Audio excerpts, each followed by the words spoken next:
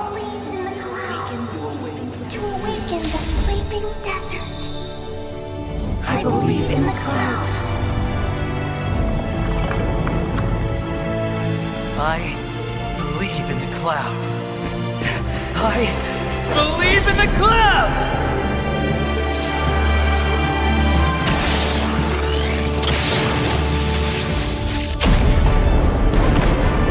Whoa!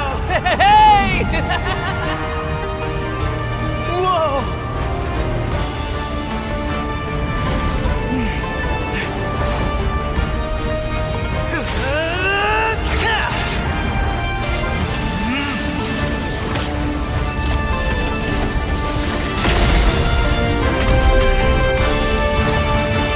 Shipping clouds, flow through, telling you to pursue, bringing rainfall and thunder down. Flawless seeds sprout strong, and ancient tree walls, spreading green.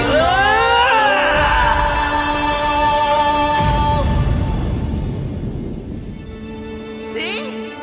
There's our shifting cloud.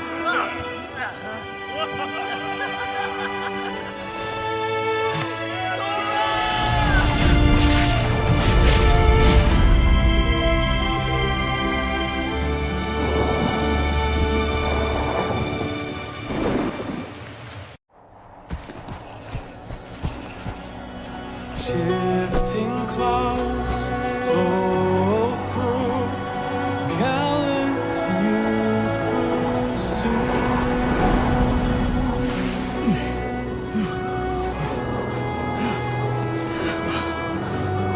We've been searching for days, Sora!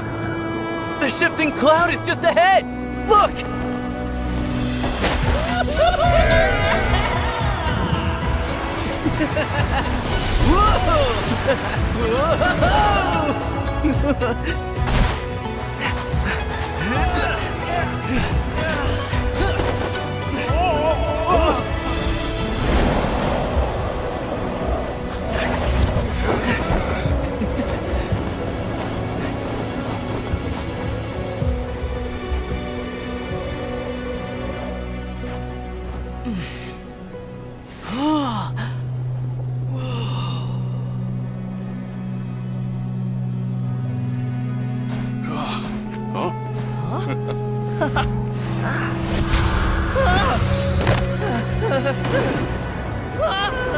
Oh, that's no cloud! That's a sandstorm!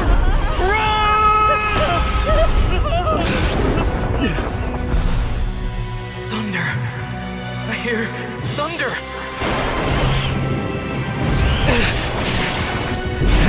It's here! I know it!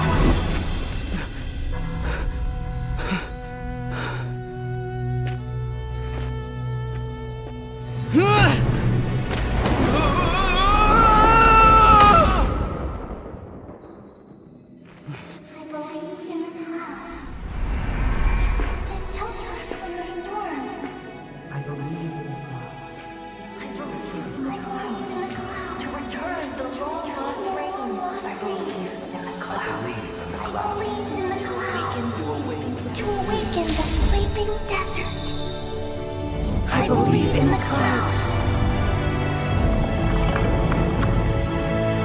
I believe in the clouds.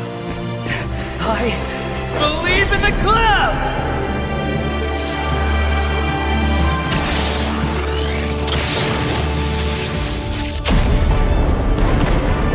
Whoa! Hey! Whoa!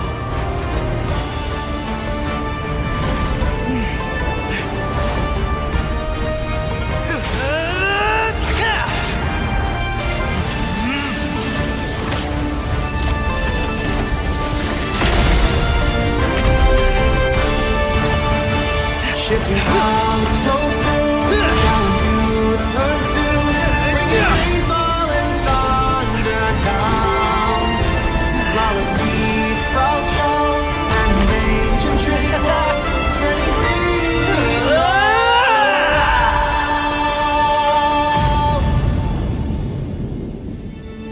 See? There's our shifting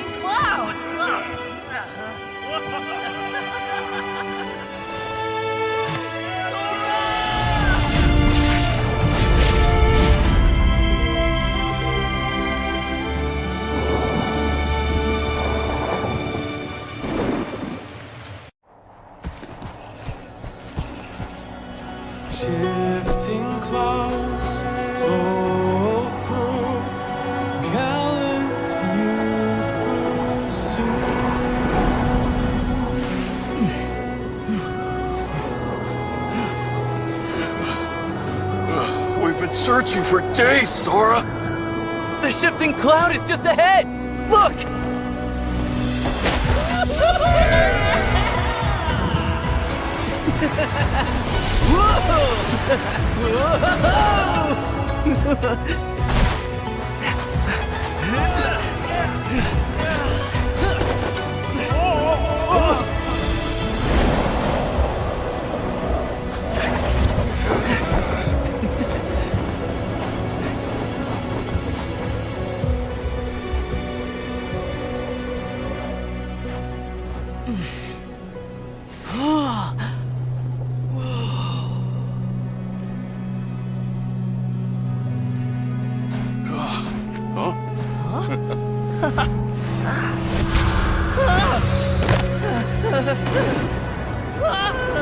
Oh, that's no cloud!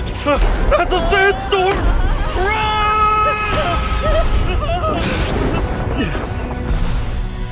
Thunder. I hear thunder.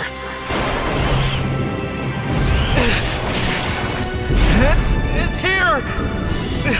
I know it!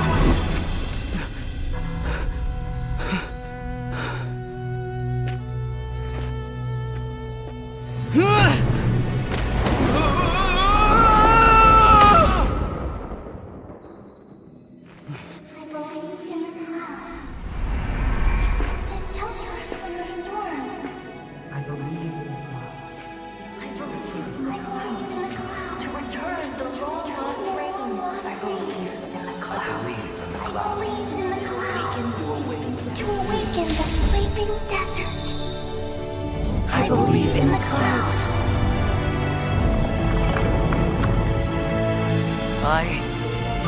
the clouds.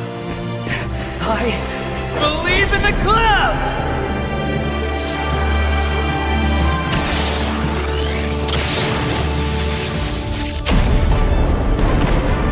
Wow! Hey! Whoa!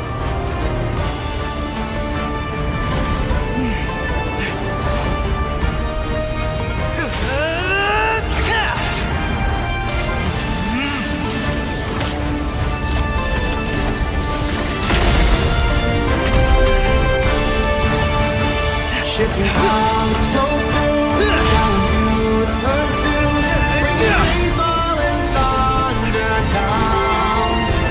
Flowers feed, sprouts fall, animation trickles, spreading green.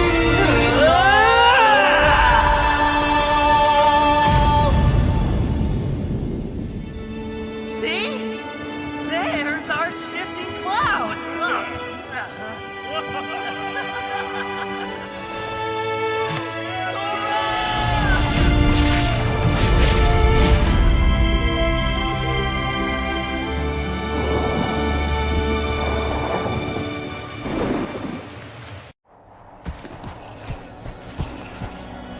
Shifting clouds flow through, gallant youth pursue.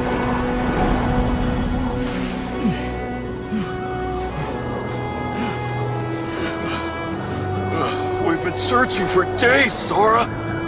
The shifting cloud is just ahead! Look!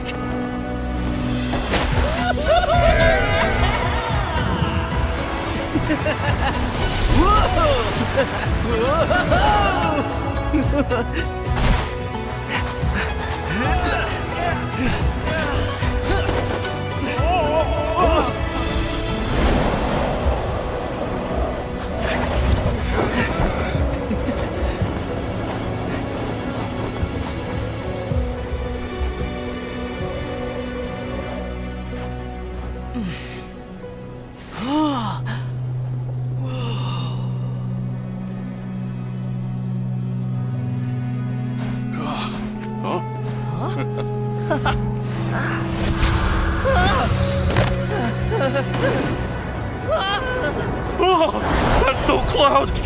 That's a sandstorm!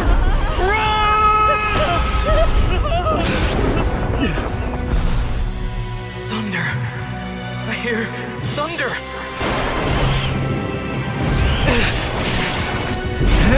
It's here! I know it!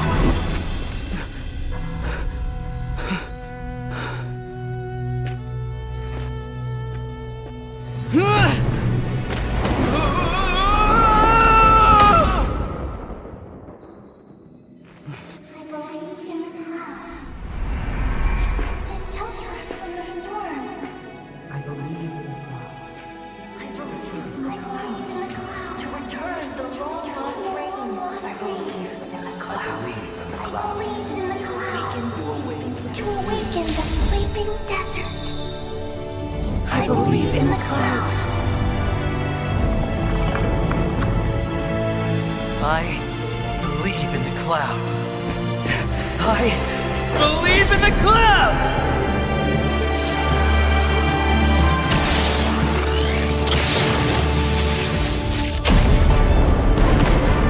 Whoa! Hey! Whoa!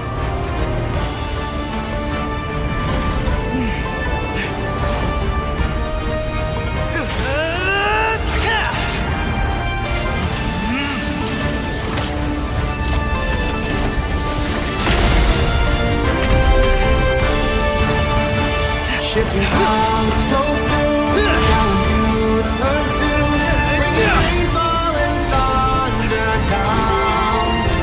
Flower seeds sprout strong, and ancient tree grows, spreading green.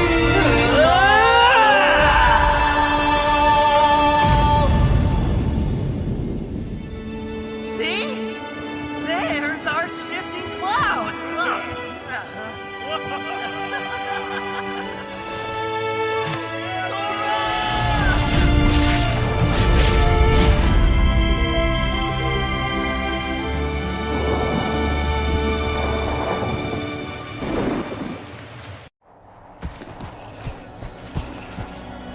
Shifting clouds flow through, gallant youth pursue.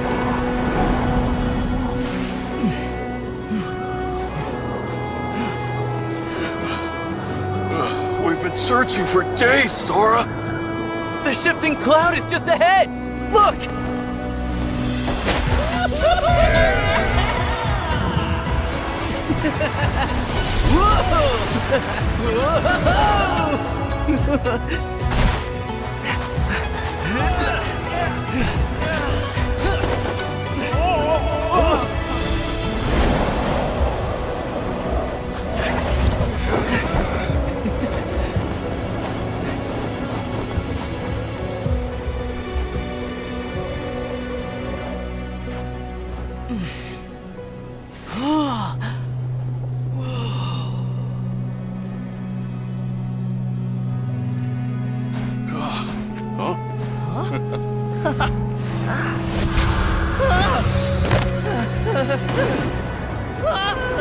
Oh, that's no cloud!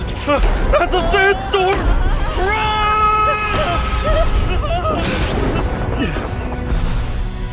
Thunder!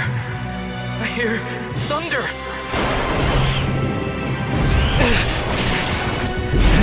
It's here! I know it!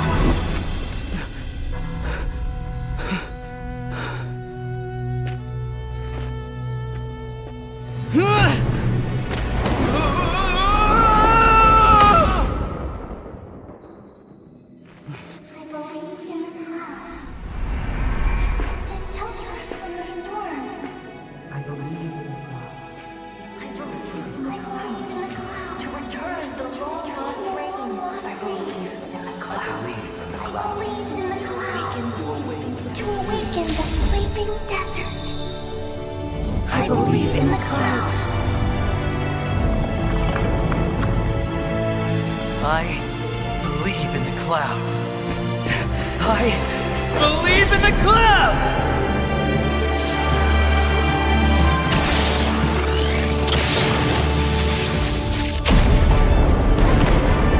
Wow! Hey!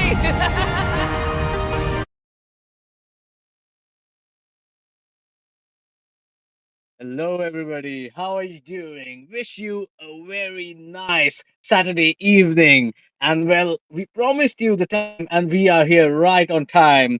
This is, of course, ESFI Esports Federation of India presents. It is going to be the National Grind, where we are having the first season of our MOBA 5v5 tournament, and this is just 2 lakh diamonds on the line. And I said just because I just want to mean it's just because there's a lot to come and the action. I mean, this tournament has been such a great stage to bring out all the national talents upon the road. every national team, every best team in India has played their parts, but now we are down to the top four teams. Well, without further ado, I think we must introduce the handsome gentleman which is beside me. That is gonna be Culprit himself. So yeah, this is Rud's official, and this is gonna be Culprit. Culprit, how are you doing? Yeah, I mean, I'm doing absolutely fine, and I'm feeling really excited for these matches coming up today because we have got RNTX, Sleep Tight, and Soul. And the last team is Mutants on the line. The first match is going to be between Sleep Tight and RNTX as we are heading into the draft phase right now. What Yes, picks are definitely you true. expecting? And well, this is going to be a competition about who knows each other better because both these teams know each other very well. If we talk about RNTX, bhai kaun nahi janta hai unko? Everybody in India knows who they are. But when we talk about the likes of Sleep Tight, this is a new squad, but this has made their marks. They have players who have been at the top stages of the national tournaments and they have played really well. So this is gonna be kind of a competition where we see how it goes. Also, I would take this time to actually introduce you to some of our associations. Our association is with Art Smith. Communication partner is going to be Fit GMR. Coaching partner and wellness partner is going to be Mandeha.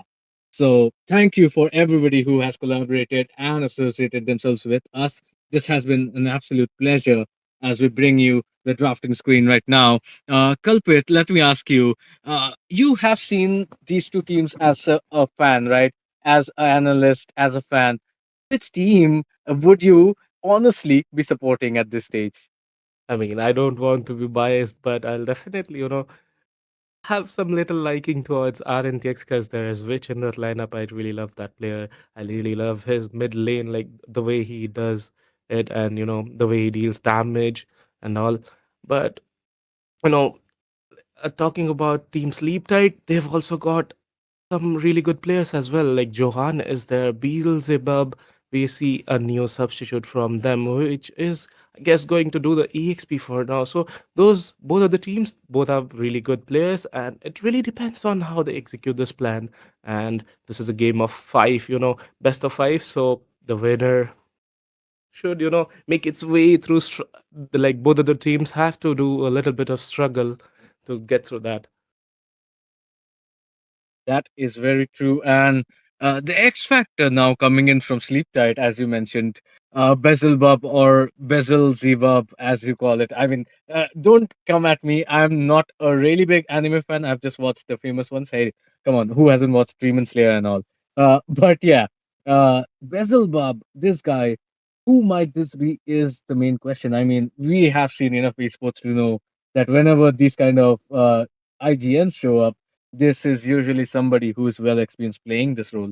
But let's see how it goes. The EXP Pine has been substituted for Bezel Bob, as you said, and we might see a dominance performance. But then again, the synergy with Pine that might be something which is going to be missing for Sleep Tight. But let's go on to the draft. I think we have gotten a lot into the draft right now. The first pick is going to be picked up as well. The Zushin gets picked up front end. I would say the Zushin was really prior, but at this point, Kalpit, do you think Zushin is really worthy of that first pick?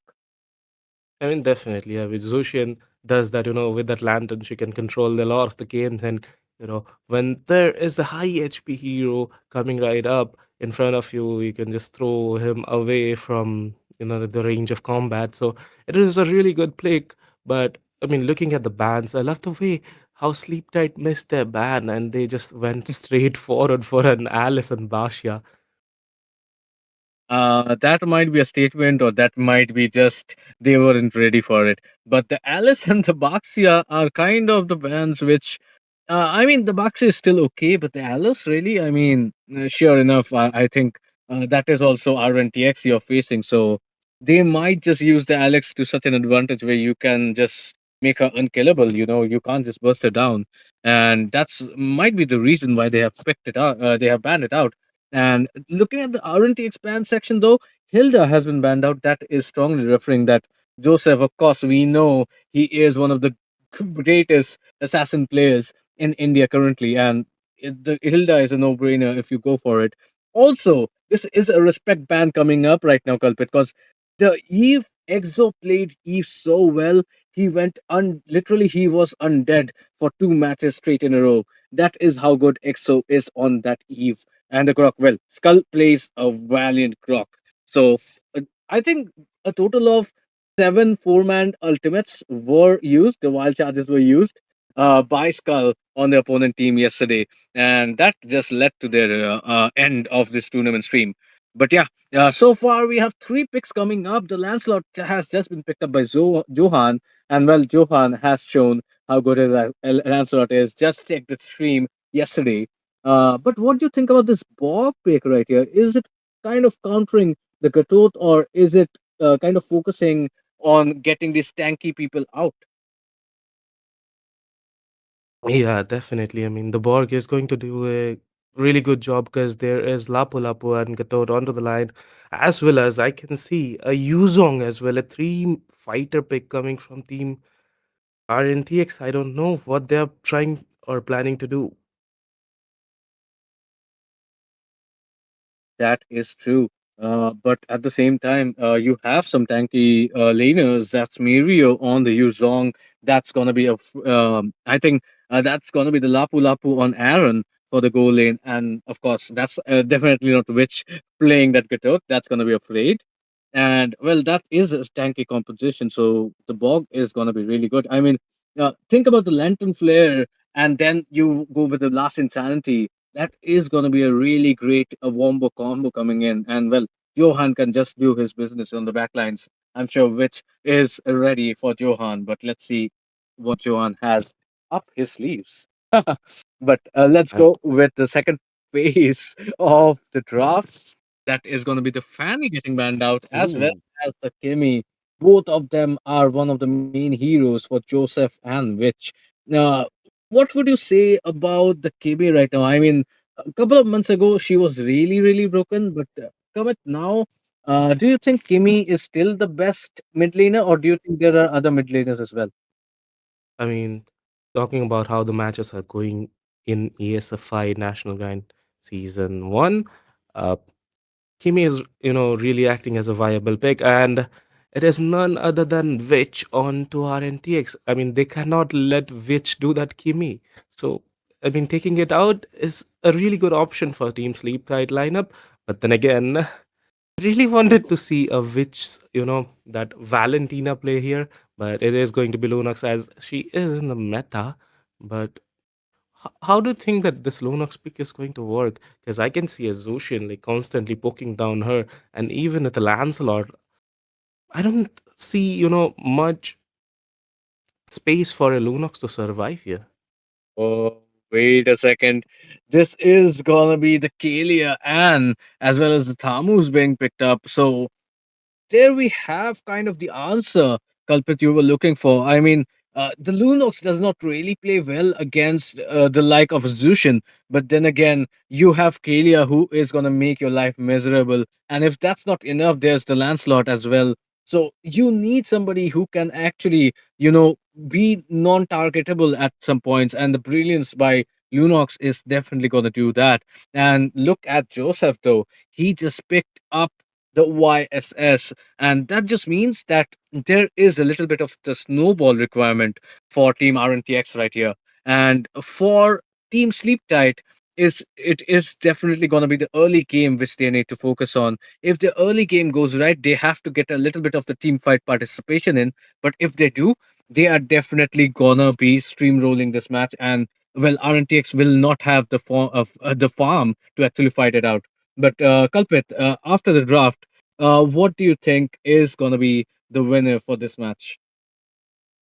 I mean, definitely, NTX is looking strong with that Lapu Lapu, Yuzong, and Gatot, as well as, combined with Joseph's YSS, they're really going to work out well. But for Team Sleep Tight, they've got, in response, the Thamus is there. I mean, a Lapu Lapu can go against, but talking about lanes, Lapu is onto the goal lane.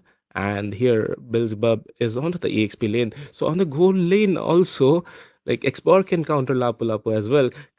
So, like looking at the lineups, Sleep Tide definitely has the upper hand in the picks, like I'd say in the draft, but it really depends on the execution of it. Yes, definitely. So, wise people did say draft is just 40% of the game, and the rest 60% depends on how you play.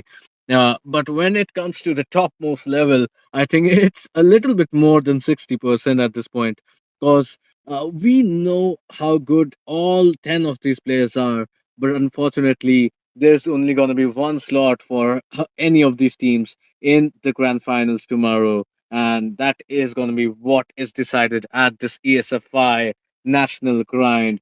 2 lakh diamonds on the line, and well, both these teams are going to be very, very serious about their gameplay pattern, and both these teams know each other as well. There's no doubt about it.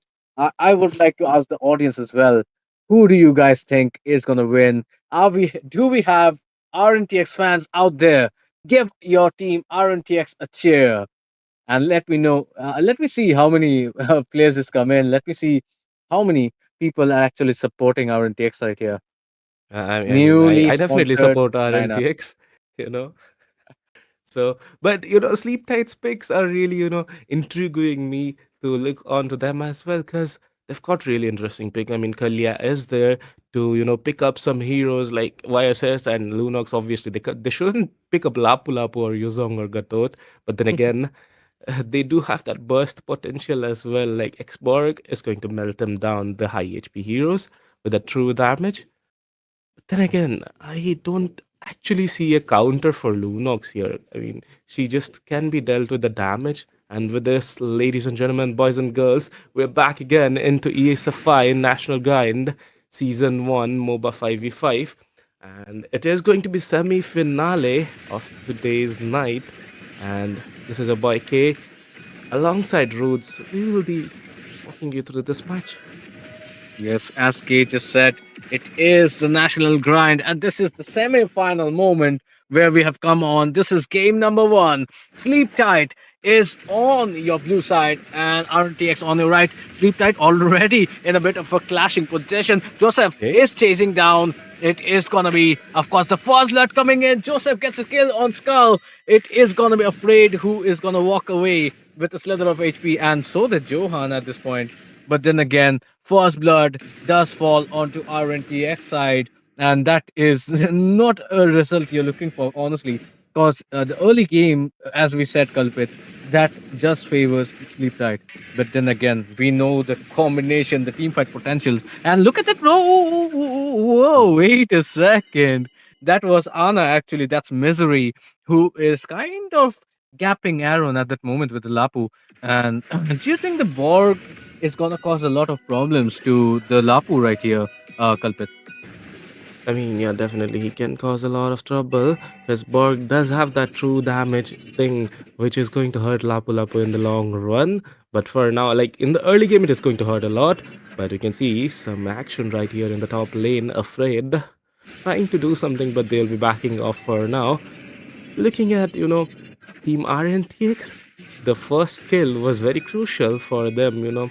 Afraid has to had to die. Sorry, the skull had to die, and it was a kill onto Joseph. I mean, Joseph with the YSS taking down the turtle as well. A fight going on. Afraid. Yes, Afraid going for the team fight, but then again, it is gonna be the Tamus who Builds up. is literally unkillable at this point. And look at that! It is gonna be Anas picking up a kill on Afraid. The Black Dragon form has just been unleashed. Yo. Is it gonna be yes? Johan just survives. Last Insanity being popped up. Mirio is gonna find his death. Double kill coming in from Misery. And it is gonna be Exo left in a 2v1 situation. He better escape, but it is gonna be Aaron who gets the kill. The goal laner has just joined the party. Skull, all he can do is just watch his fellow mid laner fall. And that is a big statement to actually get Exo, because that has not happened before. Exo was the KDA machine for his team Sleep Tight in the previous game. but now it is looking kind of a very big step. But Skull, you better watch your step there, buddy. You just got evaporated by which 202 already into the 3 minutes game. This is not looking pretty. And talk about pretty, it is gonna be Anna's. I think Anna's is the only buddy who's right now playing well for Sleep. But look at Exo cleaning Joseph up. That is gonna be a big thing actually, because they needed some retaliation. Did Sleep right? What do you think, Kalpit? Yes, sir. The one kill onto Joseph is going to cost RNTX a lot of things, you know. It might be the first game lose as well because Joseph was level 6 and Johan was level 4. But right now, Johan is catching up to Joseph. But onto the bot lane, Anna is getting caught out and it will be Aaron who will be landing the final blow with the bravest fighter and taking him out.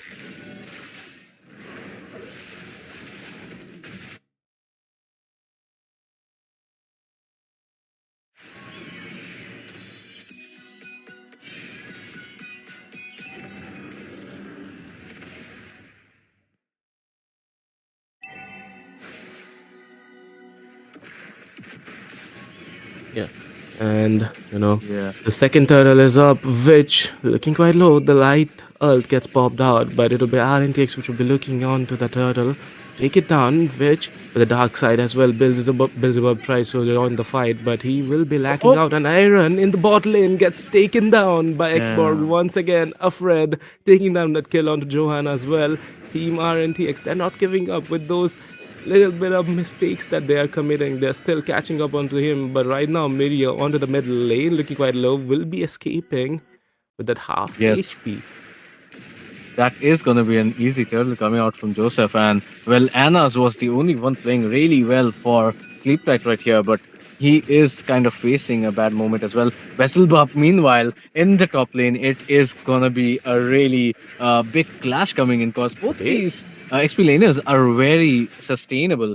And when we talk about sustain, it is going to be Johan who is going to be constantly invaded. They do not want the landslot potential to be shown. And well, you definitely want Joseph to get that snowball because once the Oasis gets that snowball, he can literally one-shot everybody. But Mirio is having a good time, it seems. Look at the Petrify combo coming in within the turret of your opponent. That is some XP domination right here. But look at that Crimson Beacon being used. It is gonna be the Lantern Flare and Johan somehow crashing away. But which he is caught in an uncomfortable position. He has to survive. Crimson Beacon being used and it is gonna be a chase down right now. Exo being chased from all corners and he has to fall afraid. And Aaron are gonna pick up that kill.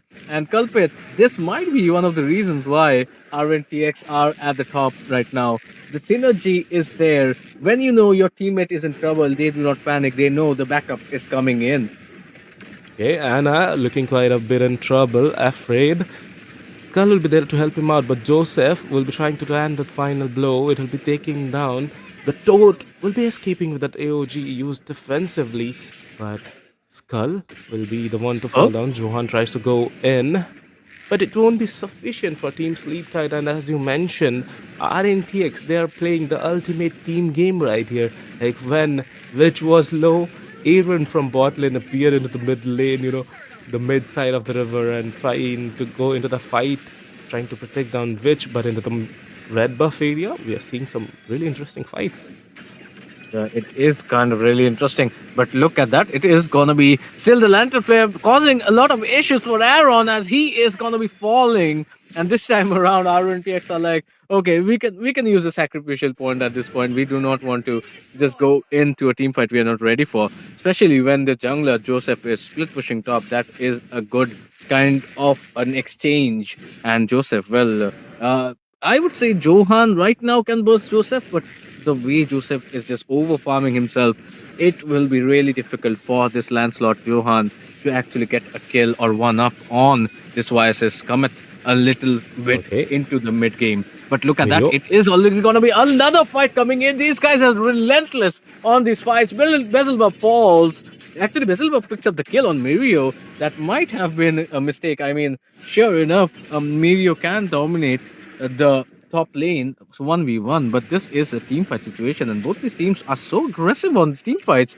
There is literally some kind of blood which is going around. Look at that. Last Okay, Witch. insanity popped in. Witch surviving with a fraction of an HP, but it is gonna be Skull who is gonna chase him down. It is Aaron though who gets the top up on Bezelbob, and Afraid is low as well. But Joseph comes in for the clutch. Misery falls. It is gonna be Johan trying to salvage his team. He's gonna get a kill on the Afraid, but I'm afraid that is gonna be it, cause double kill comes in for Joseph, and that is it. One more falls. Aaron gets the kill on Skull, and I think Exo, it might have overstayed his welcome as well, as he is even not gonna survive. Joseph picks up another.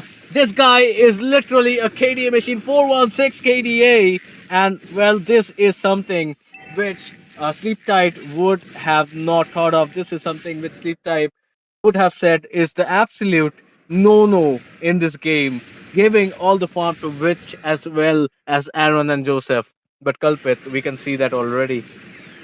Yes, sir. Joseph is acting out quite nicely with a lot of lead in the score, but right now he gets taken down by the failure, but he'll be surviving quite as well. Beelzebub looking quite low. That shard residue is acting up on them. Xbox shield gets popped out, and Naina looking in trouble will be taken down. Misery is down. RNTX Joseph has already reached that level 15 mark, you know, in a span of only 9 minutes 28 seconds. Yes, that is a big statement coming in. Almost all the inhibitor turrets, outside turrets taken down, and this might be the end. But look at that. Skull gets a good pickup on Aaron. That is what Sleep Light needs. Maybe they need a little bit more of that from where this came from. The Lord is, however, marching down bottom. The blessing is there. So this Lord will be defended. The question is at what stakes. Bezelbob cannot afford to lose himself in this point, which once again trying to survive with the brilliance, but he is gonna get overshadowed by Misery and the flicker last in insanity. Mario is gonna pick it up as well. It's Mirio actually, but it is so fun to say Mario. But look at that, Tsunami Slap connecting once again. It is gonna be Skull and Exo against the wall. Johan, however, gets a 1v1 kill on Joseph. That's a big statement coming in. Skull. Is this the comeback with Sleep Tight needed at this point? Skull and Afraid still fighting it off. Exo in the background, but even two people are not enough to take this tanky Afraid out. Okay, Exo seems very interested. He's gonna burn out that flicker for no reason. Brave is trying to pop in, but he's just gonna land inside the turret. Cut his Skull using the Tsunami Slam, and Aaron, even with all his might, is just gonna get traded off in the end. Quite an outplay coming in from, T Skull right there. He just kept his ult to the end, baiting Aaron out into the inhibitor turret, and the turret had dealt damage onto Aaron because Team Sleep Tight, they don't have that DPS damage to instantly burst down Elapu, but they just did now with the help of the turret, and they're definitely looking up for more. 13-21 score. It's 13 minutes into the game, but Sleep Tight lineup, they're not giving up yet, though they're 6 turrets down, but they're still not giving up.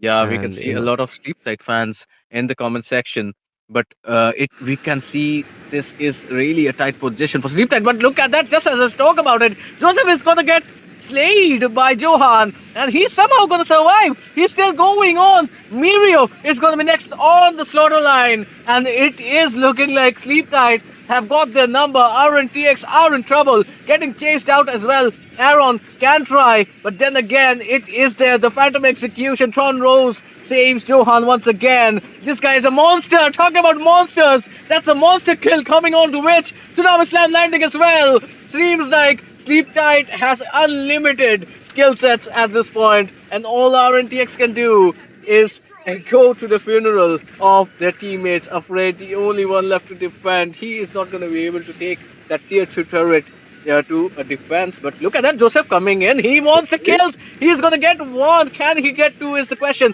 Joseph does want his revenge. He's getting shut down constantly by the likes of Johan. Skull is still going to survive. Beautiful execution coming in. Anna's, however, tried to save him, and he is going to survive because the last insanity is there to help him out.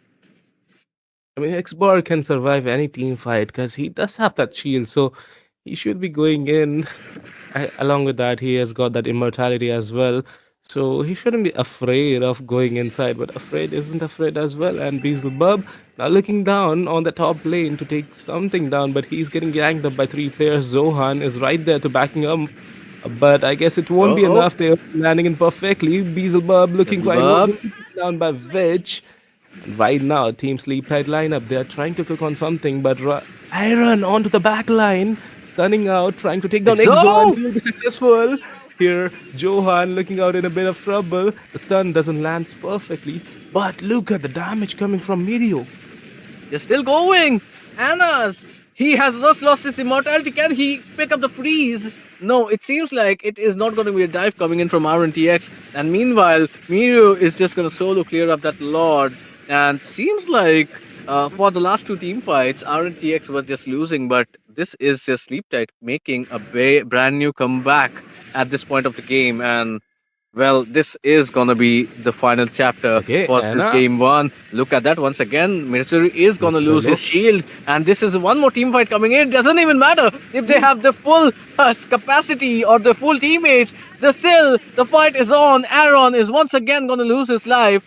You would say he is just overcommitting at this point, and that might be one of the reasons why RNTX are in an uncomfortable position. Joseph is just farming his life out, and well, that is what he needs to do. But I think I Johan mean, has his number at this point. come on, he was level 15 at 9 minutes 30 seconds, but right now he's quite lacking out in front of Johan. Though he does have that, uh, the late capping, but he still is getting through that. And somehow, Sleep Tights lineup is working right very well right here because the Xborg, like the way we are expecting it to deal a lot of damage, he is doing the same. The true damage is hurting the three frontliners of RNTX. I mean, you could see Afraid can use that AOG defensively, but when Aaron goes in, it's over for him if he doesn't have that flicker. Yeah, the Lantern Flare working out perfectly for EXO. And EXO is not an easy mage to kill. So I definitely think RNTX are thinking about who to prioritize at this point. If you go for EXO, there's always Johan who's going to cause trouble. And well, if you just decide to go for a dive, there's the Crimson Beacon as well as Misery with Last Insanity who can just do you a number. But look at Okay. that. Meanwhile, Mirio trying to connect on somebody, but everybody of Sleep Tight were okay Huh? in that engage. And right now, a team fight has just fallen. It is going to be Joseph getting a kill on Skull. That might be big. Aaron gets a kill on Vesselbub as well. And it is going to be Mirio taking out Exo. Perfect team fight coming out from RNTX. All five survive. Johan Johan? with a slither of HP with his Kyrie moment getting shut down. Joseph finally tells him that I am still in the game, my friend. All up to Misery to defend himself. But who is gonna knock him out of his own misery? RNTX, 5-man strong, knocking on the door. And all they have is one guy with his Firaga armor against the world. Fresh new wave of minions coming in. Misery trying Once his best. again. He does not have a chance. His shield is broken. Here comes Skull for the savior. But the base, the crystal is gonna fall. That is gonna be all C roads as we talk about game number one getting destroyed. RNTX on top. Definitely, what a nice game it was. Team Sleep Rat lineup not giving up until the end, but at the end, RNTX definitely outshone the way the Joseph was chasing for the kill onto Skull, and he was ready to get into that. Only Aina couldn't have saved the base. That is what I expected, but with the Firaga armor, I really expected some more from him. But Yes, definitely it's so. the end of the game one, and it will be RNTX will be emerging victorious here. I mean, I think the first one where actually Mirio tried to get that Petrify combo, that was a really nice dodge coming in from Sleep Tight. But when we talk about the whole game, after that, the engages were kind of quite unnecessary. Sleep Tight just had been winning a lot of their engages, and I think that is why they became overconfident. They thought that, okay, RNTX, we are beating them anyways. Let's just go and let's just try to get this victory as well. Let's just try to force on this team fight and we might just get the win. But yeah, when you underestimate the likes of a team like RNTX, this is exactly what happens. It's not like Sleep Tight didn't have the number, Sleep Tight couldn't beat them. It was more about RNTX being undervalued. And well, when you underestimate your opponents, this is always going to be the result of it. But Kalpit, after watching this game, it is 1-0, but it's still a best of 5 series. I think we will be having a caster death switch. But before you go, give us your views. Who do you think is gonna have the big hand here? RNTX, or is it gonna be Sleep Tight who can make a comeback? Because let me remind you, yesterday they were in the same position where Sleep Tight 1-0 down, and they just gave a big reverse sweep. 3-1 was the scoreline by which they won their quarterfinal game. Yeah, definitely. The way you mentioned it, Sleep Tight, they have really worked up to here onto their slot onto the semifinals, and they're not going to give it up quite easily. And talking about RNTX, they're also not going to let that first prize slide away from them. Right now, we just saw them making a comeback, Sleep Tight lineup, and RNTX falling down. So this best of five is really going to be interesting the way the first game ended. So that is all that I have to say for this game number one. Yeah, I mean, that was a cracker of a game, and that is what the fans actually want. That is what we, as casters, want. Because we want a back and forth game. We do not want a boring, Ooh. one sided affair, my friends. It is always fun to have two people who are having the affair. I mean, do not misquote me out of this position. But yeah, it has been a great game. And if we take a look at greatness, it is going to be the MVP. And be honest, audience. How many of you thought that Afraid is gonna get the MVP this game? I I definitely doubt didn't. I doubt a lot of you thought of that. 1, 2, and 22 is his KDA. That's huge coming out from a Roma who has to frontline, who has to save his own team as well. That was great coming in. But yeah, 16% on the damage taken part. That kind of shows that maybe he was trying to save himself. But then again, if you have Lapu on your team, if you have others on your team who are capable of taking in that damage, why not? But yeah, the going for the kill fight participation, that is the 79%. That just means he was almost always available for all these team fights, and that is, my friend, one of the things which makes the whole difference. So that is going to be the MVP of our first game, Afraid, who was really playing without any hesitation. He was not afraid to get those engages in. Yeah, definitely. But the most of the time I saw him, he was just using that AOG onto that defense and getting out of the fight. So definitely he was there in the fights.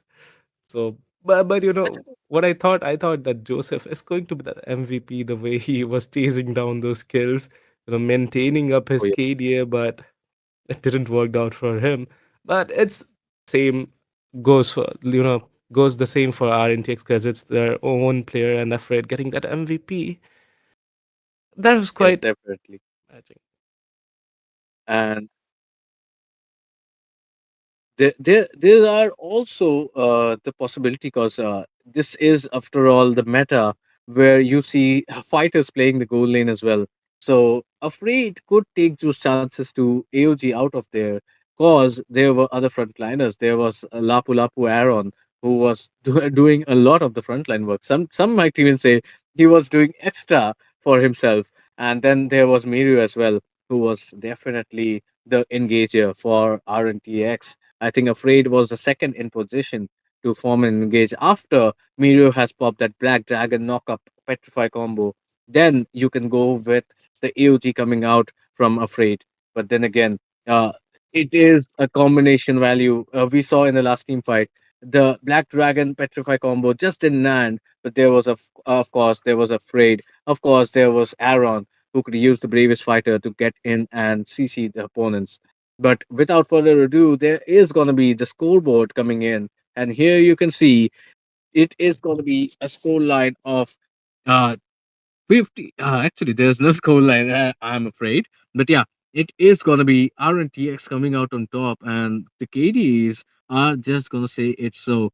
I mean, Even Aaron, who was just getting caught off quite a bit, just died 6 times compared to the co-lane counterpart, which is Misery, who has a 846. So this game was really good for Misery. But keep in mind, the Xbox has so many lifelines. He can literally use the immortality. He has the Fraga armor, and that just makes a lot of difference while we talk about it.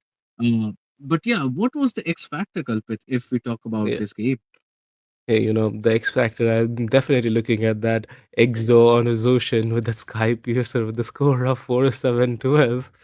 I wonder what was the Sky Piercer doing in that item list, but then again, his way of doing it, we can't really, put some questions in front of him. But then again, looking at the itemization, definitely RNTX stood up. Every player does have that damage except the tank Afraid right there, which might have, costed, getting a lot of damage onto Team Sleep Tide's members. But bees above, definitely those sustain items didn't sustain well in front of them. But two magic defense were there for who?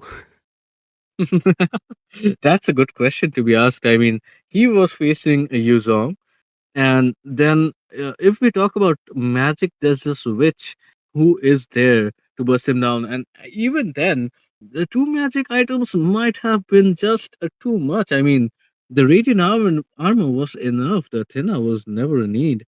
But maybe witch had this kind of burst, which actually made him think that, hey, I am getting busted down. I need more and more magical damage. But yeah, it is kind of maybe building HP and regen would have been better than building that second magical defense in the Thanos shield. And that might have cost him because there were four physical heroes in the opponent's guys. So you need to think about the sustain which you can provide with that as well.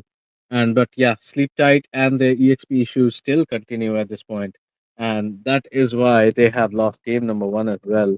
And it is going to be a question about how sleep tight are going to regroup. They have done it yesterday; they can do it again. The only problem here is the opponents are the likes of RNTX, arguably the best squad right now according to some of the tournament leaderboards. So let's see how things are gonna go down when we talk about it. But yeah, that is gonna be quite it. Take a look at the emblems though. Emblems do look quite interesting. Kalpit, do you see something which is kind of over the top, not so natural? I mean, definitely. All of them are looking quite usual at the time, but looking at Zushins with that assassin emblem, I mean, it's still questionable why he took that Sky Piercer, I guess, because of this emblem. That is true as well. I mean, there are lots of things which are needed to be checked on the bells, the emblems, but most importantly, the game fight and the draft as well, which is, I think, both the teams were fighting a lot in this game. I mean, there weren't even objectives on the line while they were fighting it out, and that is, I think, one of the main reasons why it might have been both ways swaying in. I mean, RNTX were having a struggling moment as well. And when you just force team fights out of nowhere, it is going to be sleep tight who are going to face the end. So that is going to be is the post analysis for game one. Let's see and hope that the game number two is going to be way better. But yeah, Definitely. for the last part, I think, Kalpit, we are forgetting something here. I think in game number one, there was one statistics which was missing. Something was missing. It will be coming up onto the screen right in a few minutes. But we're still looking onto this emblem systems, and I'm still questioning exospec. But right the way you mentioned, like Team RNTX, they were brawling it out every time there was a fight going on. But in the midst of that, Joseph was the only one who was farming it out, farming his heart out. Look at his gold. He is like Oh, 14K, like 4K above from their whole team. So it was really going to matter out for them a lot because he really reached that level 15 mark at 9 minutes 25 seconds. Yeah. I think people are even suggesting that Masha instead of Thamus could have worked better here. But yeah, it is gonna be a question of ifs and buts. But then again, this is what it is, and game number one just got stolen by RNTX here, and this is a best of five series. But game number one is gonna be the momentum maker, and so far the momentum is definitely with RNTX. And I have met with RNTX. I've seen the boys. They are people who can actually be their best when they are motivated, when they are having the momentum on the side. So sleep tight. We better wish that if things are going this way, they have to have something special on their sleeves. Let's see how things go. Okay.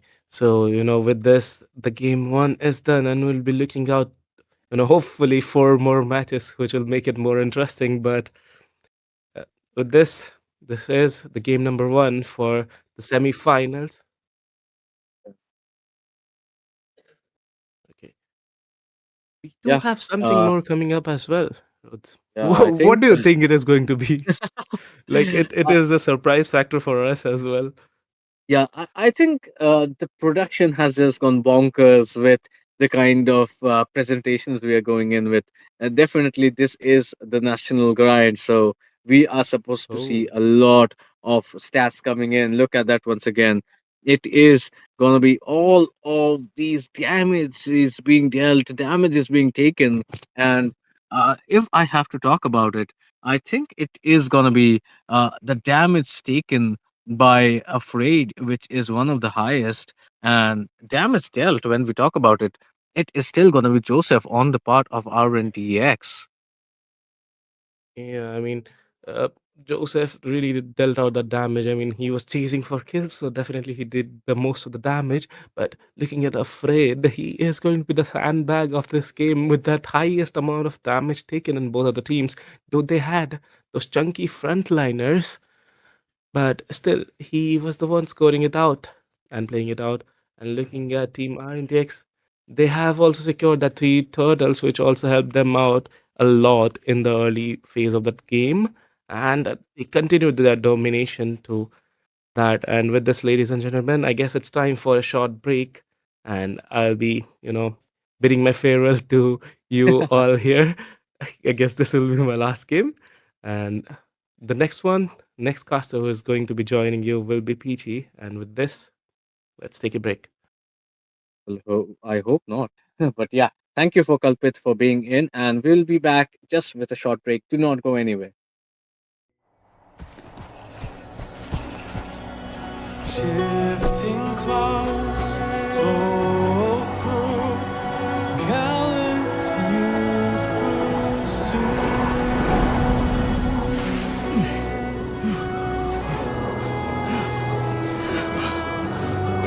We've been searching for days, Sora!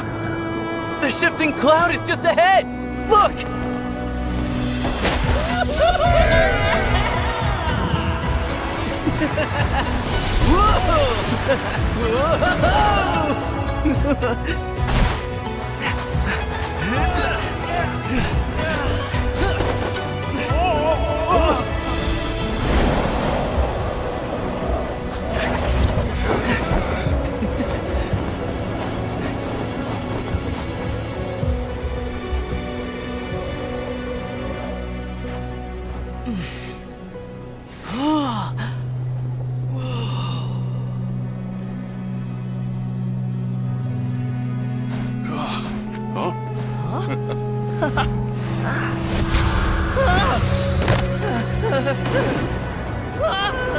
Oh, that's no cloud! That's a sandstorm! Run! Thunder! I hear thunder!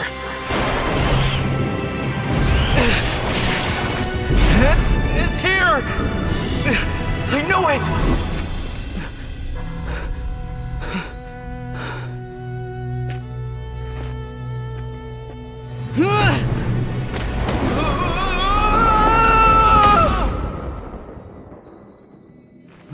I believe in the clouds.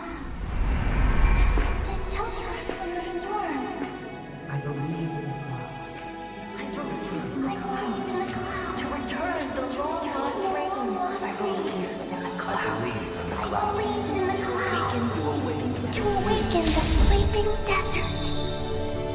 I believe in the clouds. I believe in the clouds. I believe in the clouds!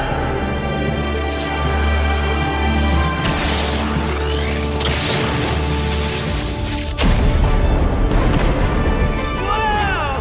Hey! Whoa!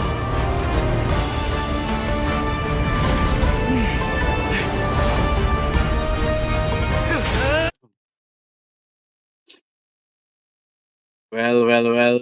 I think you guys had been waiting for this fellow caster to join in, and well, late but not so late, we have finally got our match. It is gonna be none other than your Peachy who is gonna join us at the ESFI Presents National Grind. And well, Peachy, welcome aboard. Thank you, Ruth. Thank you, everyone. Back again to the game number two. Now, the game number one did went a little bit quickly as I did not expect that, but I am happy to see how Team RNTX really came up with a strategy.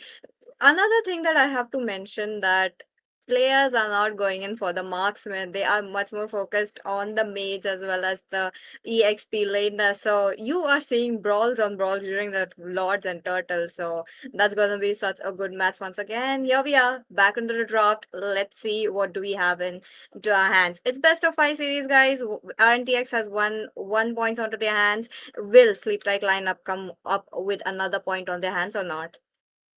That is a big question to be asked. And who else rather to ask than Peachy about these two teams? I mean, both of them have been playing so well, but RNTX just have the edge when it comes to it. And that is what we saw in game number one. It is actually a 1-0 situation in this best of five. This is the semifinals, and whoever wins this is going to go straight to the finals to battle it out for the top one spot. The total prize pool being a massive 2 lakh diamonds. That is something which we all are going to think about. But more importantly, it is also about proving yourselves to be the best team in India, which a lot of teams are now chasing after. Pichi, personally, what do you think about this new RNTX lineup? I know you have been watching these guys from IGN time. Agreed. I mean, come on, these are old players on both the sides, surprisingly. They have known each other, they've been friends, they are now in the enemy side at the ESFI National Grind MOBA 5v5. I am curious to know though how it will be planning out so far. It's just the second match. First match, it's always the testing the water. Second match, it will be getting a little bit serious. But I do want to see a lot of majors getting banned from the side of Team Sleep Tight lineup. For the side of Team RNTX, which plays the major role of dealing damage. If you close up his hero pool, I believe it's going to be a little bit easier onto the side of Team Sleep Tight lineup to actually get closer towards that grand finale. But RNTX, they are aggressive as ever.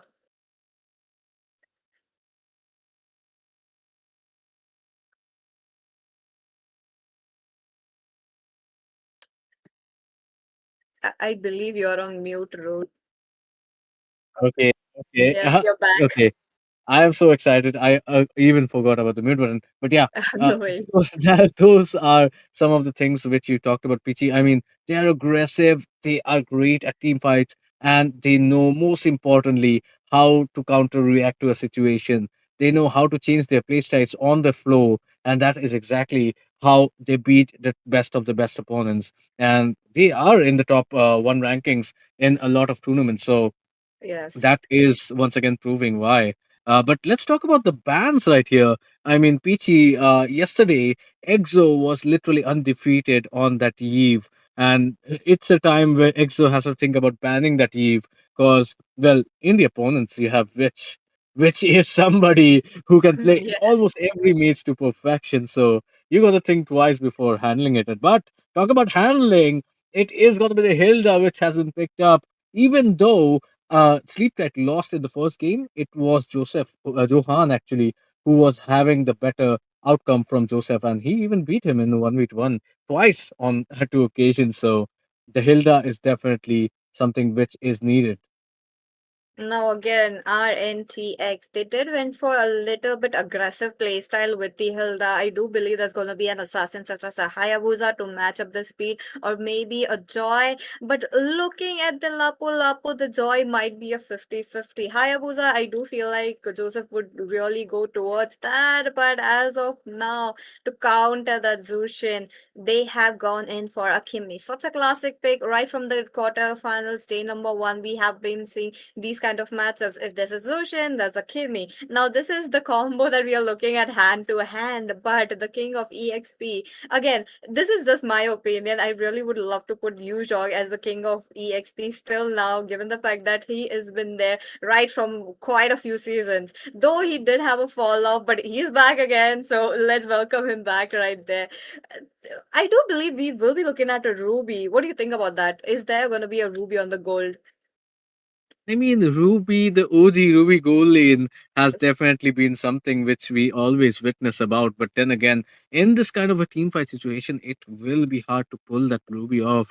And the Lapu has already been picked up, and most probably it's going to go to the goal lane in the hands of Missouri right here, who's Anna. And it is always Skull who is going to play this Kalia right here, because Kalia has been so good when it comes to the team fight. Skull was playing it perfectly. So it is going to be a question about, can Skull pick off which on that Kimi, because which's Kimi is definitely one of the best, if not the best, in Yes. India right now. So the combination coming in, Mirio was literally dominating his EXP against the Thamus in the first game. Can he continue this domination is also a question. And what is Team Sleep Tight thinking about in the jungle section? Because there is a Hilda, so it will be a little bit harder to play those assassins. But Johan excels at the very same time. Talking about the last two bans coming in, it is going to be the Lancelot and the Uranus on the first turns. Peachy, any predictions on the last two bans? I do feel like they should go in for a little bit more of a Ruby, or even something like the mazes are off though. So I do. Or maybe an assassin. See, one assassin is already there onto the boat. You're talking about the Lancelot, maybe the Hayabusa. Joseph's really exceptional playing that, but that is not the case. You're looking at the CC getting banned. Interesting, it did slip out of my mind. Wasn't expecting a CC getting banned. But onto the side of team RNTX, I do believe they are over with the lane clearance as well as the damage as well as the tankiness. They have the Hilda to take up to soak up the damage. They have Witch to deal the damage as well. They have the Yuzhong to mark the back line. Now onto the side of team Sleep Tight lineup, they do have Kalia to jump up to the back lines. But talking about Lapu Lapu though, little bit during the mid to the late game, he is going to have bit of a problem facing Kimi. If he goes in around Kimi first, taking him down, maybe the team fights would be favoring to the sides of Team Sleep Tight lineup, but otherwise it's going to be looking quite a bit problem. But this time around, they are taking it away. The YSS is not going down into the hands of Joseph. Yes, definitely so. It is going to be the YSS once again, but this time around, Joseph is not going to have it. It is, after all, going to be Johan who's going to pick it up. And well, now the question is, what is Joseph going to go for? He has a plethora of options when it comes to the junglers, and he can play almost anything on it. But the YSS is something which needs that farm, needs that snowball. So it is also a question about whether Team Sleep Tight can provide that to Johan right here. We know his capabilities, but okay, you can see it is going to be a Terresla with the Hayabusa being picked up. While the Haya goes to the jungle, Terresla on the goal lane or the EXP is another question as well. Or what is it going to be, Peachy?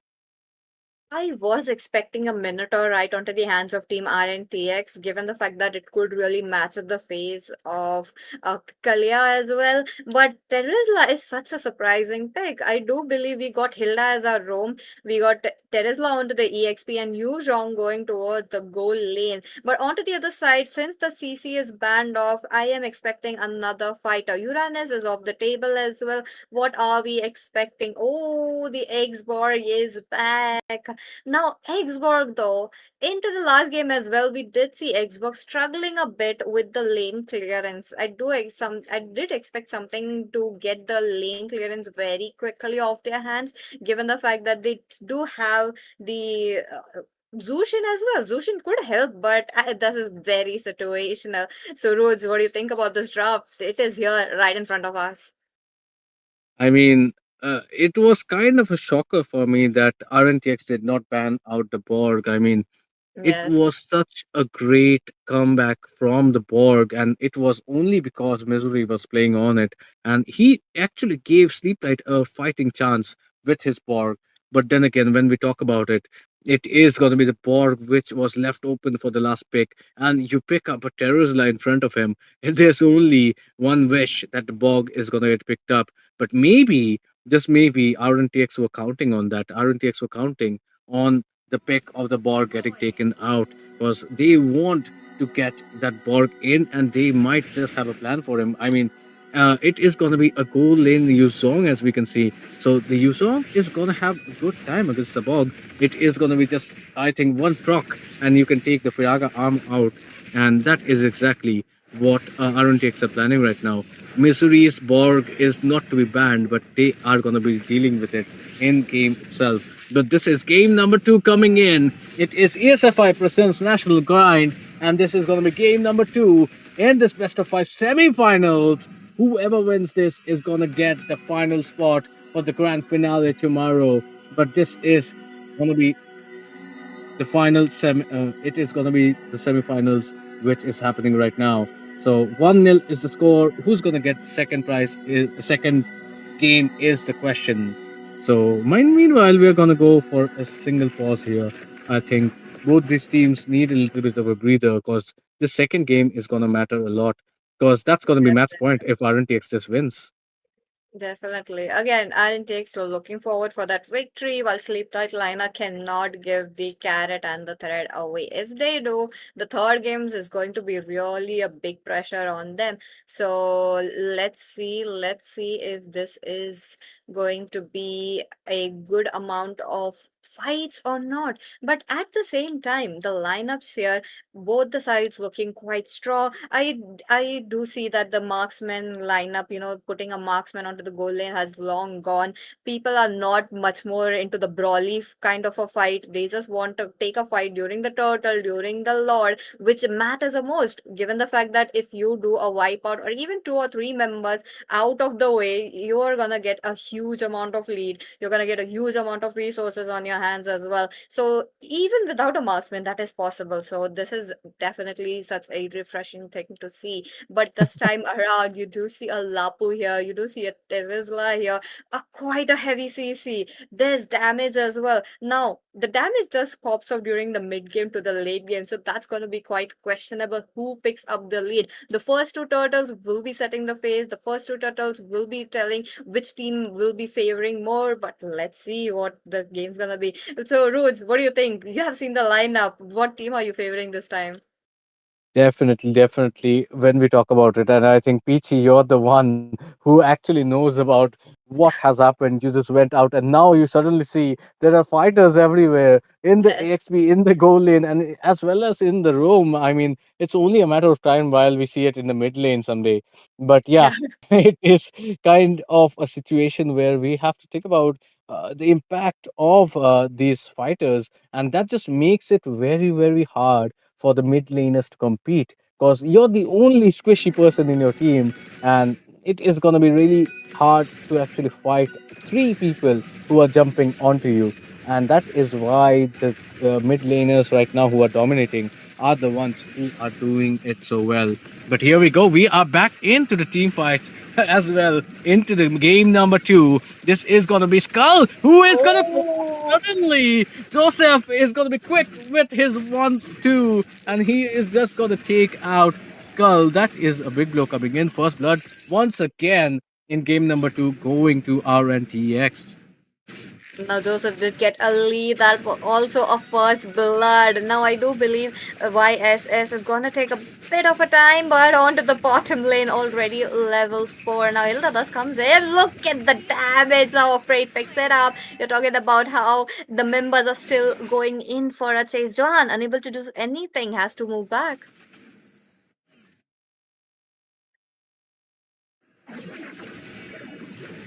Now with that, we are looking at the total coming up, and the pressure's gonna be off the charts for the side of Team Sleep Tight lineup. Johan cannot go in for the contest, but wait Oh, a minute, Johan. Mirio though.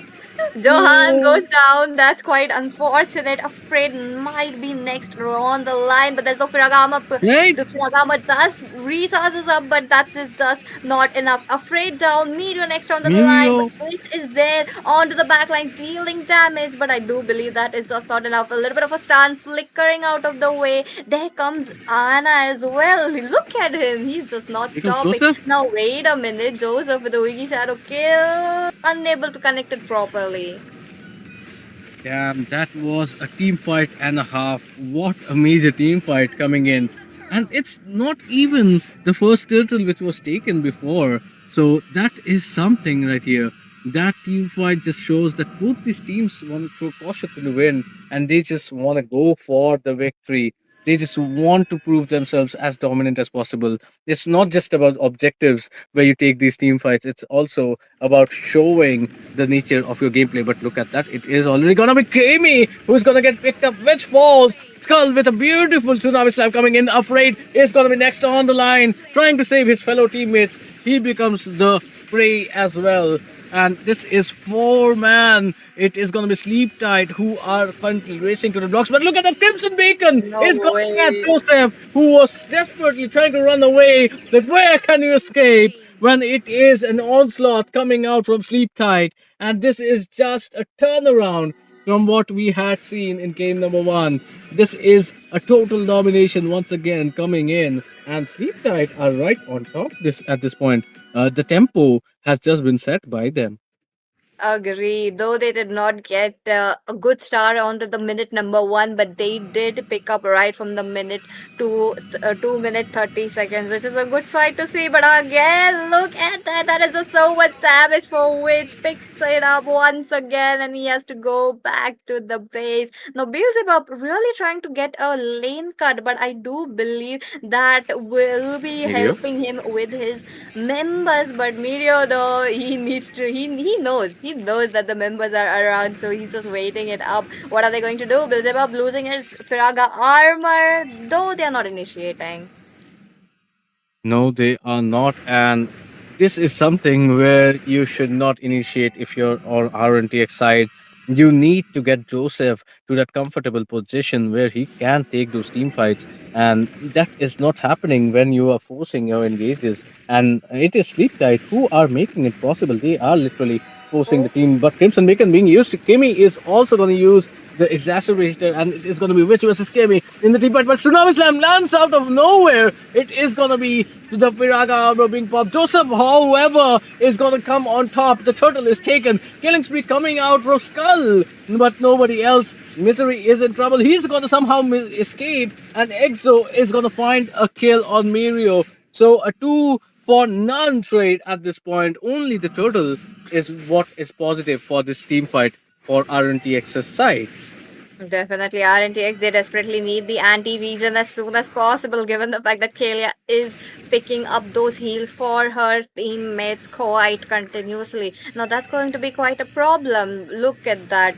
There's so much healings going down. While onto the side of Team RNTX, they are not able to actually soak up those kind of damage that is coming. I really like how Sleep Type lineup are going 4 members, 3 members all together, which is such a good sight to see. As you know, there's no single members waiting it out. On the other hand, EXO, who has not been slain even once, is actually sitting on top of the throne. 405. That is definitely a lot, but afraid though he flickers out of the situation. Mirio as well as the members are not here. They are waiting for Joseph as well as Witch to jump in after the cooldown has been recharged. But Team Sleep Tight lineup still trying to find the crack. Just trying to find VR, and right now, Sleep Tight are in a very comfortable position. They have the goal lead already within the 7 minutes mark. They have the kills lead as well and the momentum. And EXO has to be one of the main reasons why EXO has been playing so beautifully on the Zushin. I think it is really doubtful how many players in India can play this well.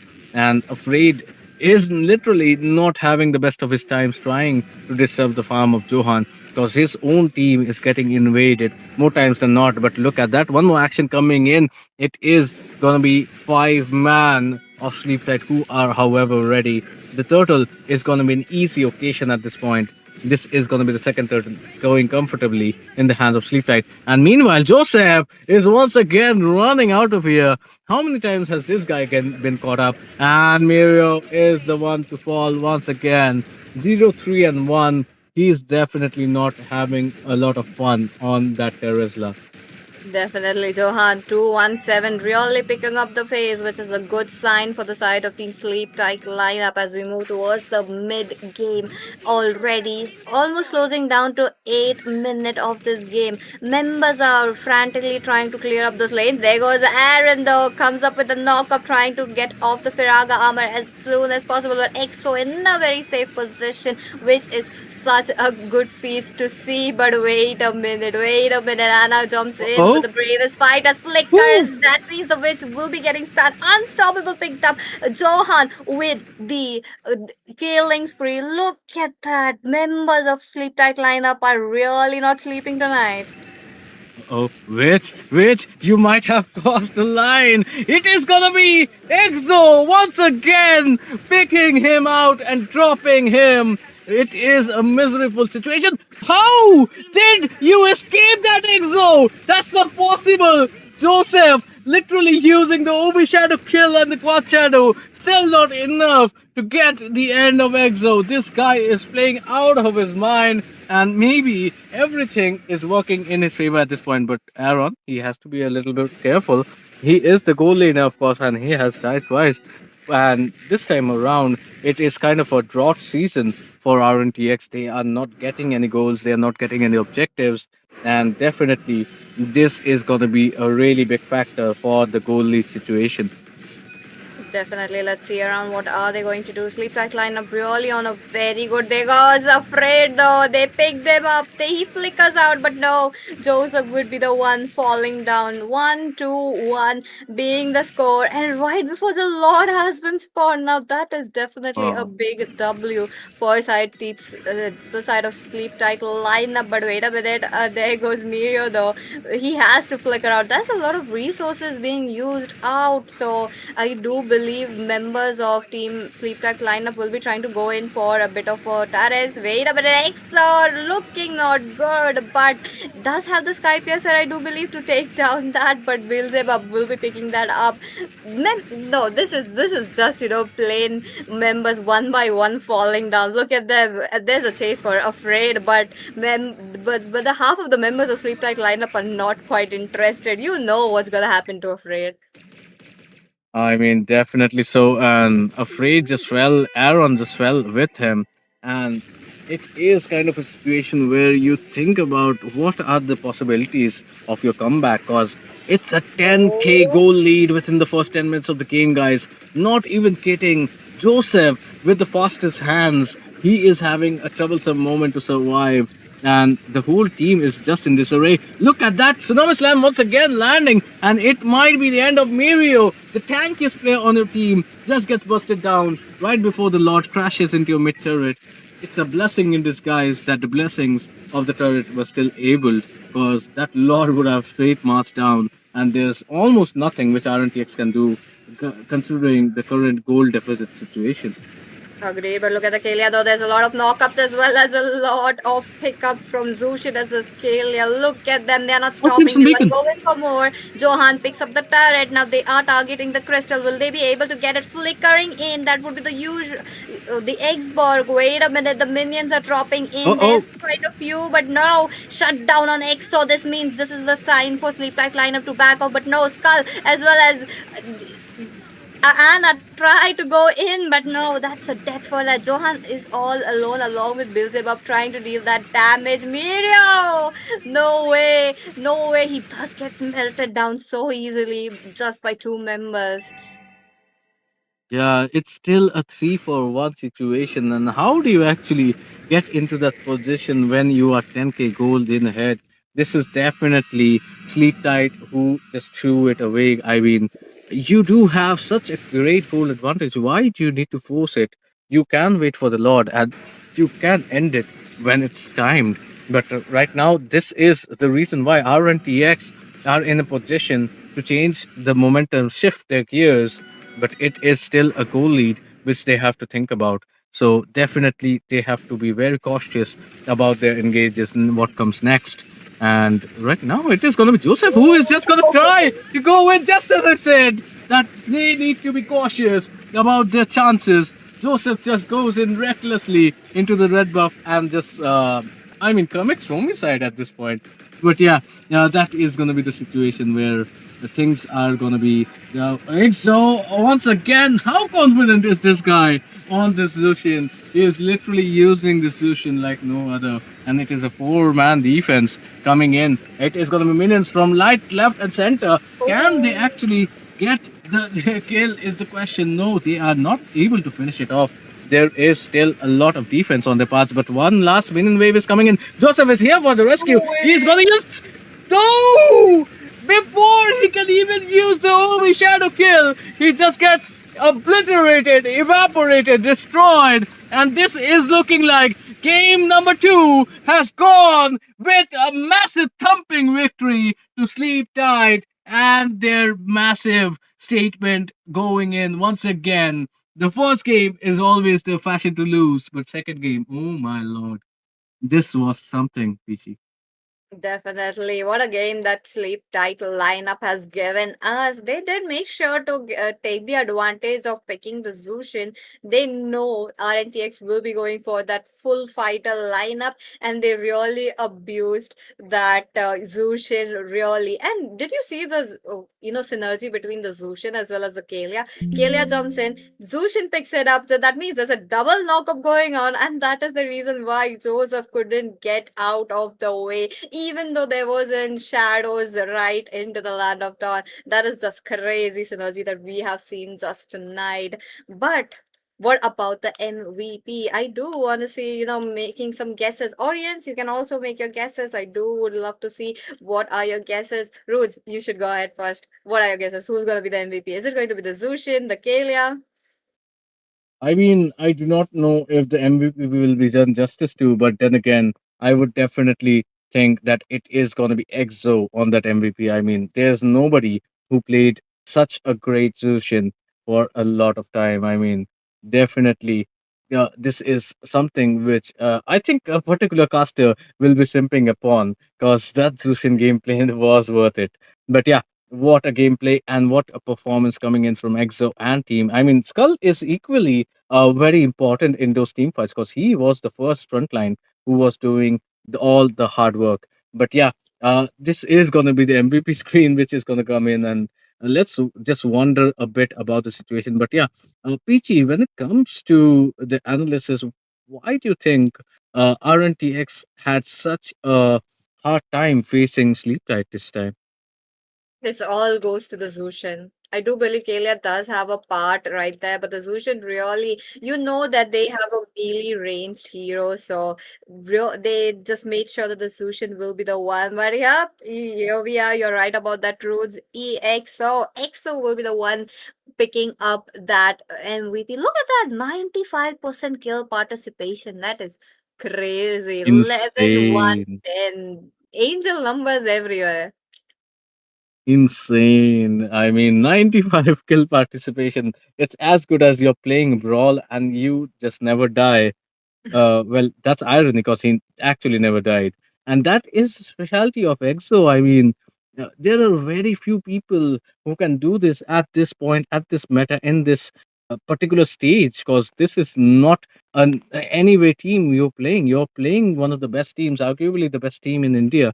And this is your KDA, this is your performance in front of them. this just shows that India might Yep, be ready for definitely. a I lot do of grand believe. stages. Yep, that's true. Now the members though, talking about the little bit of an items that we are seeing, though Zushin did not pick up like the full items, I believe the COD as well. It's still there. She still did a lot of damage, which is crazy enough. Kalia, the synergy was off the charts. I do want to see the other members how they have fared along with the Zushin though. 95%. I do believe Kalia thus comes very close to it as well. The damage taken, the damage it will be up in just few seconds. Don't worry about that, guys. But other than that, the match up. Zushin is definitely going to be on the ban list into the next match. Yes, definitely. So I mean, so many mid laners to ban. You got the Kimi, you got the Zushin, you got the Eve. It is gonna be really tough coming on. I mean, we had Witch, and that was a difficult situation. Now we have the exact opposite of Witch as well. There's Exo who's showing as good performance as Witch does in the mid lane. So it is kind of the battle of the mid laners and who's gonna be the better one. We came here for Joseph versus Johan. But now we are witnessing something even better. It's Witch versus Exo. And I Yes. cannot even say how happy I am about this whole situation. But let's see how it is going to roll. It is 1-1 right now. We do love a great game five situation, but let's see if it does become true, or is it going to be an old-fashioned reverse sweep coming out, just like Sleep Tight did in the last game? When it comes to RNTX, though, they are not very familiar with this fight back action. They are usually the ones ending it in a 3-0 fashion. So, PG, do you think RNTX will kind of be riled up with this kind of situation which they are in? Definitely. As of now, they will be trying to make sure to get as much as damage onto their hands. They do know how the members are going around, and as well as Johan's classic signature pick, giving it out for Johan, the YSS. I do believe that might be onto the ban list onto the next match, or even or RNTX picking it up once again. So let's see what will be the case. But talking about this match. So far, Anna did actually go in for a lot of a tankiness and just with one offensive item, which was crazy enough to see, given the fact that he did stun up Witch quite a lot of times. Yes, he did stand up and he did deliver. I think at some points he was the front line, and yeah, that's gonna be it. I mean, the items are perfect, and so is the gameplay coming out from the members of Sleep Tide. That was such a great performance. I mean, not a foot wrong. Maybe just once they just overcommitted after the first Lord, but after that, it was just perfect clinical performance coming out from them. They knew when to pressurize and how to pressurize. And well, Joseph, he just had a really bad evening, guys. Just a really bad match in this one. Agreed. I do would love to see a Minotaur in the place of Hilda, though. I do believe would have really paced up the match of Kalia, or probably give that bit of a heal, at least that bit one heal right there, or even the damage from the knockups there. Kalia was there doing a lot of knockups. On to the other side, we did see Aaron trying to jump in along with Mirio, but Mirio wasn't able to give that kind of a setup that we all were expecting. So that may be also the reason why Joseph couldn't get the good head start. Though he took the first blood, he did have quite a good amount of head start. But I do believe somewhere along the mid game, it just went downhill for the side of Team RNTX. You are so right. And the whole game almost was a downhill for RTX. If we forget about the first 2 minutes, it had has been just a very, very dominant game coming out from Sleep Tight. Not something which we witnessed even in the first game, which RNTX won. It was still a head on fight. This game, though, it was totally one sided, absolutely cracker of a match. And well, it is up to RNTX to prove themselves, and that is what you have to do. Even if you're the top one team in the world, you have to constantly keep evolving, keep proving yourselves why you are the best team in India, and that is why RNTX are going to try to rise up to this challenge. However, definitely after this kind of a match, the momentum is hugely in the favor of Sleep Tight. Okay. Okay. Here we are. That was quite a match that we have just witnessed right from both the sides. First match, RNTX, sleep title lineup are not backing off. We will be seeing quite a few, signature bands coming up. But before that, are we going in for a short break? I think Okay. we just want non-stop action here, Peachy. So we are gonna go in for game number three right away. And I mean, we cannot wait, and so can't the audience at this point. Even the players, they themselves want to get in there. They're not tired. They just want to go in. And as we go in, this is gonna be the draft phase coming in, and we just have to see how this draft is gonna be different from the first game onwards, because wow, both these games are so different when it comes to the drafting part. This time around, let's see what kind of approach these two teams take. It is very interesting to see because this draft is not boring at all. Every time we see something new, like this first ban, which is the Alice coming out. I mean, definitely Alice has been banned out all throughout the series. And I mean, I don't think so any of these teams want to know why, because they are literally taking every edge they get into a victory milestone.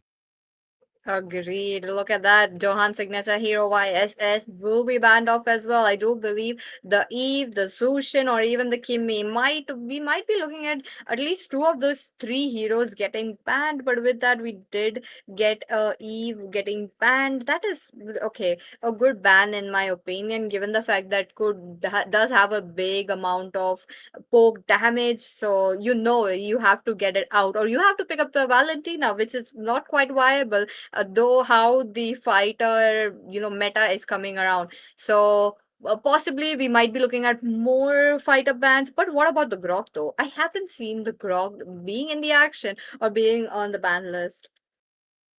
Yeah, the Grok. I mean, the Grok is definitely something which Skull plays very well. And in game number one, it did get a ban. But yeah, the Grok is open. But Skull is playing so well on the Kalia. I do not think his team wants him to play anything else. I mean, if you can pick off Hayabusas like this, you do not need to get changed on your roaming perspective. So this is going to be fun. I mean, let's see how things are going to transpire between these two teams as we are going to go in. And well, so far, the draft has been pretty mellow. I mean, both these teams are choosing what they are uncomfortable facing.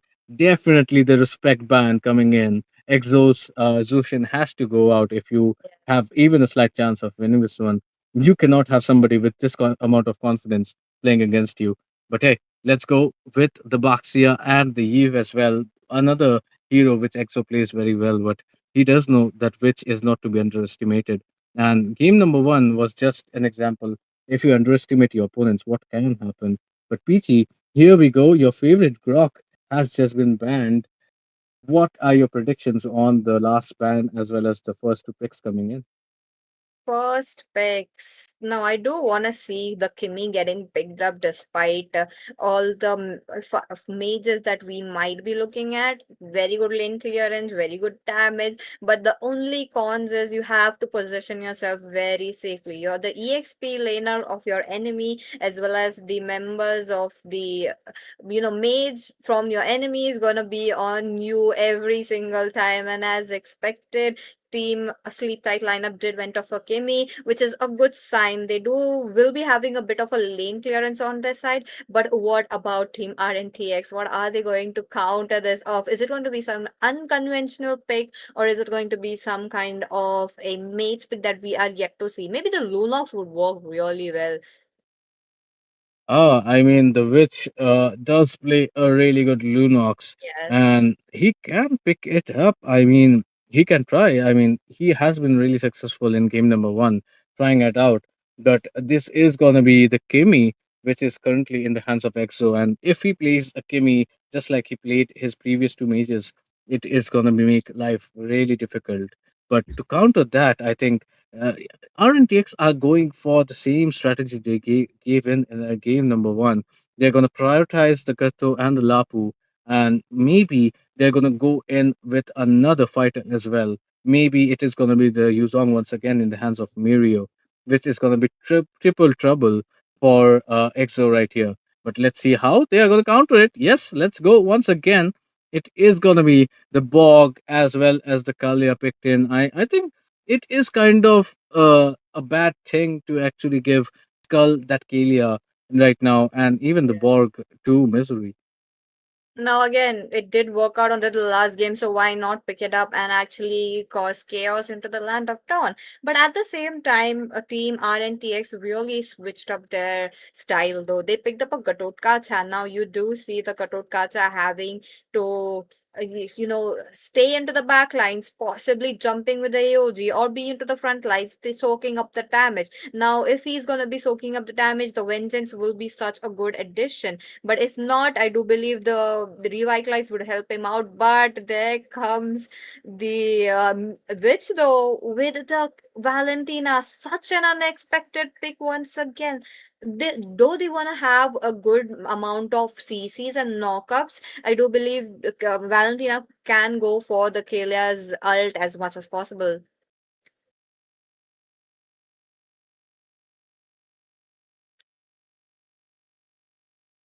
You're on mute once again, Rhodes. Okay, thank you for that one. I mean, definitely, it is going to be the Tsunami Slam and Last Insanity, which are going to be really good expectations coming out from the Valentina's I Am You. And that is one of the major options for the Kimi to actually get taken apart to counter this kind of a Kimi, especially coming out from EXO. I think they are going to double down on that as well. Be insured and get Mario some backlane diver as well. Mirio, actually. But yeah, let's see how things are gonna go because there's also gonna be the Borg on Misery once again, who can melt the tankiest of heroes. So this time around, is RNTX thinking about a traditional goal laner? We know that Aaron loves to play those MM still, and he might just be able to play the Granger. I mean, it is still a viable option at this point. But the Uranus just gets banned along with the Esme. But still, there are lots of great heroes open in the ban section and in for the pickings as well. Peachy, who do you think is going to get that ban, and who do you think is going to get picked up from both these teams? Oh, I do believe we might be looking at another fighter. Oh, that's not a fighter. An assassin getting banned. Though we did not see much of an assassin bans, the Hayabus are still on the table. You're talking about Lancelot. The YSS already banned off. You don't want to keep YSS open for Johan. As you know, Sleep Light lineup have the blue side. They do have the first pick as well, so they did not keep it open. But there comes the Suyu. Was expecting a Hayabusa right there, but that's not the case. Suyu is gonna get crazy if he does catch the power spike. But what about the counters though? Here we are. We got the counters, the Joy and the Phobias. The Joy and the Fovius, both of them coming in. The Soyu is definitely a great pick. I mean, quite a lot of people have been playing it and they are doing very well. But it is gonna be the Fovius, which is gonna cause a lot of issues for this particular hero. And then there's the Joy as well. So not only does it give Johan the advantage, it also is gonna make lives difficult for both the Soyu as well as the Valentina. And if nothing else, there's the Lapu as well. So things are looking pretty hard, but look at that. Finally, Aaron is gonna get the Hurrit in his grasp. But are you sure you wanna go for a Hurrit in front of Phobius? I mean, it might be one strategy to just overload Phobius with a lot of choices. But do you think it's pretty wise at this point? I mean, it's Aaron the creator. One of his signature pick, you're just giving it onto his hand so he can actually make a play. But it's crazy to see a pseudo marksman coming in. Now, I am curious to know how this matchup will line up. One side, that's purely fighters, fighters, fighters. The other side, they do have enough magic damage. Yes, onto the mid lane, they don't have, talking about Witch, who's on the Valentina, won't be dealing such a big burst damage, such as the Kimi or possibly possibly the E, even if it was open or if they would have picked. So to compensate that, they did pick up the Harriet, which is a wise choice. But in front of a Joy, in front of a Phobius, I am really, really skeptical. But here we are, ladies and gentlemen, into the land of dawn. Here we go. You guys are witnessing the third match of the day. This match is going to be such an important match given the fact that any of this team wins, they know they are very close to the match point. Yes, we know they are very close to the match point, and we know that any of these teams, even one of these teams, are gonna get to the match point, commit this game, and it is gonna be a really pressure-some situation. Already, both these teams love to clash in the early game. We have seen PT time and time again, and this time around, I think they should be a little cautious to not give away the kills so easily. And invades might be coming. I mean, the Soyuz there trying to cut off the rotation from Joy. But let's see how things are going to work out. Especially this mid lane fight is going to be really, really interesting to see. Exo versus Witch.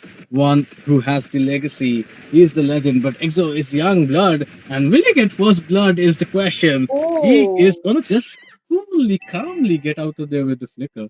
I liked how he didn't even panic. He just used one hand and just flickered it. That's a great thing to see from a player, because in this situation you might just get nervous. Definitely look at that. Now we've almost got the first blood. Maybe onto the top lane, Aaron. Ooh. Quite low. That was the rhythm of Joy. That's just so much damage right from the early game. First blood going down into the hands of Sleep Tight lineup. That means they will be having quite an advantage towards the turtle. But again, Joseph's very well known for that retribution, the clutch steal that you guys have always seen in various matches. Will he be able to pick it up for him or not? But into the mid lane, Roots, look at that. Looks like it is gonna be a kind of force engage coming in just cause they lost Aaron. They just wanted to go for a team fight, but this does not look like a very good situation. There is Skull, but it is gonna be Johan who is taken away. So even if the engage was not perfect from IGN, they still managed to pull off that Johan, and that's great because this is an opportunity for an objective. But look at that last insanity being popped in by Witch with the IMU, but afraid he's so low, he's gonna get taken away. Misery finds his kill. Bezelbup in a bad situation. He has to flicker out. Misery falls as well in the hands of Mario. It is gonna be the electrifying beats being used. Both junglers fighting it out. Joseph is in a bad situation, but the dash! Joseph! Johan just missed the dash, and Joseph, how low is he? You can see it on the screen. Oh my god. That is one big mess up, but hey, it is gonna be still a turtle, which is easily in the favor of Sleep Tight. So the whole team fight just was a comedy of errors at this point. Definitely. Now Sleep Tight lineup really loves to go in for Joseph, trying to lower his health as much as possible, which is a good sign. I mean, you do want to see that, but Skullo waiting up for a good setup, but they are waiting for the members of the other teammates to come as well, but might not be a feasible solution as of now to go in and actually have a fight out. Joseph has to recover the goal that he has lost for the turtle, as well as those bits of a kills that he couldn't secure. But at the same time, you do see the rotations happening quite easily. These are the fighters, so they can actually make those rotations quite quickly with those lane clearance. So let's see if any fight is gonna brew towards the mid lane. Yeah, I think both these teams are gonna be a little bit careful on this occasion, especially because they have tested the waters now. And both Mirio and Bezelbup, they are so important this time around. But look at that, it's a full-fledged skirmish coming in. Aaron with the salmon post trying to get a kill, but Misery is going to survive. But in the bottom lane, what is this kind of a clash? Mirio is somehow trying to survive. It is not going to be possible. Tsunami Slam being popped, and Mirio somehow surviving once again. Exo trying to save himself as well. It's everybody trying to save here. What a save. Exo literally has the stars in his favor, but can Misery survive is the question. He is facing a 3-on-1 onslaught and he's still not terrified. He is literally trying to still survive, but the first turret is gonna fall, and it is gonna be IGN. I mean RNTX now, who are gonna get this turret down. My goodness, very close attempt right there. Did pull up the chrono dashes as much as possible, but AOG members are fighting it out to get as much as kills. But wait a minute, Afraid? revitalizing there. There's a push and pull. Exotas gets a kill. Afraid, unable to take that kind of a damage. Wait a minute, Oh, here Joy comes. comes in out of the creator. No mana left, and he is the one who will be falling down. Skull though, he's looking quite low along with Misery. Wait a minute, Joseph, will he be able to Ooh! get that? There's not quite a damage left, but Exo being splattered right there at the top lane. But wait a minute, there comes a bit of a skirmish towards that as well. While Johan looking quite low, is it even a good choice as he's just running around? And yep, it just proven a plus solution for him, given the fact that he was the one taking it on his hands. I mean, that was kind of unnecessary for Mirio right here, but there's just nothing to be said. And it's just so good to see that both these teams are literally trying their best to level the playing field. Everybody is trying to get one up on each other, and it's just a game of cat and mouse. Nobody's safe. In anytime, anywhere, the team fight can change, and suddenly you are the one being targeted. So, wow, this is gonna be really interesting to see how things are gonna transpire. But yeah, Afraid trying to take the chance on Exo. Exo has been really good. He even tried to outplay Joseph on that occasion, but just did not have enough skills. And look at that. That's a great micro coming in as well, sidestepping on the way. Bezelbub, he has not proven himself a lot in this series. And once he starts firing, it will be not a question of when, it is just how fast Sleep Tight are gonna roll. But let's see, in the mid lane though, it is a situation where a fight can do. The fight might come towards, a bit of a 10 seconds later. The total is going to be up, but this is what you were talking about, Rose. Taking a 4vs in front of a hazard, that's gonna be not proven in the favor of Aaron, the creator. You just saw, guys, what happened, but okay, Joseph with the retribution, he takes it away.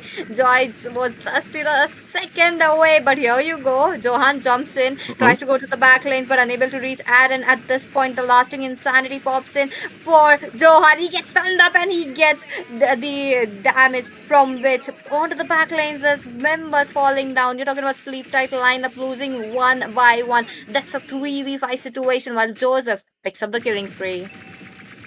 Yeah, it is definitely Joseph who is definitely having a better game from the previous game we just saw. And that is why the team is so confident. Look at that Mirio with a flicker, but Exo with a flicker of his own, saving his life in the best moment possible. Last Insanity popped in. Mirio is gonna fall slay, but here we go, Witch with the Last Insanity of his own, but Misery is just too smart, and it is gonna be just Aaron who gets one up on Johan. Except for that, it has been all Sleep Tight. But the fight is not over yet. Afraid falls 3-for-1 in favor of Sleep Tight. The Joseph is being a little smart on this occasion.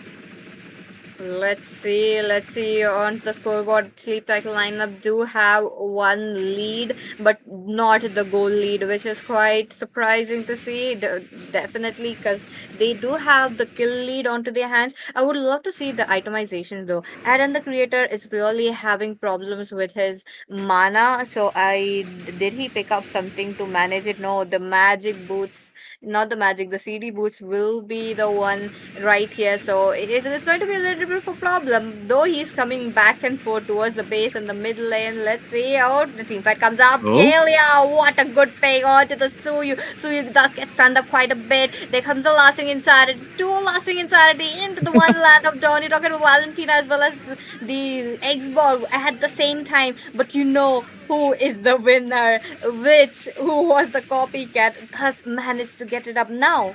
Team Sleep Tight lineup are falling down. Look at that, 3 members down for 1. Not a good sign, but the Lords here. That's going to be quite a bit of a delay.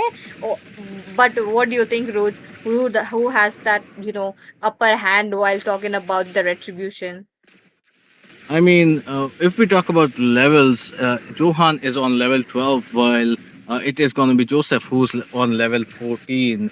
And he has always been a farmer of sorts. But look at that, Johan might have been a little bit overzealous trying to get the backline. He just gets it low. But Mirio is going to follow him till that does us apart. Both of them are going to fall onto the glaive romantically in each other's arms, but that is a trade where XP laner is traded out for a jungler, and that is not pretty because the jungler now has an open hand. But look at that, the fight is still going on. EOD landing in with the tsunami slam. Joseph trying to get his way in, which with the double kill out of nowhere. He wants more. Joseph is going to finish off EXO, and certainly you must wonder what just happened. Because IGN or RNTX now, they have just slaughtered their way in and they're just going to take the Lord. I mean, there's no way Johan is going to contest that one. And it's a total disarray for sorts. And this is why they are so renowned in the community because they know how to turn things in their favor. This is the Bazigar of the ML community.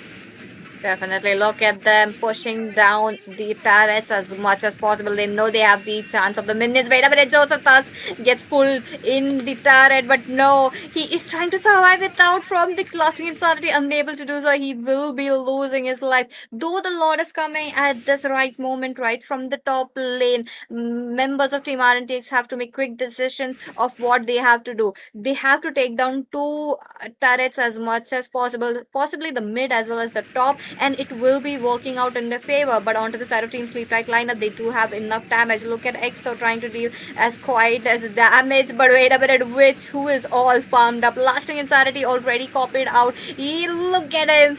The Purify will be helping it to get out of the way. Lord cleared. The minions are not here. That is quite unfortunate for the side of Team RNTX to not push it down. But here we go. Sleep Right lineup are trying to retaliate. The stun from to the Johan will be not enabling the kill onto the Aaron, but in turn it will be the witch who falls down. Wait a minute, Anna though, no lasting insanity, does have the immortality and he is still fighting her, but onto the top lane, buildup up. That is quite a good counter for the Harrod. Harrod falls down. They're talking about 3 members already down, but he is still jumping around. Joseph still trying to deal damage, but will he be able to? No immortality, no Firaga armor. There comes the Firaga armor once again. Lasting insanity, but Joseph really dodges it out. There you go, a full wipeout. How did Joseph survive that one? This guy and his micro. This guy is literally prodigy when it comes to it. But yeah, it is gonna be a return coming in. Joseph, okay, he's again gonna manage to survive to get out of there. Little bit of a Kyrie moment, but yeah, it is gonna be RNTX once again on top, and you just suddenly wonder what is going on in the heads of Sleep Tight. They are right now in once again a bad position, 5k goal lead, as well as no map control in their hands. And well, it is going to be all up to the team to get what it is going to be a pick off coming in. They are going to go out in style, but who is going to be the favor landing towards Joseph is there, and he is going to make sure the backline does not come up to help. Bezelbuff, however, is going to get the end of the Hurrit. What we were talking about, Peachy, Hurrit is certainly facing some competition when it comes to the Phobius being in his opponent.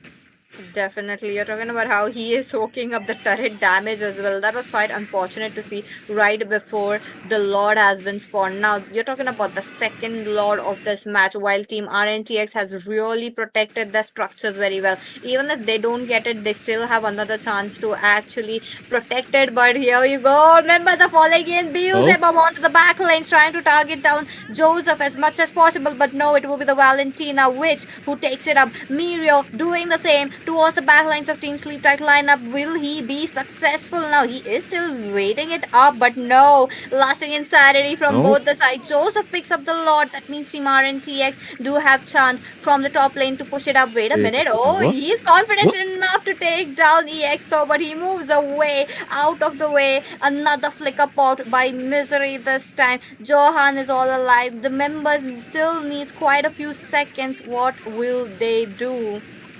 5v3 situation. Here we go though. Misery is finally gonna pop off his Beyblade, and they are finally gonna find two crucial kills, which are so important if you're a Sleep Tights fan. Because right now they were literally on the brink of getting pushed. They already have the Lord, which is marching in from top, and it is up to the whole lineup of Sleep Tight. It is gonna be three people already for RTX who are just there. But hey, he wants more. Joseph wants to get the end, but Joseph might just avoid disaster at this point. You do not want to leave yourself out there in the open getting slayed, as that was the turning point when Joseph got taken out being overzealous. And this time around, both of them, Johan and Joseph, they are going to survive, and they are going to try to regroup with the team and try to do something different. Let's see how things are going to transpire when it is going to be the next lot coming in. But these two teams, they just want to fight. I wouldn't be surprised if they engage in a fight even before the lot spawns.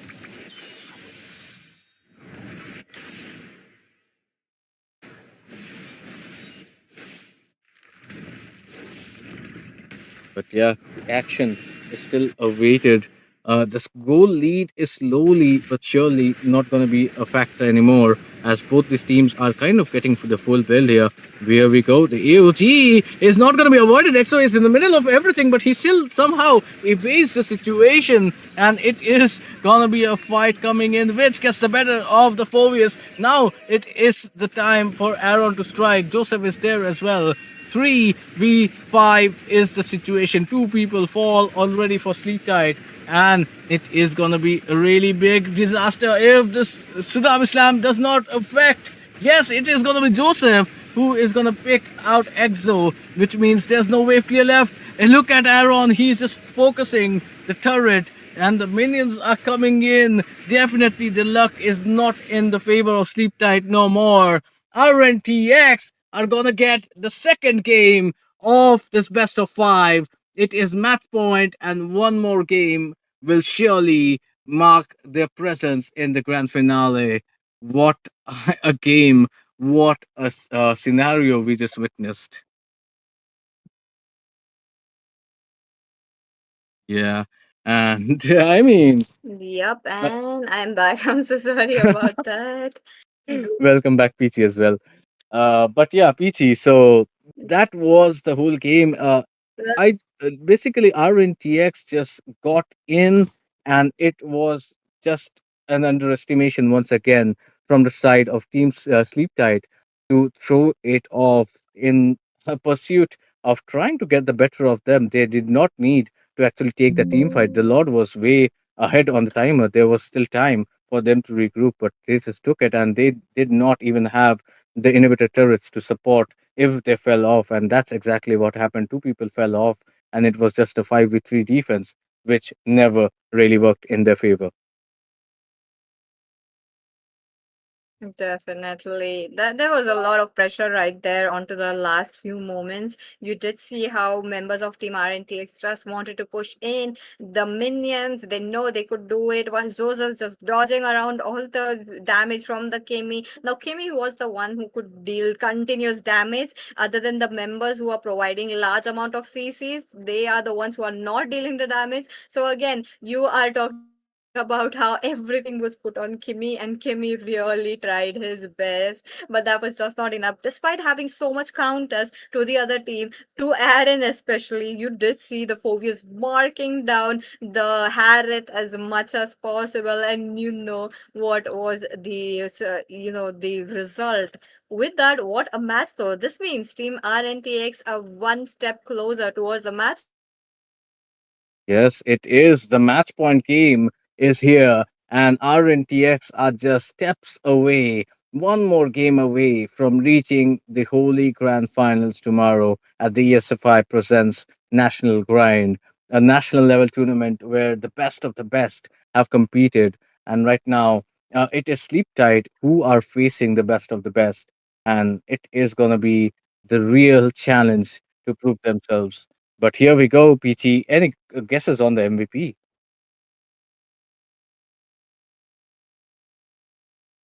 Yeah, okay. We Oh, see finally. Yeah, yes, we got Joseph as the MVP, 77%. Now that's some crazy damage. Though he relied on Rose Gold Meteor a lot into the last few moments, you did see him purposely getting low. He knew that he could get out of the situation and he really made those plays. But here we are, well deserved MVP for the jungler. Now, it does comes up. It was an unconventional pick for sure. You don't see a lot of Suyu nowadays, and he picked up something he was very much comfortable and he knew he could get the game on his hands with that 23% damage dealt as well. That is also crazy enough. huge. That was huge. And well, Joseph definitely deserves the MVP this time around. 9 to 11, 77% kill team fight participation. That is something which you don't even see from the mages. So that is really different. And we just saw his mastery over this Soyu when he actually dodged twice in the same team fight and delivered a result which was deeply in the favor of RNTX. He was not panicking when his team was losing the team fights.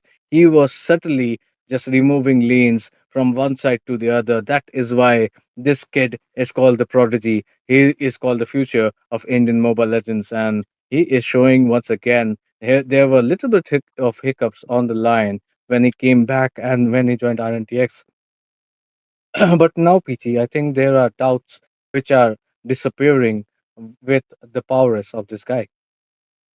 Definitely. Now, Team Sleep Type lineup are on immense pressure as of now. They have to get another score to actually get onto the match point, and if they want to get closer towards that grand finale. But RNTX are just one match away. If they do win up the next match, they know they can qualify for the grand finale, which will be happening tomorrow. But if Team Sleep Right lineup wants to really give up them the good competition, again, it's best of five series is the semi-finale.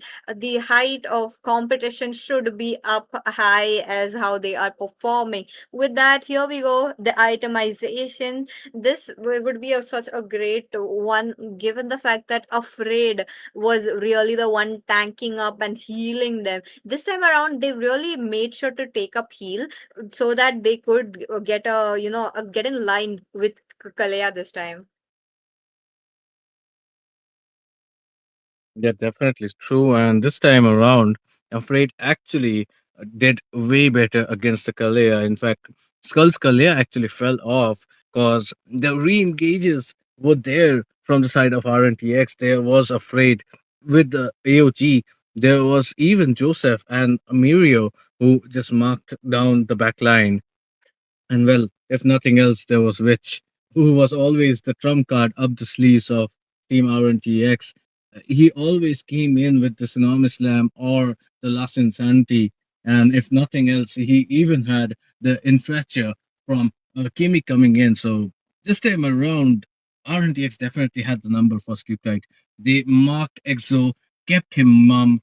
They also took care of Skull and his pickup potential, and they definitely did not let Johan as well as Missouri Farm.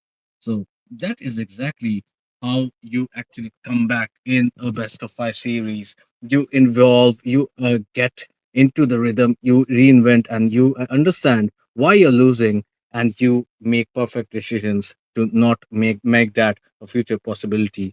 So perfect game coming in from RNTX. Backs against the wall are sleep tight in this situation. 2-1 is the scoreline, and just one game away from losing sleep tight and putting them into the slumber from the national grind. Definitely. And with that, I did see which picked up the Sky Piercer, which is such a good addition given the fact that he picked up a lot of lasting insanities from Misery. So, yep, he also got in line with those skills as well. Look at that 6 to 10. That really screams crazy. Talking about Meteor as well, he did perform quite well. We're talking about how Aaron, the creator, despite having problems, he did rack up on the assist rather than the kills, but it's okay. He did his part. He did dealt damage towards the team. I don't see anything out of the place though. Other than that, it's quite good. Yeah, I mean, it was an all-round performance, but I am really worried about Sleep Tight and what they are going to do in this situation. And we are going to go into the game number four. How many of you guys want to see an old-fashioned game number five, guys? Let us know. For one game, can everybody cheer on for Sleep Tight if they make it back into this competition with this game? If not, RNTX once again will make a huge statement and get to the grand finals, where they will be facing the two teams which are left later tonight to mark off the finals. But look at that, it is always gonna be a big battle when it comes to it. And well, Peachy, what would you just give as maybe a tip for Sleep Tight right here facing RNTX? I do feel like they should go play back to their comfort heroes. They try to get the signature heroes open. You did see how they performed so well when they had their comfort heroes onto their hands. So, other than that, I do feel like they do have such a good idea of how to counter RNTX, but the execution part really lacks somewhere along the lines. If they don't get that power spike onto their hands, it really slips away from them. But if do get the power spike, they really keep it. They just don't let it go, which is a good sign for the side of Team Sleep Tight lineup. But other than that, RNTX are no joke as well. They are doing the same. If they get that power spike, they are just not leaving it away, trying to ban all of those signature heroes. Look at that. This time around, we did get RNTX onto the blue side. That means Zushin out of the way. They want to go ahead with the fighter picks, like a fighter gold lane, the fighter EXP all over once again. Yeah, I mean, the Sushin is definitely something you cannot forget. Just because you have won one match does not mean you do not respect your opponents and you do not want to throw the game at this stage. It is all for the victory, and RNTX definitely want to close this out. A game five could only mean disaster for them because they would definitely lose out the momentum. And well, this is going to be the Zushin, the Lapu, and the YSS getting banned out. What is going to be the last ban coming out from Sleep Tight is the question. What about an Xborg? I do want to see the Xborg getting banned, Oh, but at the same time, the maze is being open. You do see the Eve getting banned, which is again a good sign. That means the Kimmy is open. You can go in for another Kimmy, but oh, no. The Grok back into the action. Here we go. This time around, RNTX, especially into the hands of Afraid. I do want to see that big of a knockups. What about the knockups from the side of Team Sleep title lineup? I do want to see the Kalia once again, but will it be enough against a Grok? definitely true. And honestly, people were waiting. I was expecting the which signature pick, which might be the Kimmy on this occasion, but RNTX just went for the Grok, and now it is going to be the Esmeralda as well as the Kimmy being picked up by Sleep Tight. Every single pick and ban matters at this stage, guys, and we have to live to survive and know which of these picks will matter more in the game. Is it going to be the Grok or is it going to be the Esmeralda and Kimmy combination? But in the opponent, as a reply, it was quite a quick comeback. The Mirio has picked up the Yuzong, and it is also the Lunox being picked up. So that is still a great combination coming in. Lunox can definitely be a very good a hero to actually counter these tanky units, and that is why the Lunox is such a prio. But let's see how things are going to transpire. It is going to be Joe. It is going to be actually Skull going to pick up that AOG hero Gatut Kacha, and that is going to be kind of a situation where you're thinking, okay, are you thinking about actually chasing down Witch on that Lunox? Because AOG on top of the dragon, and maybe the Grok is not so useful, but let's see how things are going to transpire. Both the teams are currently, I think, losing out on the goal lane if Esmeralda is not going to the goal, that is. That's true. That's true. Which again, with this classic pick right there. Now, I did when I saw that Esmeralda, I did have the intuition that we might be looking at a Lunox, and RNTX really proved me right. The Lunox is there. That means this is going to be another big wave of fighters getting banned, especially the fighters who could go on to the goal lane.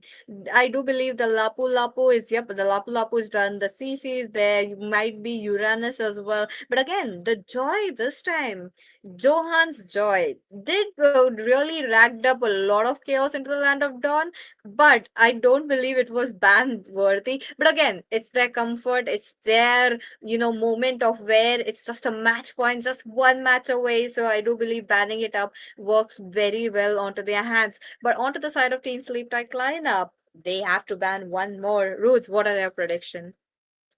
I mean, if I was sleep tight right now, I would definitely think about Joseph because he has just been playing out of his mind. But no, never mind.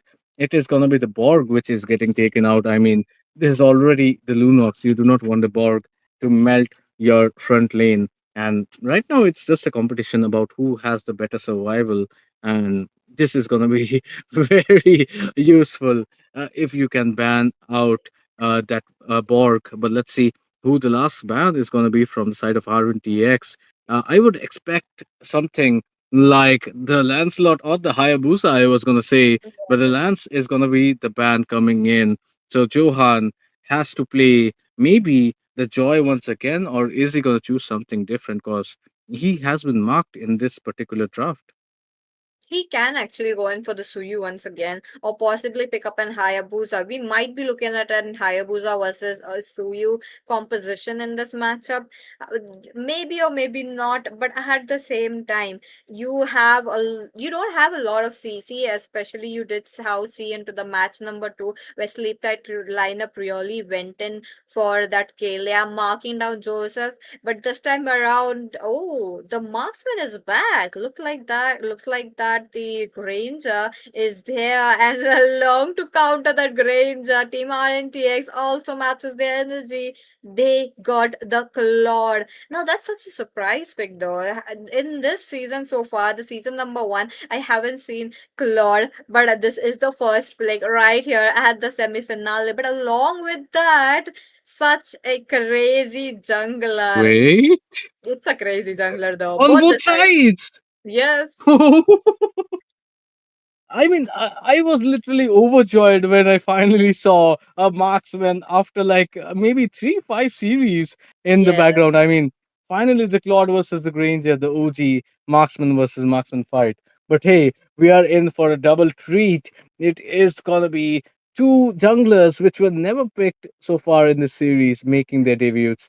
It is gonna be the Guinevere and the Fedrin. So definitely they have switched it up, and I mean, it makes sense if you're like sleep tight here because your backs are against the wall. You have nothing to lose. And when you have nothing to lose, you have everything else to win, my friend. And that's where you actually throw caution to the wind. And you can just throw in everything, the kitchen sink, your plumbing materials, even your commode at this point, because you need to get that victory. And well, if anybody can, it is going to be Joseph and Johan who can pull off those two new junglers. Who is going to come out on top is the question. The Claude does have that very scary late game. Definitely. Let's see RNTX with the match point. That means if they win this matchup, they are securing a ticket at the grand finale. If Team Sleep Tight wins up, they are also redeeming themselves. Here we go. These are your teams. Who are you guys rooting for? Both the sides really looking quite strong enough. They want to go in for the lethal, but I do believe Joseph will be trying to come a bit with his full mana. Oh, Johan does gets the lethal with that retribution. Now that's looking good. It is not looking good. In fact, it is looking like both these teams once again are gonna try to get that first blood in. Let's hope that they are ready for what's gonna come. Okay, perfect connection coming in from Exo once again. This is Exo showing his trust in his Kimi because his Kimi got shut down just a game before. So in this match point situation, what are you gonna pick? Is your team gonna support you through? Is the question. And right now, I think Sleep Tight are still in that position where they Uh-oh. are gonna actually support each other out. And well, it is just a little bit of skirmish. Things are very silent. Typically, you do not see this in an RNTX versus Sleep Tight match. That's true. Top lane. Oh, bottom lane. The initiation is already over. I called it. Skull would be the one falling down as the first blood. I did see Johan did went to the top lane, but I do feel like it would be futile given the fact that Claude does have enough the possible ways to move away from Johan. But let's see, turtle fight. What is it going to be?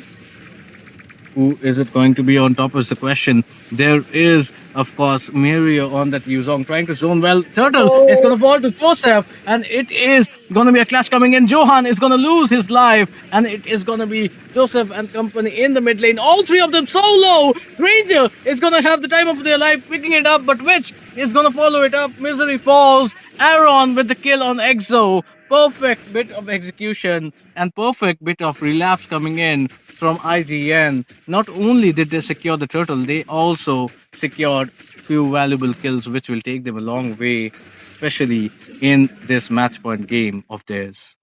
that is true. You know what's crazy, Roots? Misery, it's his signature pick. Aaron as well. Aaron, when Claude was in meta, it was that for him, the signature pick. But Rich picks up a mega kill in the middle lane. That is really, really going to be proven so strong, given the fact that you're giving so much kills into the hands of Lunox. Migrating towards the top lane. Misery, what is your choice? What are you going to do? There's going to be quite a good skirmish. It's the marksmen playing, not the fighters. If it were the fighters, you would know members won't be going rotating each other's lane. They would be just clearing it, coming towards the mid lane or towards the turtle when it's gonna spawn, and actually trying to annoy each other. But that's not the case. They have to go gank up the gold lane. They have to make sure the Claude, the Granger won't be farming up. But at the same time, they have to make sure even Witch doesn't climbs up, given the fact that he is playing on 4-0-1 as of now. Oh, there we go, Mirio. That would be the first one to Wow. fall down. But oh, Johan! He does get his appraisal wrath. Just a good clap on, especially right there. But Joseph, though, he did re enter the team fight just to get another kill. It's 2 for 1. Such a good trade into the hands of Team RNTX. Yeah, I mean, Joseph once again providing that valuable engage, and that is gonna turn things around because this time around, Sleep Tight does not have that pick off potential. I mean, you are not gonna be able to take pick offs, so you will have to depend on your re engages. And if you do not have your teammates by your side, you are not gonna be able to take those re engages, my friend. So that's a turtle as well falling in, and right now it is gonna be really dangerous. Aaron is jumping around all over the field, trying to get as much farm as possible. And Rich on a 403, well, this is monster case in this scenario. This is the red light. This is the final moments where Sleep Tight need to be thinking about the kill switch here. Are they gonna do something which is gonna hinder the RNTX, or the snowball is just gonna go out of control? That's true. Members of Sleep Tight lineup are playing it safe as of now. They know they cannot withhold the damage that Witch as well as Aaron comes in. Afraid as well. Look at that. Afraid does have the conceal. Look at him. He tries to go in but waits up for the ultimate. He doesn't want to waste it out. He knows that the members do have dash skills on their hands just to get out of the way. But the problem lies on the members are not going in fight as frequently as we have expected. They're waiting it out. They are trying to get as much as you know items onto their hands. But wait a minute, Johan, though, will he be able to get out? No. And no, the answer is no. Joseph as well as Witch do take down the tankiest monster into the land of Dawn as of now. Why? I mean, this is turning out to be a nightmare of a match for Sleep Tight. This is the match where they need to do something, and nothing is looking in their favor at this point.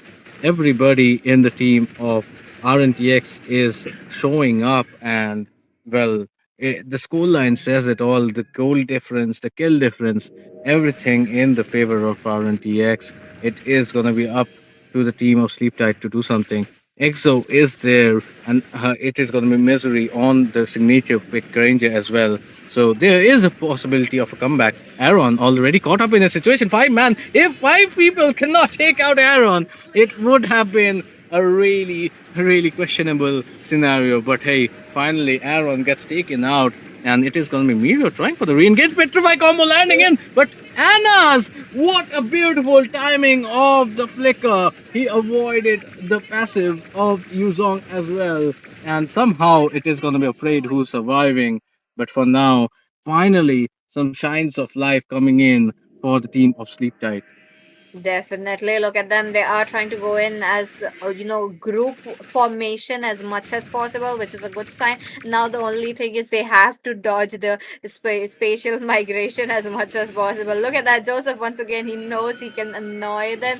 He knows he can deal a bit of a damage with his help of his members. So he is quite there onto the river area. Talking about the itemizations, you do see Hunter Strike already picked up. There's Sky Piercer as well. I do believe the Sky Piercer will be epic. Oh, wait Oh, a minute, it's been late. There's a wait. dodgeball witch along with that immobilization. Did not pop his light alt on the time, which really proved fatal for him.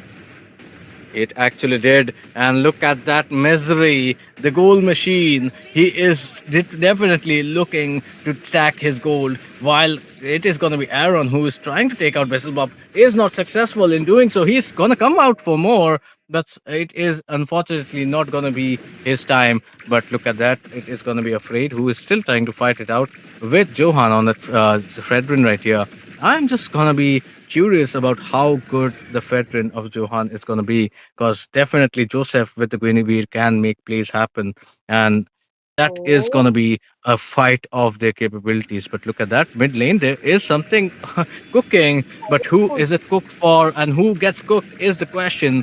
Bezelbub trying to keep Mirio at bay, but the Black Dragon form is there. No Oh, look at way. that! Out of nowhere, Joseph is going to connect with the Requiem, but it is still nobody falling yet. Exo is surviving with the Center of HB. Aaron with the blazing duet, landing straight onto Misery, but Misery avoids destruction. Mirio just seconds away from finding the location of Exo, and that was a great prediction, but the time was just not in his favor. But Peachy, what an exhilarating team fight, even though nobody died.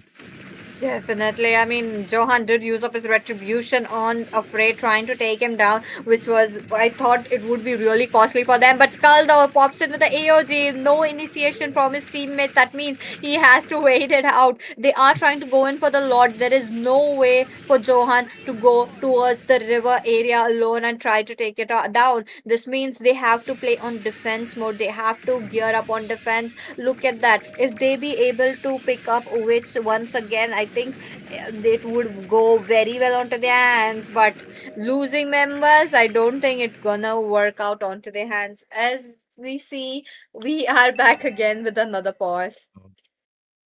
Another pause it is, but it's kind of important. I mean, the strategic timeouts are not just a cricket thing, they are needed in the match as well, especially when the stakes are so high.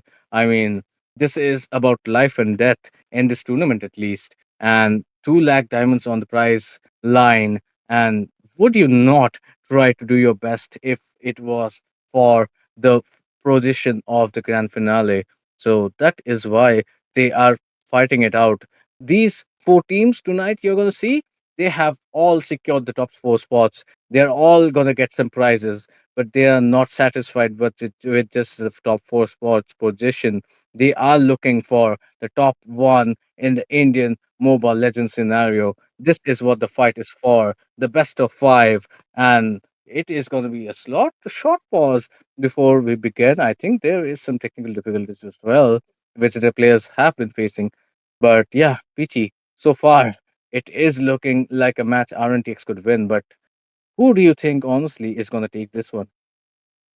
RNTX, how the stakes are going, how they did not allow Johan into the river area. If they keep up for the next two lords as well, I do believe the game is onto their hands. But at the same time, you do see Misery farming up well. His positioning is well. The members are not able to reach him. That means he can pop damage as quickly as possible. But he needs a bit of more items. They need a bit of more time. But at the same time, you have Witch, you have Aaron the creator as well, who both are just dealing quite a crazy amount of damage. Now that is definitely astonishing to see, given the fact that Sleep Tight lineup are really holding out, that they will be trying to play on defense. Let's see how many turrets are gonna go down with this Roots.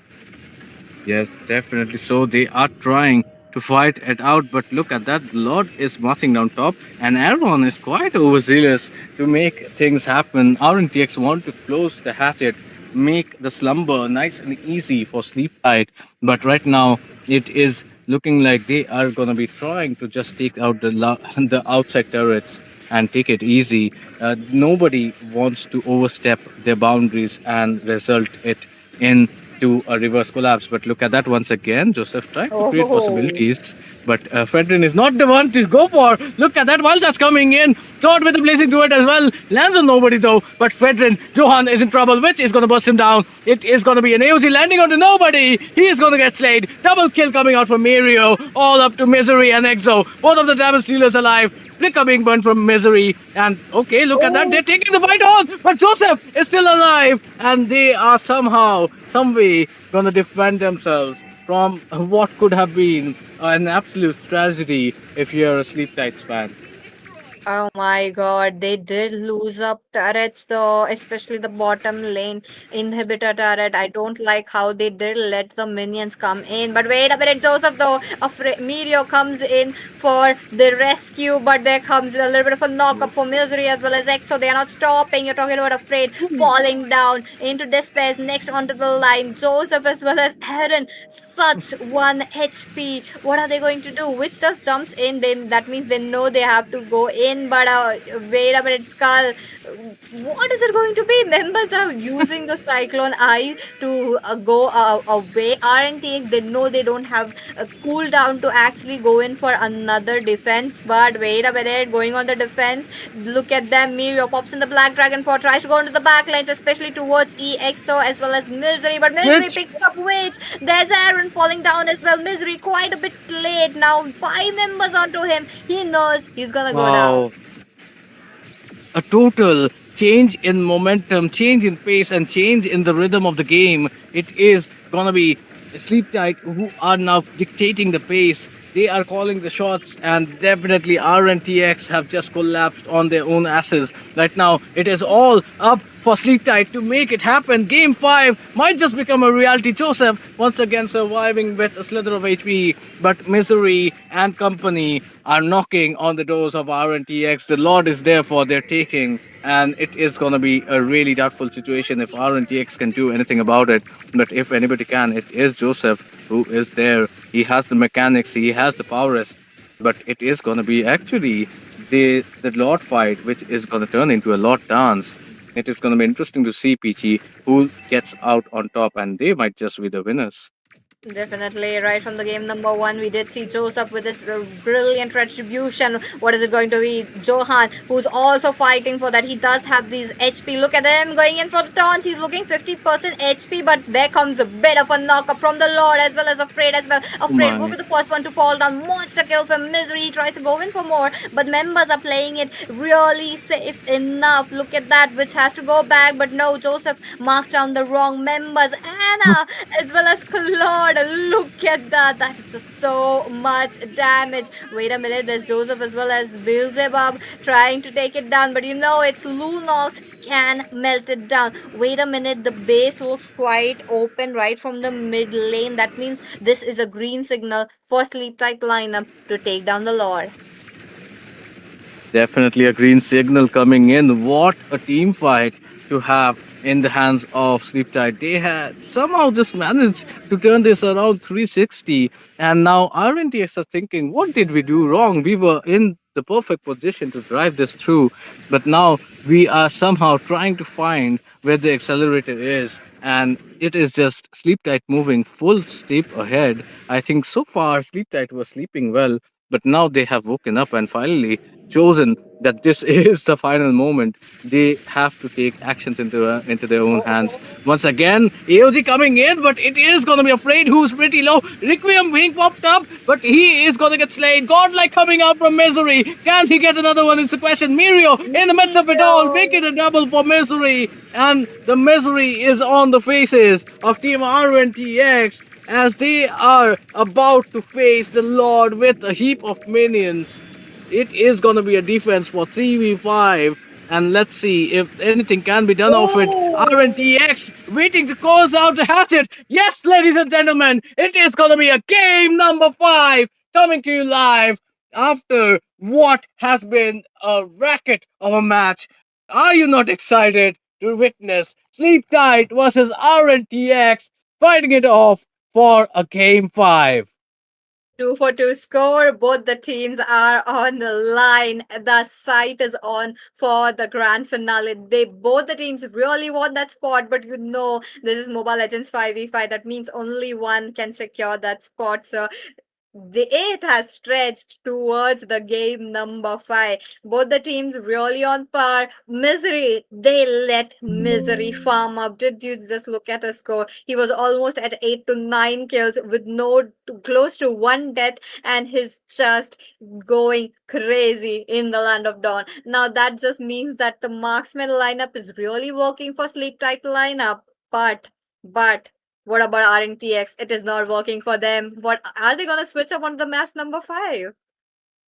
I mean, just cause the name is Sleep Tight does not mean you sleep on Misery signature pick. You Yeah. cannot just do that and expect yourselves to win. I mean, the moment you gave Misery and Exo their positions, the moment you gave them their comfortable position to get back into the game, you could not finish them off. That was the moment which transpired into it. And well, RNTX just overstayed their welcome at that point. And from that mid game point on, they started losing every team fight. It was just a domino effect, every team fight being hurt by the previous one. And one by one, it collapsed till the end where their final crystal was popped up.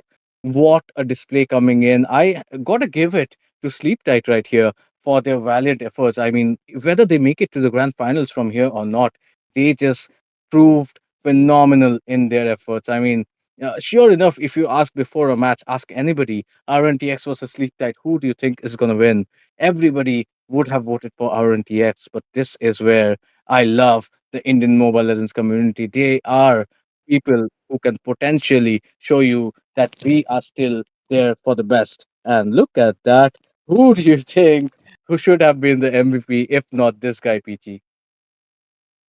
My God, Anna, aka Misery. Look at that 911. That means almost all of the kills that he did was all on his own. That was such a good start for him. Though he did not have good head start as we were expecting onto the early game, but the late game, the mid game was all his.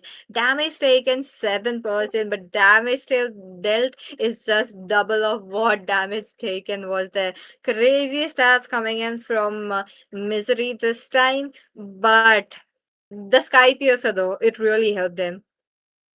It actually did. I mean, that is the number one priority item. And when you feed him like this, he must have had full stacks halfway through this game because of the feed he got. And well, signature picks are signature for a reason. You try to ban him out, but yeah, 911, 911, whoever you want to blame, it is definitely an emergency situation for RNTX because you have just lost the momentum. And it is now that the players will be starting to doubt themselves. They'll be overthinking on the possibilities. They might be overestimating and over analyzing the situation. And that is where the best of the teams make their mistakes.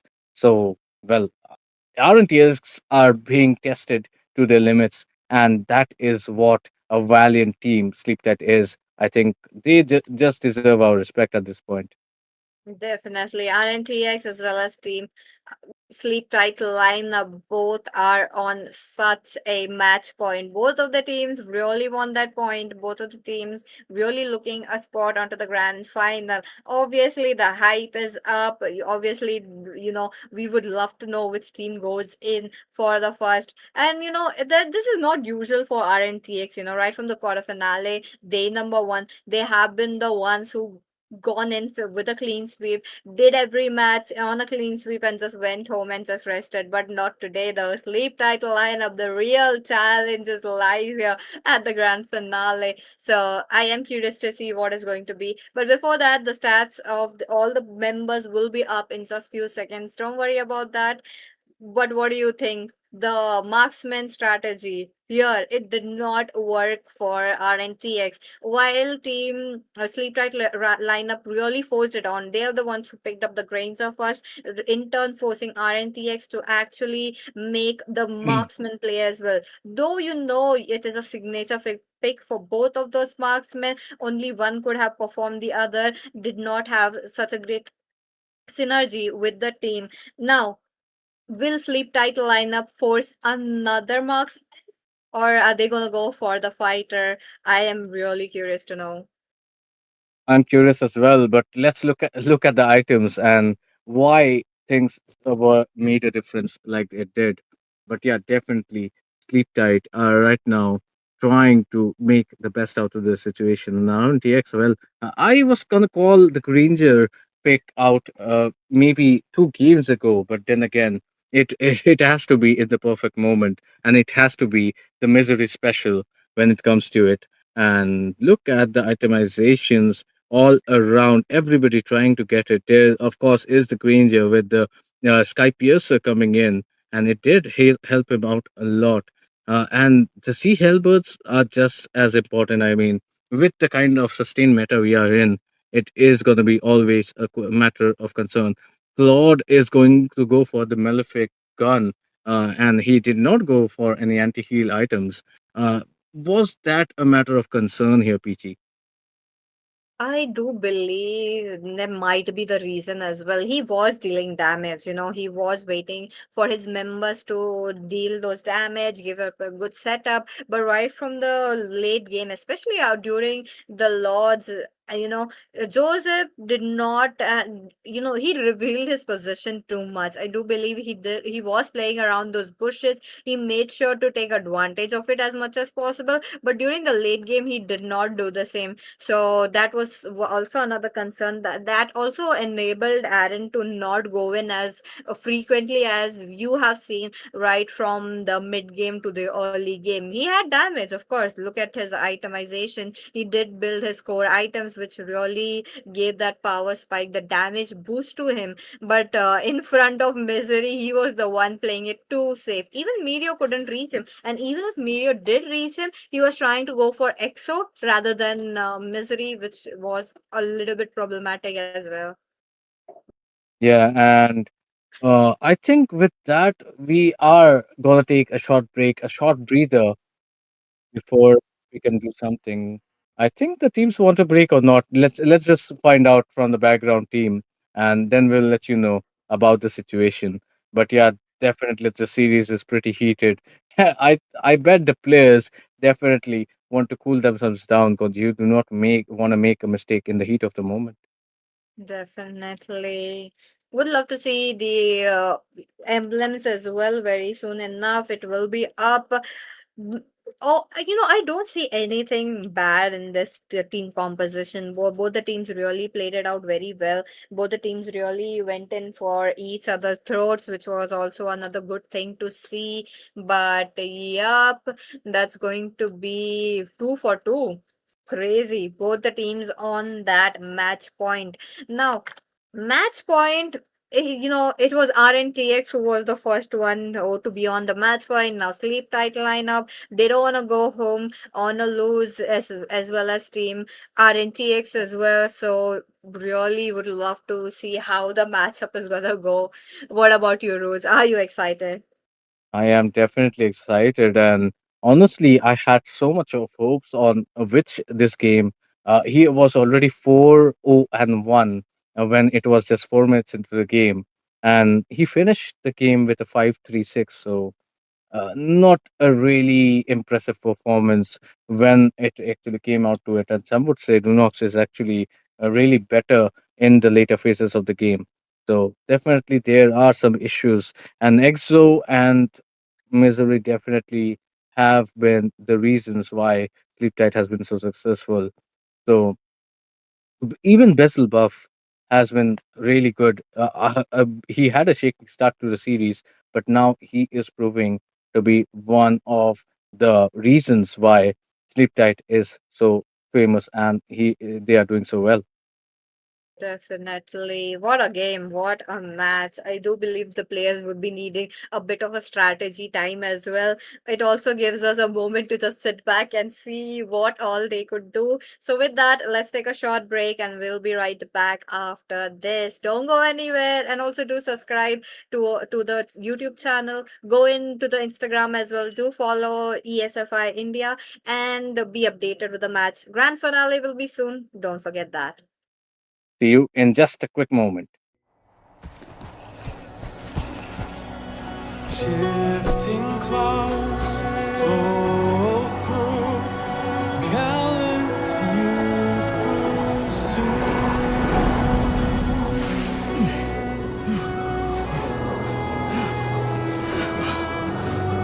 We've been searching for days, Sora. The shifting cloud is just ahead! Look!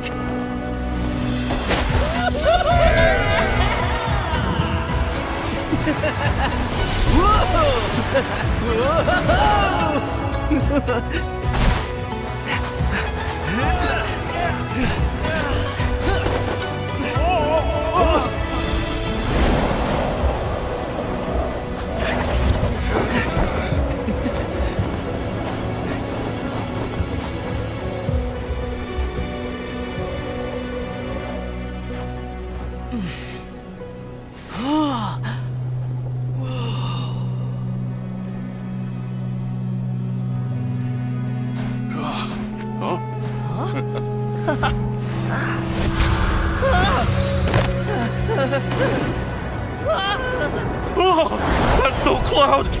That's a sandstorm!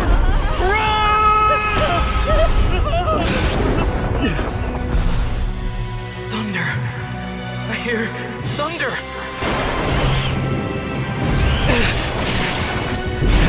It's here! I know it!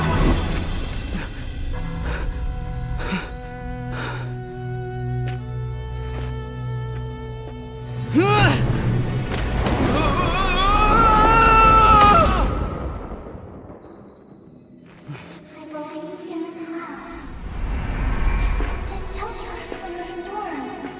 I believe in the clouds. I believe in the clouds to return the long lost rain. I believe in the clouds. I believe in the clouds to awaken the sleeping desert. I believe in the clouds. I believe in the clouds. I believe in the clouds!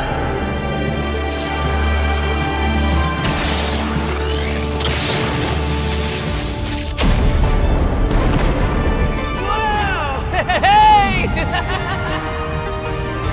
Whoa!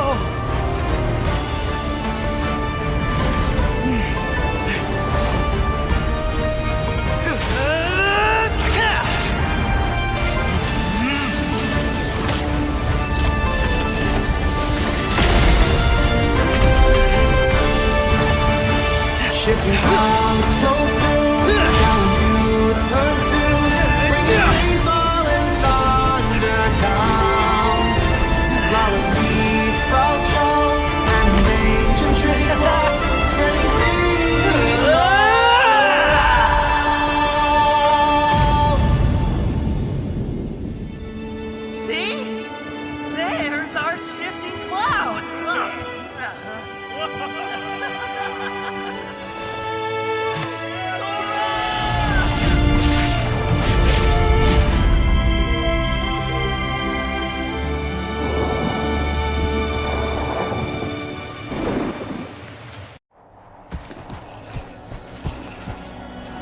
Shifting clouds flow through gallant youth pursue.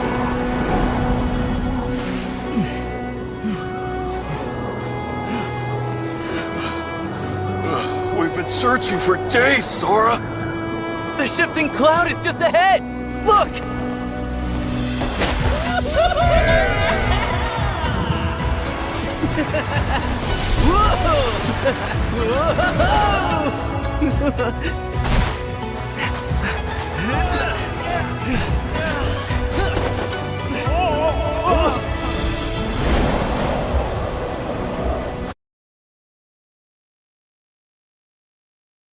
And we are back, guys.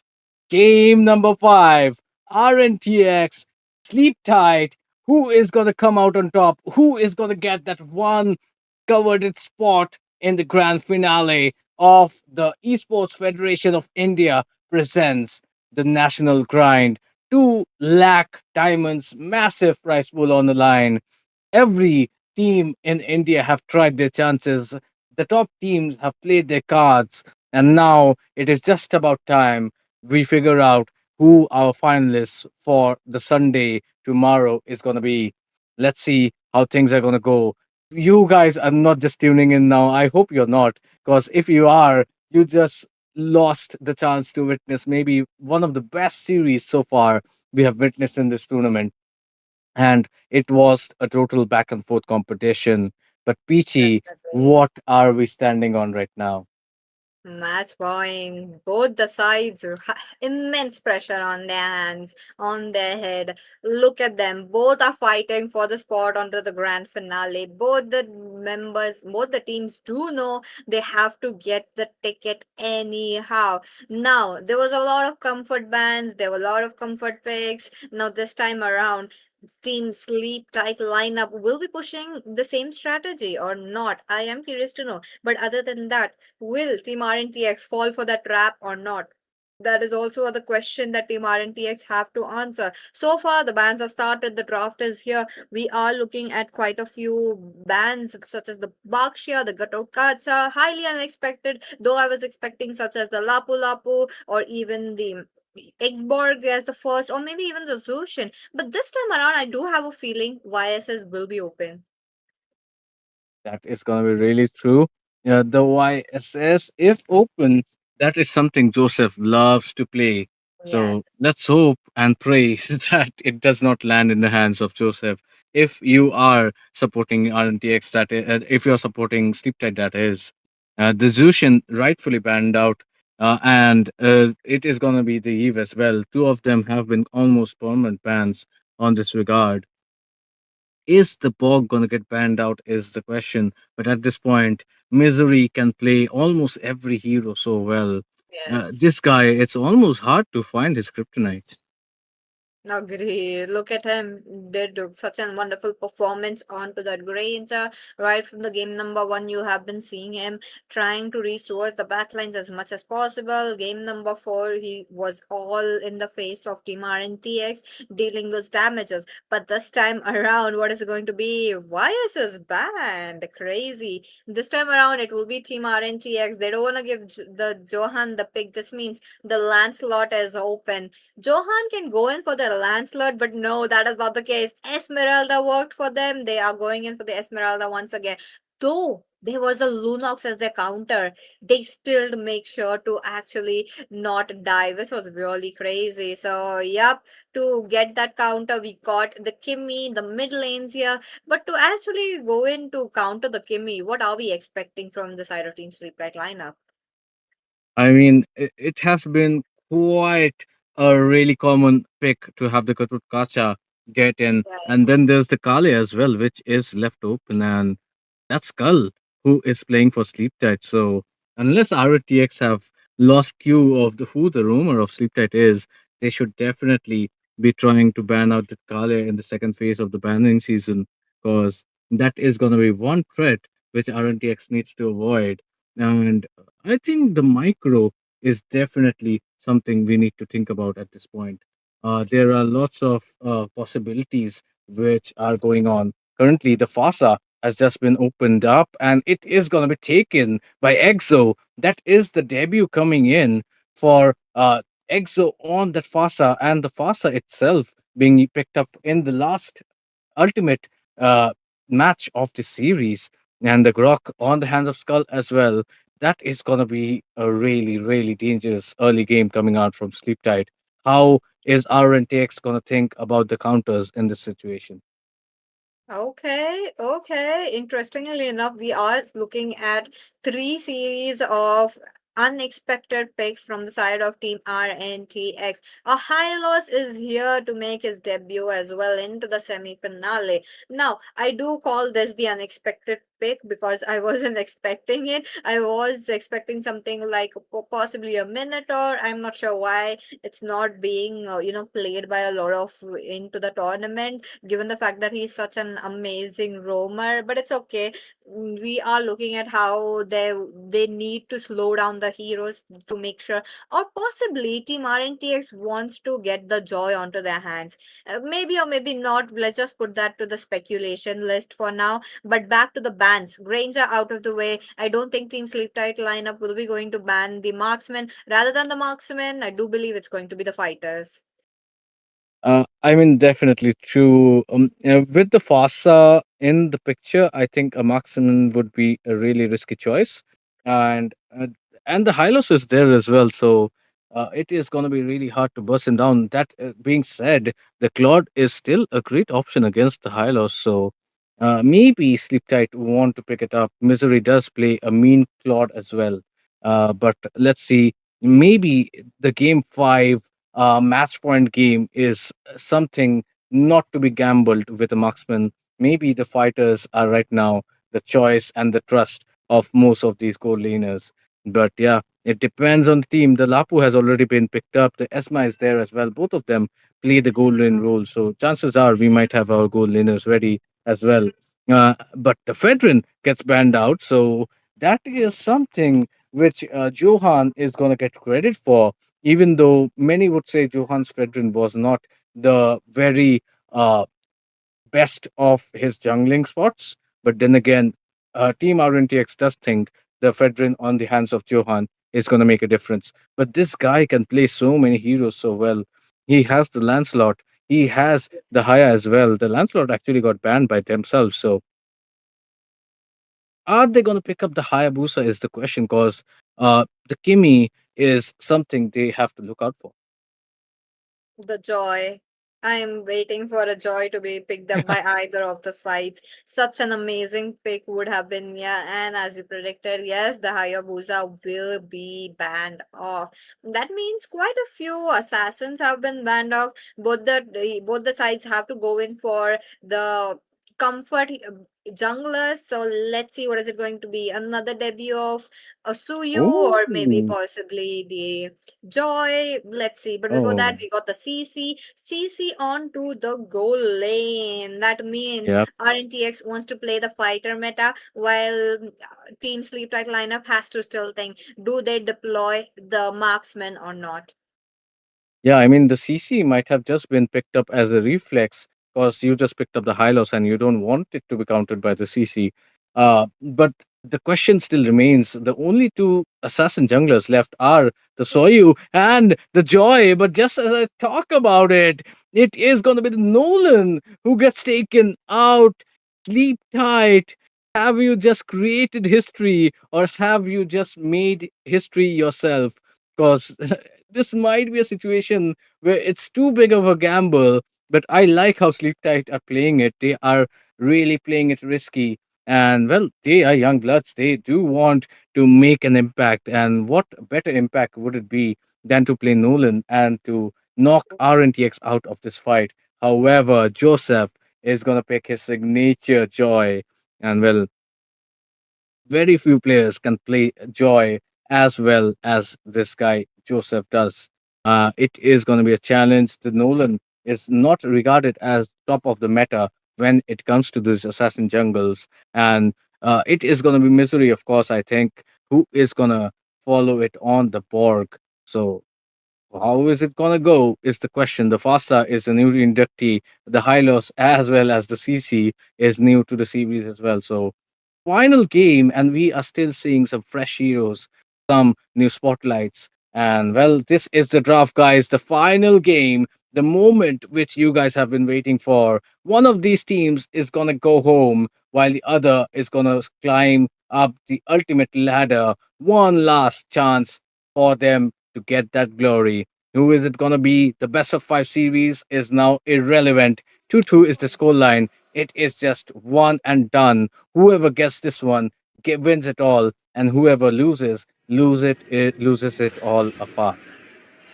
Let's see, let's see. The match is on into the land of dawn. Here we go. Both the teams wanting that victory. One last chance for them.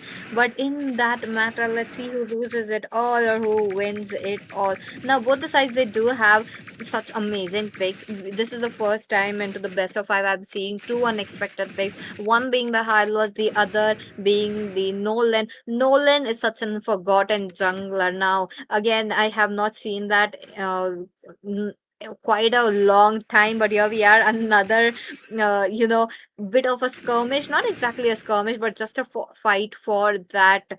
Lito looks like it will be the Joseph trying to get the lead on his hands. Now he does have the option to move around the map very quickly, so I do see him trying to get on to the uh, goal lane or possibly the mid lane very quickly. But yep, mobility is also into the hands of Team Sleep Tight lineup.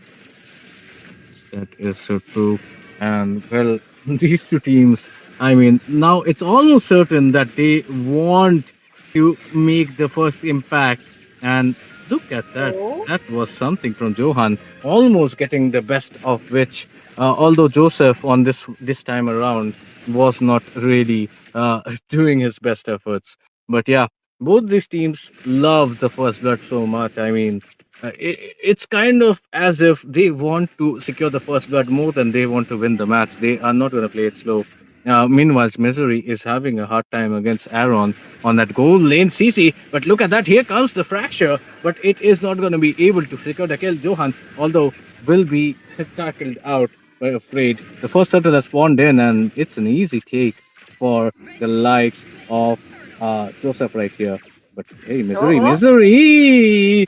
He is just playing too risky at the moment, and Exo is just going to survive for now. Predator strike already popped in. It is an invade coming, and it is going to be Mirio who is going to get first blood in this occasion, first blooded, and it is going to be Johan who is going to get a kill. Can he get another one? Is the question. Johan, he is somehow going to survive. Joseph is so low, and this is already the action which is so I mean, aggressive oh. is just another word. If you compare RNTX and Sleep Tight, and look at that, PT. Once again, you are not trying to win this match. You're just trying to my prove how God. good you are at the early game. What would you That's say? true. That's true. Mirio was the one who fell down first. Look at him. He's back again to the team fight, and just now the teams have decided not to initiate it anymore. This just does say that Sleep Type lineup really wants to take up all the advantage they can into their hands. I love how they went in for maximum damage into the early game, especially trying to give Nolan the good head start. But the same goes for Joseph. I mean, Joseph really went out of his way to, run away from that situation, but the walls skull is actually pulling up with such a brilliant walls. Let's see, vision is provided for both the roamers. CC is there, the members are waiting for another skirmish. You're talking about 20 seconds in, and there will be a total as well, so they have to take at least one member down. What is it going to be? Joseph, though, Joseph? highly goes in for the purple buff. And he actually manages to steal it. Grand Theft Purple in midst of a game 5. That is something which these players prove to have. They are certainly not nervous. They can be anything else. Exo is trying to escape the situation. CC is there, but Skull is not gonna find it in his fortune to actually survive. He is gonna fall, and this is gonna be a final retaliation coming in from RNTX as well before they go on for the second turtle. The first one was secured by Joseph as well. Oh, Wait a second okay. though. Anas, he is literally playing a bit different here, trying to be really risky, and this time around, his luck will not be in his favor. Oh, that was quite a sad scene to see, given the fact that he was trying to get out of the way, but he took the wrong path. It's fine, but talking about the lane clearance, especially onto the mid lane, Farsa really has it very quickly. Look at that. You're talking about how Farsa picked up uh, the damage wand as well. So she's gonna pop up damage. She was the one who picked up Joseph right onto the early game, and yep, she's gonna go crazy. Her score is already at 0-1-3. Waiting it off to rotate it off. The prime, damage taker would be definitely the Kimmy as well as the Joy. Has to position herself first and then go in for the engage. But in turn, that might be a little late as well. So they have to really play the mind games right here. Yeah, definitely so. And I think finally Misery is put out of his misery. They are changing the lanes. Now, while Mirio is going to get a turret bottom low. And yes, the Kimi versus the Fasa is going to be an interesting point as well, which has been struggling a little bit with the Kimi and with the mages in general because his Lunox last game wasn't the best of it as well. And now that Exo has the range advantage, it is going to be a testing time for him.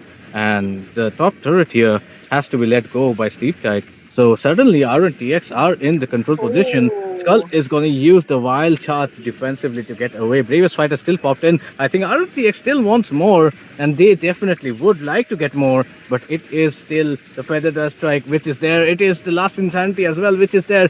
But no kills are going to fall for them, and I think it is time for Sleep Tide to actually get away because Joseph, he is that sneaky little bee who will try to get every turret he can. Meanwhile, in the early game, he does not care for the team fights. He is Oh there no. to get the goal lead and to make his team win it in the late game. Mirio, however, gets the best of Johan, and it is going to be Aaron who's going to clean up Besselbub. So still a domination coming out from RNTX. However, there's some return fire coming in.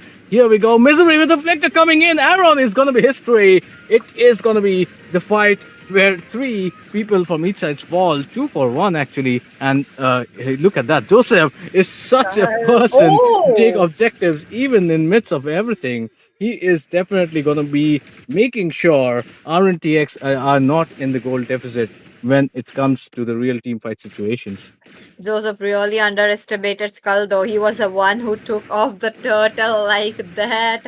And oh my god, what a way that he actually gave quite a bit of a farm for his team. 6-4-5, the goal lead is there into the hands of Team RNTX. It's just the mid game as of now. So the members still have quite a few minutes to gear up as much as possible. You're talking about how you want to make sure that the back laners will be targeted. EXO playing it quite safely. EXO knows that he is the one who's going to deal that long range damage, especially to Witch and Aaron.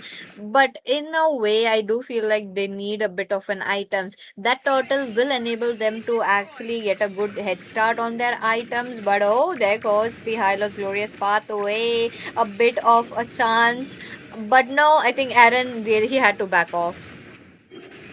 Yes, backups is there, but wait a second. Did Hylos just try to recall in front of a five-man sleep tight? I think he knew he was dead anyways, but he tried to actually bait out a few of the extra ultimates he could. But Joseph, okay, he is one piece Misery who does not have the Firaga armor, but it is gonna be a waste of his immortality at least. And that is kind of smart on his part. I mean, definitely Joseph is one of the smartest junglers we have seen, and that is why he is so.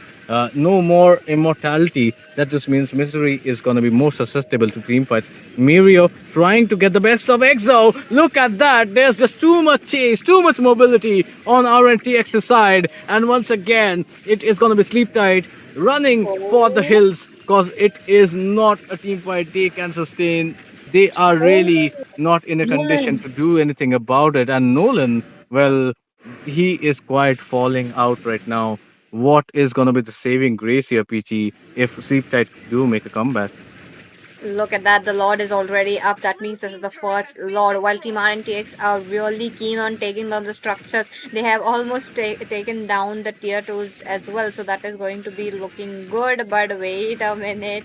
Wait a minute. They are not going in for the Lord. They want to make sure that the members will be low. But none of the members are low enough though. They are not able to deal that kind of a damage while Joseph has already started up with the Lord. That means Team Sleep Tight lineup has to let go of this Lord, or they have to try to steal this Lord out of the way. Skull trying to get the river area, but no, I don't think he will be successful. Taking too much damage, Uh-oh. he goes down. That was the witch. Johan has to get off the battlefield. Other than that, Beelzebub still trying to deal damage. Hadn't taking quite a Aron? few damage from the feathered airstrike. Will he be able to get out of the Oh, situation? I don't feel like, but Misery on the other hand, losing almost his all of his Firaga armor to Joy's rhythm of beats. And there you go, Lord done. Turret done. The Lord's marching down. They don't have enough damage. Mirion to the other hand wants to go when he goes in. He tries to take so much damage. The turret will be helping him for the side of Team Sleep Tight Liner to take it down. But in turn, he takes down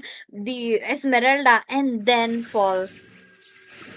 I mean, how many times have we seen that a 3v4 situation makes the dreams work? They are now in a position where they can push, but hey, look at Aaron. He's so low. He has overstayed his welcome, and the result is gonna be that they are both gonna fall, and somehow Joseph is gonna make it out alive. But hey, this is kind of a bad situation. That is kind of a throw coming in from RNTX. They could have recalled and came in with the Lord to push at least one or two inhibitor turrets, but they are not going to be able to do so as it's going to be an easy defense coming in.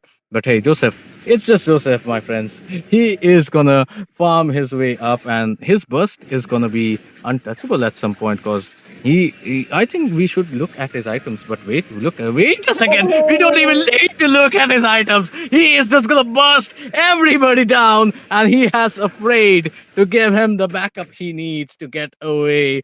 I mean, this guy is an absolute person to watch, guys. I mean, wow. That was some display.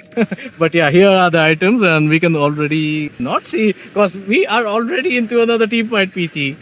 Definitely look at that into their lanes, look onto the back lanes. Aaron, the creator, he knows he can target Johan as much as possible. He did successfully lower that out. One more hit would have been such a death, but the fall preventing him to not go out. My goodness, afraid with his skull, with his walls are absolutely amazing. He loves to block the exit path as well, so which is such a good side. Look at him trying to go in for the exo as well. Now he did try to get off the Firaga armor. I do believe he was successful, but the immortality is there, the extra HP is there to help them make sure to survive. This is the another moment we will have to see how they want to go around the Lord. Will Sleep Tight lineup lose this Lord? They don't want to go again to for this Lord, or they are the ones taking this Lord.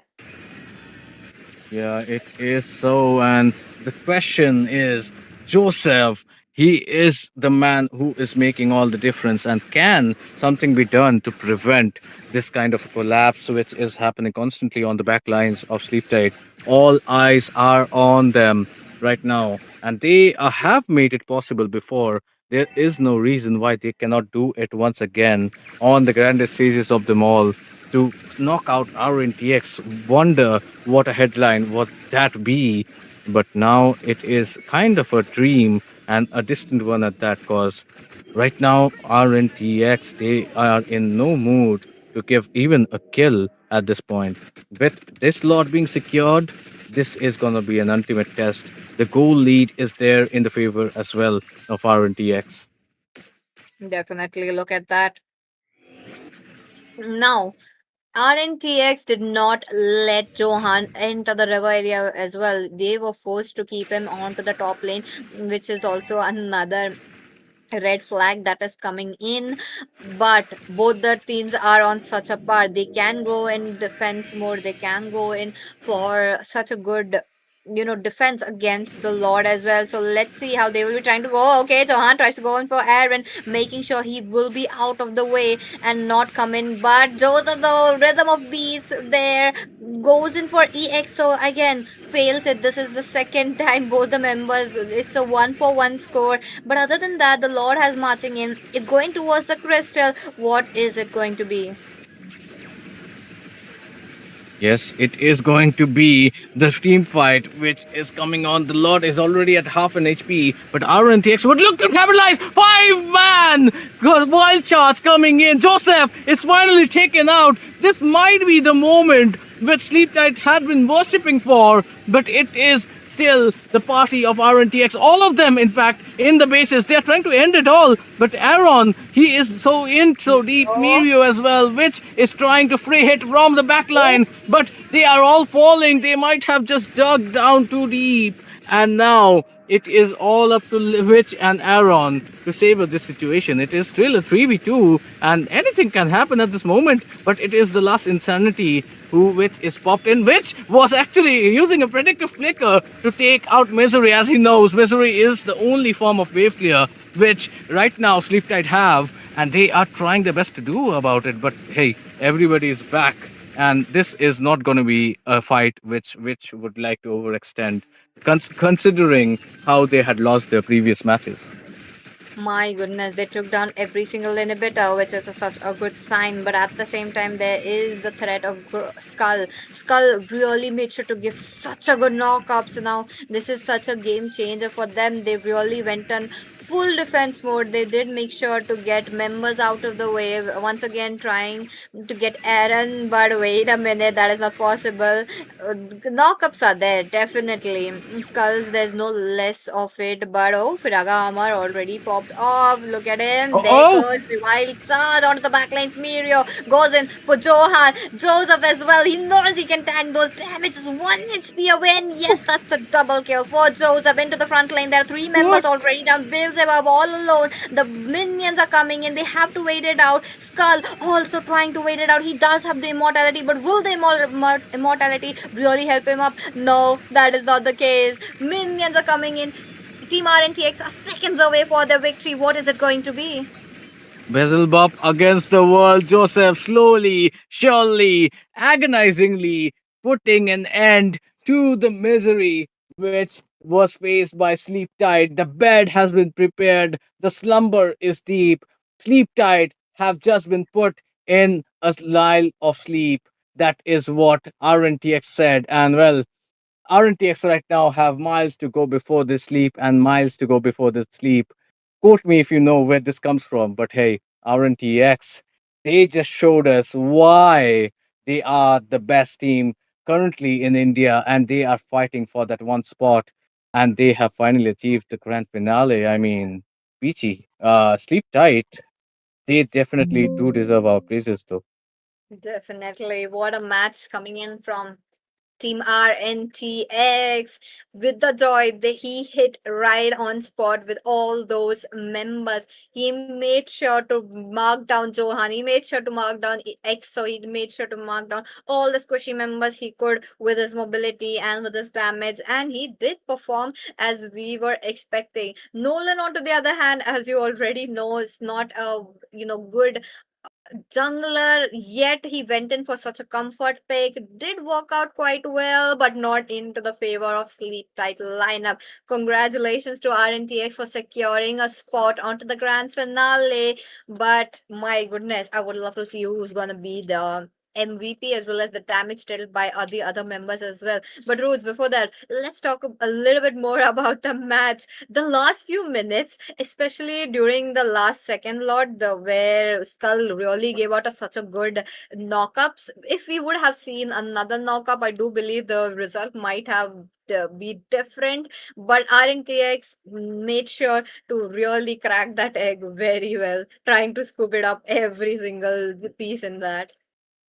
It's kind of hard boiled and a hard situation Yes. which was faced by Sleep Tight. And well, they did try their best, but yeah, I think Nolan was just not what was expected right now. I mean, in this situation, you are not supposed to put it up to such a big gamble. And I do not think uh, Johan had just Nolan in his pocket. He could have played a number of Oh, heroes which were better. But hey, wait a second.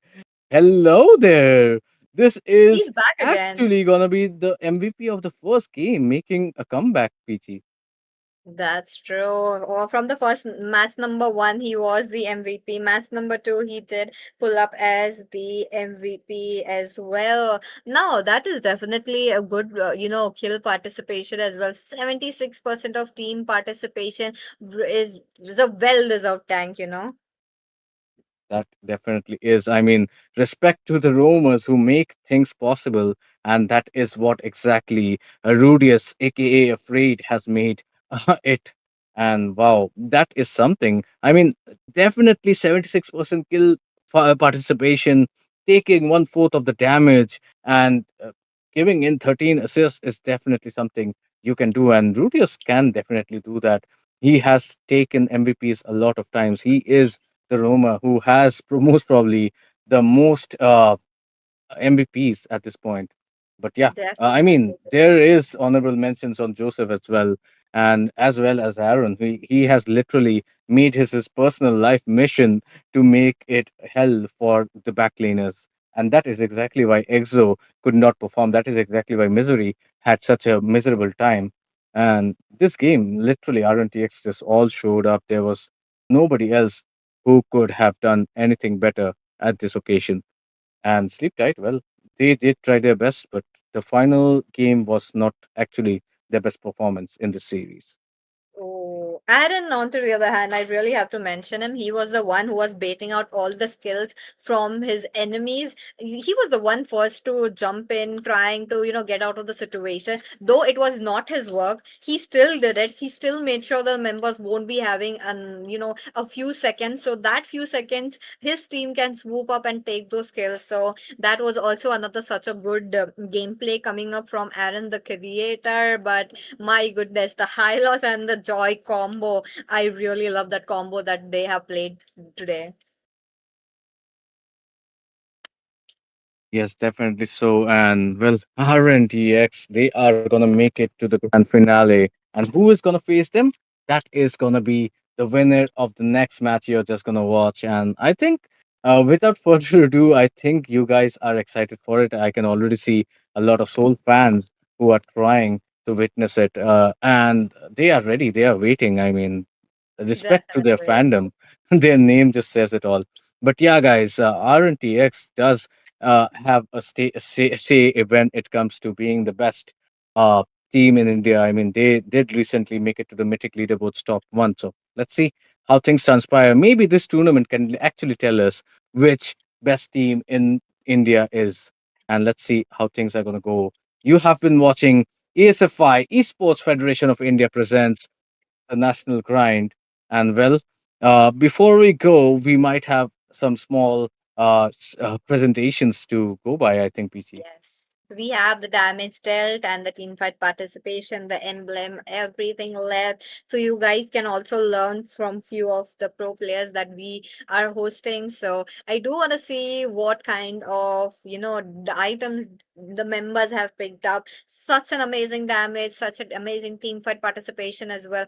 The members were moving around the map, the minion, lane clearance. You're talking about the Lord, how the last few minutes was such a high point for Team RNTX. Really loved how they have played it out. They knew they could end it.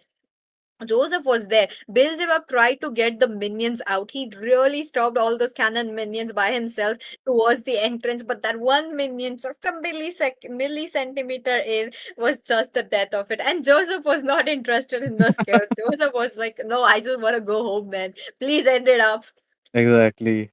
I mean, it was a series of fights, and well, these guys have, I think, the most number of team fights in the series might just Yes. go to these guys because they have just fought every single time they could get an opportunity. I would love to hear the comms sometimes, the communications.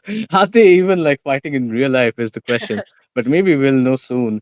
But yeah, here are the itemization speechy. What do we have here? Do we see something like uncommon is the question. Of course, Johan did go for the Nolan, but he could have gone for the Sky Piercer if he wanted to counter on that early game. But then again, I do not think so. It could have been wise with this kind of situation. And Exo did fall a lot. He was being targeted a lot in this situation. That's true. He did play his best, in a chance where he was had the backlines at the very last.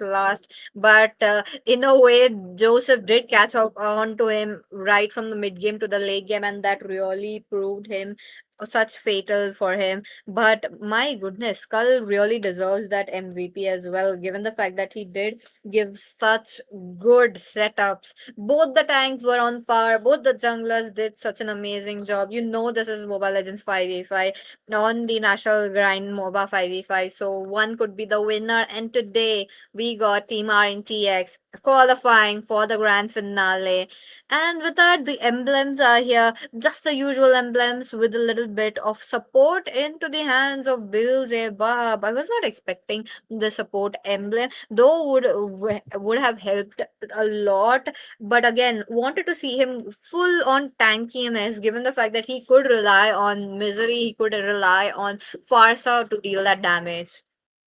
Yeah, I mean, definitely, when it comes down to it, Whistlebub just died twice. But then again, could he provide the kind of tankiness or the front line which was needed is the question. Also, I would say there is kind of a lack of CC on the sides when the draft is done for Team Sleep Tight, and that might have been a concern as well. So, all in all, there were some mistakes being made, whether it was on the drafting part or the builds as well as the overall gameplay. This is something which definitely Sleep Tight can learn from because they are considerably a new team versus RNTX, who were Yeah. just formed, but most of their players, at least three of their players, have been playing for almost 2 years. So definitely the experience here matters. And when we go through it all, we wish Team Sleep Tight all the best for their future endeavors. However, this is going to be Esports Federation of India presents the National Grind 2 lakh massive diamond prize pool on the line. We just found out how our first finalists will be, who our first finalists will be, and now we are up next for the next one. So stay tuned, don't go anywhere. Yes, I see you guys, S8UL fans. I know you guys are waiting for a long time. Your wishes are going to be granted. Let's just hope your team wins, though. Let's see. For now, it is going to be Roots Official. Along with me has been this beautiful lady, Peachy, and we are going to be signing off for now. But you guys are going to be joined in by a lot more talented casters and, well, the game which you all have been waiting for. See you guys. Shifting clouds flow through gallant youth pursue.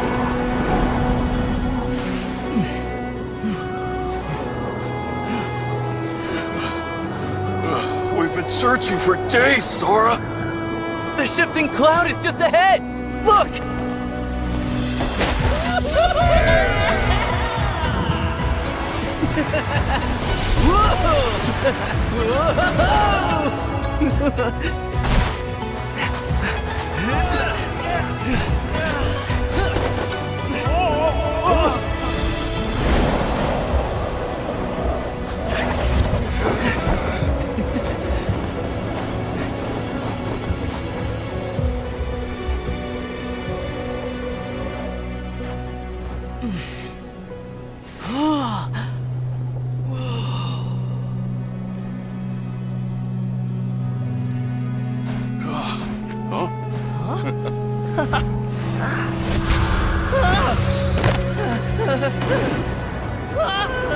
Oh, that's no cloud!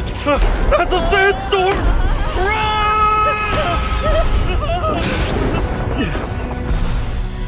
Thunder. I hear thunder.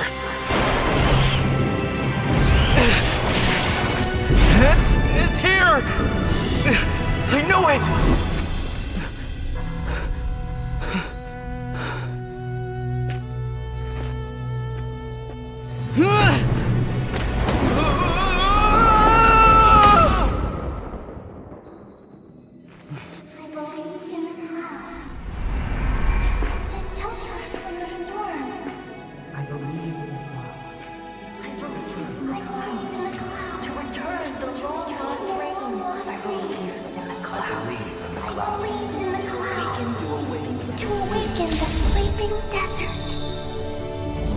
believe in the clouds. I believe in the clouds. I believe in the clouds!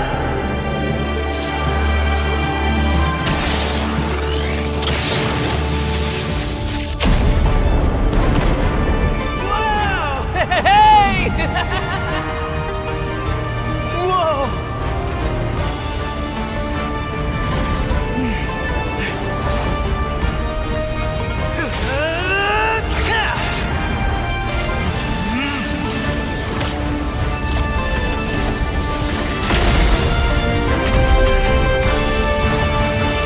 Shifting clouds flow through, telling you to pursue, bringing rainfall and thunder down. Flower seeds sprout strong, and ancient tree clouds spreading green around.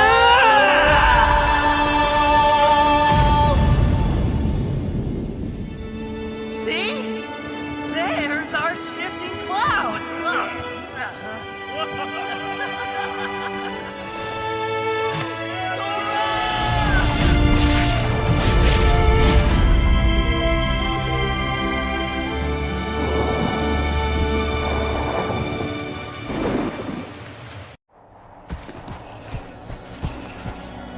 Shifting clouds flow through, gallant youth pursue.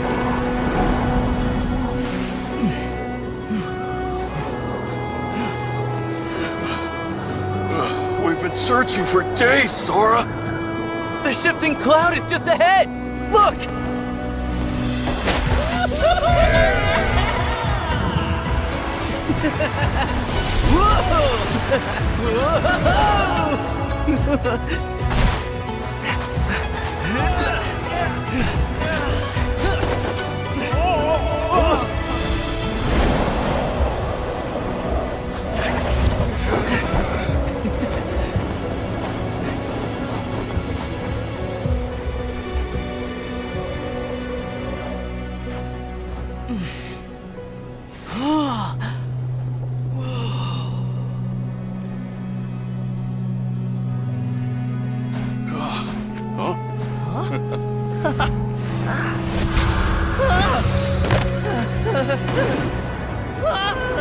Oh, that's no cloud! That's a sandstorm!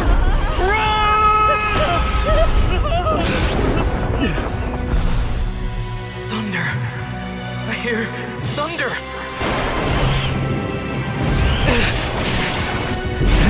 It's here! I know it!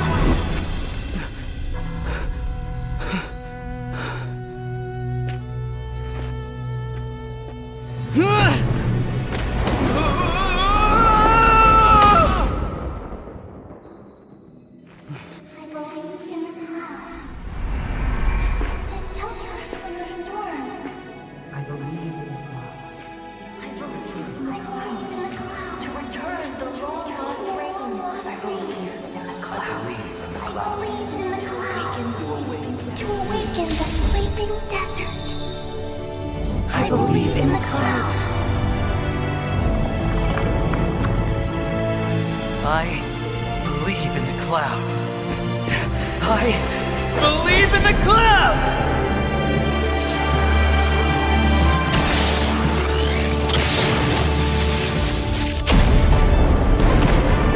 Whoa! Hey! Whoa!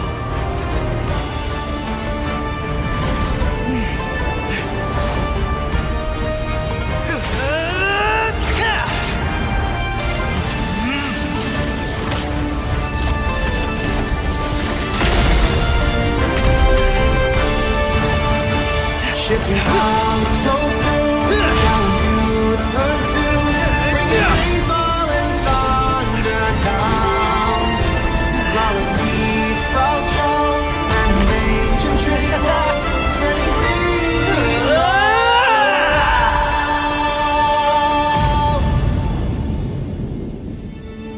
See? There's our shifting cloud.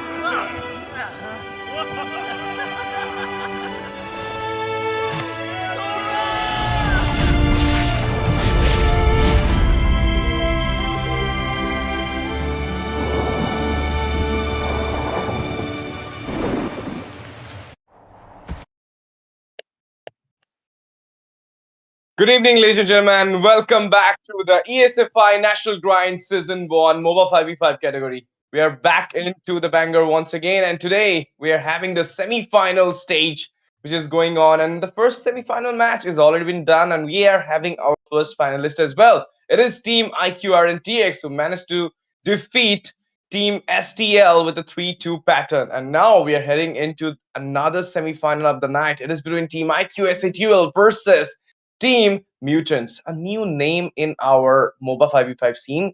They finds their way into the Hornbill Esports LAN as well. And today they are going to play against the Giants, against one of the best team of India, that is IQSATUL. Can they prove themselves today by taking on IQSATUL and going into the final, or they will be getting the defeat just like STL got the defeat from IQR and TX. Let's see what will be happening. It's your boy STZ in the casting desk, and with me, none other than my co-caster, the beautiful lady out there, will be joining with us and will be entertaining you all. It is none other than one of the best hypecaster in the female category in our Indian scene. It is, ladies and gentlemen, Sarah. Hello, and thank you for the very flattering welcome right there, Ash. And finally, we get to see S8UL versus Mutants into the semi-final stage. There were 256 teams to begin with in the ESFI National Grind MOBA 5v5 edition. And this time around, we are left with just the final 4 teams. Actually, 3, since RNTX did manage to defeat STL into the first game, and they have secured their spot into the grand finals. And quite possibly, we are looking at a RNTX versus S8UL grand finals as well, unless, of course, Mutants pulls off a massive upset like STL managed to pull off for at least 2 of the games. Big competition right there. But here we are into the first game of this best of 5 for the second game of the day, and the draft has begun. Mutants on one side, they have panned out on the Kalia, Hilda, and Kadita, while S8UL will be sticking to the classic Baxia, CC, and Hayabusa band. The first pick is going to be the Grok, but that definitely leaves the option of the Khalid, the Jushin to be picked up for the side of S8UL, maybe with the Esmeralda, the Fulvius, the Lapu Lapu. All of those are very valid options, quite open right now. Eve as well, because nowadays we are seeing the first pick Eve a lot of time from IQ at SATUL or maybe IQ RNTX, and look at that Eve into the hand of Asuna. If Asuna is playing in this game, yep, he's playing there, and Radium is going for the Granger. That is so, I mean, cool, as well as that is so fiery startup from the side of SATUL, I will say, because I mean we were hoping them to go for the fighter but no, they are going for the classic Granger here.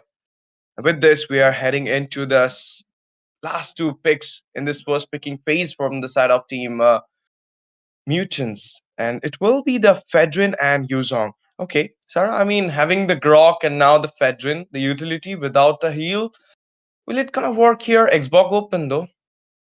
It works in a way, it does work because SATUL only has a Granger for the late game damage, and the Eve, of course, it's there. Yes, but the fact is that he can get dived in every so often just because of that singular Yuzhong pick. And Apex here will be locking in onto the Khalid, and the Esmeralda will be banned out. On the hands of Mutants, though, they definitely need to ban out on the EXP and jungle. Possibly the Suyo and the Xborg should be banned out by them.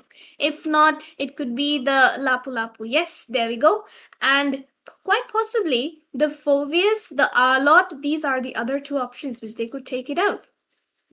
Or Xbox as well, because like Jay can go for the Xbox jungle and can bust out the Fedrin with the true damage. Even he can actually go for the Alpha as well. And nowadays we are seeing the Alpha coming back into the jungle scene. So I will hope for that Alpha, but deep inside, my furious STZ, little STZ boy is saying like, bro, let's just go for that utility Amon. I love to see that utility Amon's into his hand, obviously. But no, it will be the Xbox ban, as I mentioned, because they don't want to give any chance to IQSATUL to actually overpowered onto them and to take on the first game from their hand as well. Jushin will be the last ban coming out from IQSATUL, and with this, it will be the combo which we're gonna see, the Throne of Rain plus Raising Sandstorm, because Alice will be into the hand of the EXP standard of India. That is Anti, of course. And with this last two picks, what it could be into the goal section, it could be the Yuzong goal. We are not sure about it though. But against a Granger, you can go with with an Irithel. Even Harith is back with a Purify into the meta. So do you feel like we're gonna see some gold or Yuzong is the goal laner here, and we'll be awaiting to see a Tammuz against this Alice? And that is exactly what I was thinking of as well, because honestly, you don't. Okay. I mean, I am just a little bit dumbfounded at the moment because Claude, I understand, he can navigate the entire team fight with his Blazing Duet and, the Battle Mirror image. However, Odette, are we sure about that? I mean, I've seen it into the hand of Witch someday, but he won. He eventually won the game as well. He loves to play the Eudora as well sometimes, but today at this moment against IQS S8UL, you're going with a audit, and like with this audit, there is like two stuns coming in. There is the Khalid, there is I mean, Alice as well. And look at this. They're going with the Suyu jungle here against the Fedrin. And even though it will not going to give the true damage, but still, due to the patch, due to the buff Suyu is having, he having that fast jungle clearing ability, and will be managing to take out the objectives as well. But heading into the draft phase and seeing all this 5 for 5 sets completed, I believe Team IQS S8UL is having a little bit of upper hand from the early phase. Ladies and gentlemen, welcome back to the Land of Dawn. It is your game number 1 between Team Mutants versus Team IQS S8UL in the semi-final match number 2, fighting for the last slot into the finals. Let's see who will be having it. But before that, the early game scrum is coming in by Apex here. And he's getting cornered as well by 2 members. There's a tornado. Almost. Oh, they almost found Joji into that team fight because the team Mutants, they didn't get their level 2s onto the Roam and EXP, while Khalid and Alice actually managed to secure that EXP wave. And in a way, the Odette does work, only because of the fact that Team S8UL doesn't have any knockups to interrupt her ultimate. But this early aggression which IQ S8UL is showing at the moment might just be the fact which changes the entire course of the game, because the Odette, he won't be able to farm up. And oh my god, there we go, look at that, Ash. This is what we meant by early aggression, right? Sopranos, he already gets taken down, and now Type is the one in danger, will be forced to back off. Jay, he hasn't even taken his red buff and is already nearing that level 4 mark. Pain cutting with against a Yuzong with an Alice. It is really, beautiful to watch here from the casting desk, I can say. But Bloodhawk comes in. Type once again getting cornered there. He might not have that Throne Lizard, but he really forced out to use the, first skill to give that taunt, but couldn't have that Throne Lizard. But there you go, the gold crab. Not the gold one, the EXP crab will be getting accumulated as well, and he's getting cornered at a sliver of HP. Zozy, he might fall down, use the dive, he goes back there into the safer zone.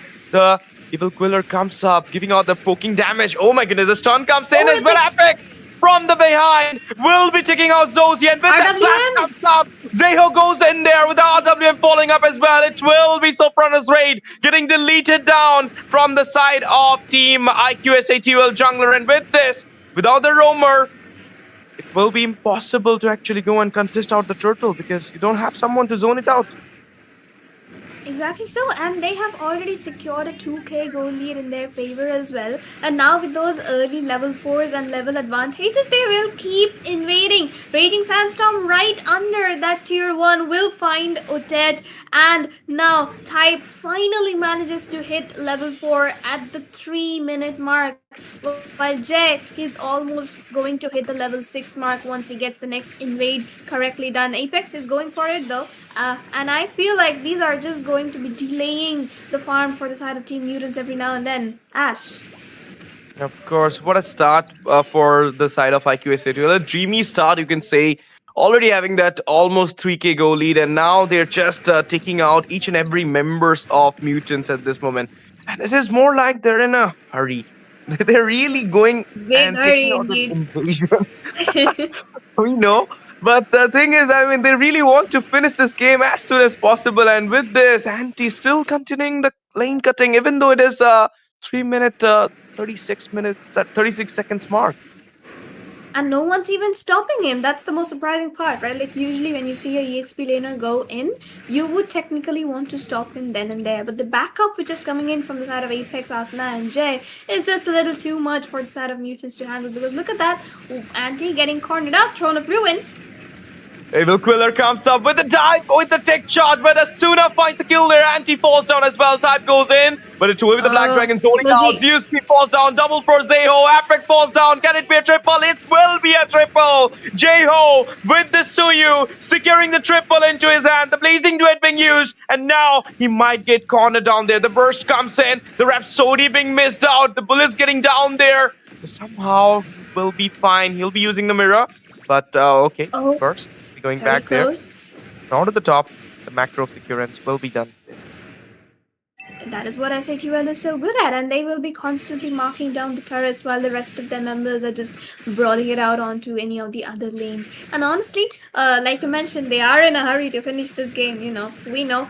Most of us know why, and the thing is that they're doing it very well. The top tier 1, it has already been chunked down. The goal lead is nearing 4k now. Even the bottom lane, it's not even 5 minutes, and Radium has managed to chunk down majority of the gold shield, and he will be looking to take down the turret now that the entire wave is going to be coming in. 3 members from the side of Mutants are present onto the gold lane, but they simply aren't able to contest Radium's lane push just because of Apex is present into that jungle area. And look at that again.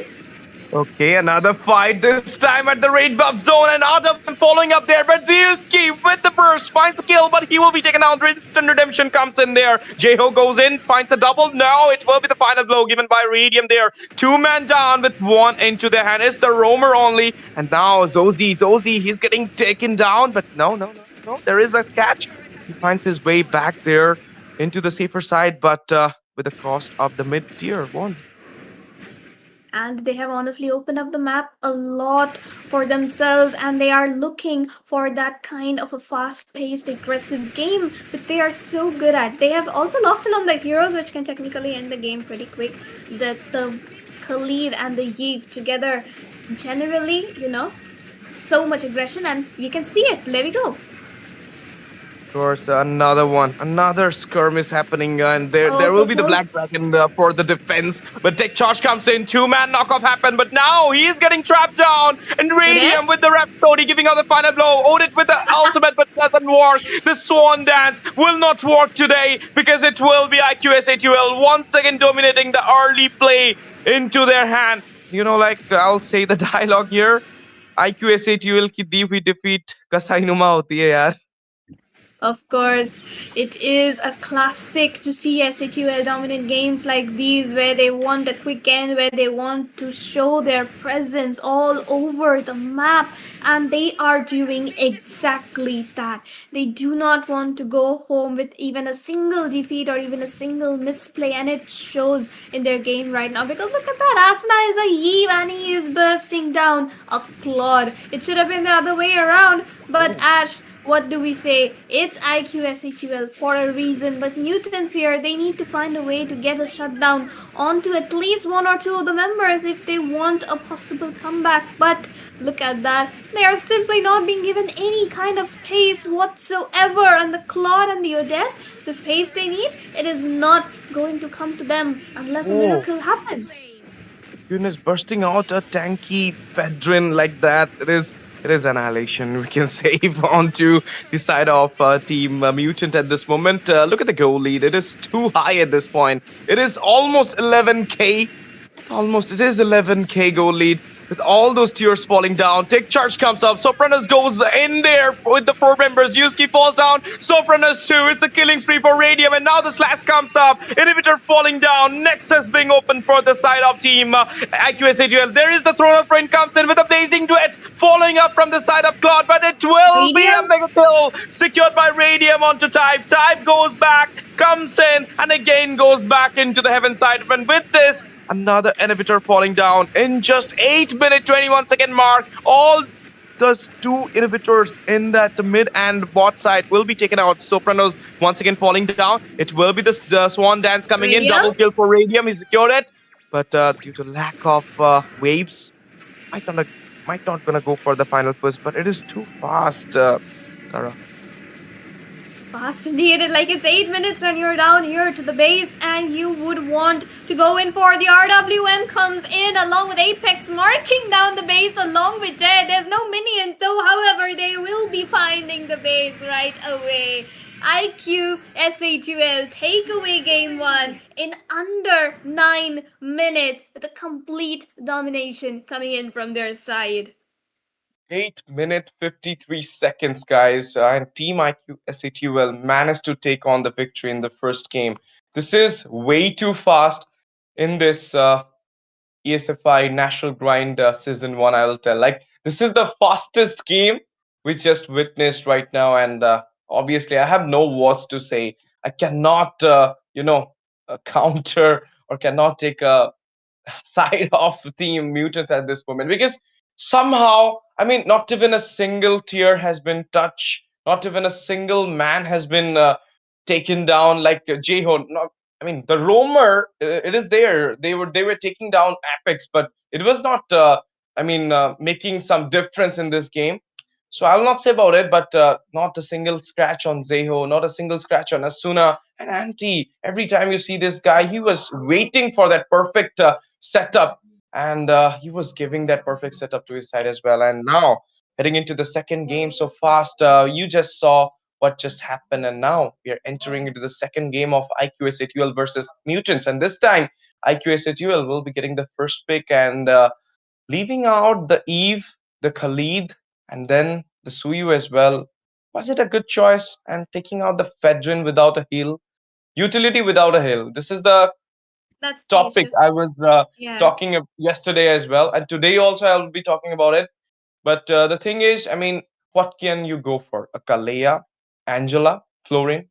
It's not gonna work. Like in this patch, it's not gonna work the way you want it.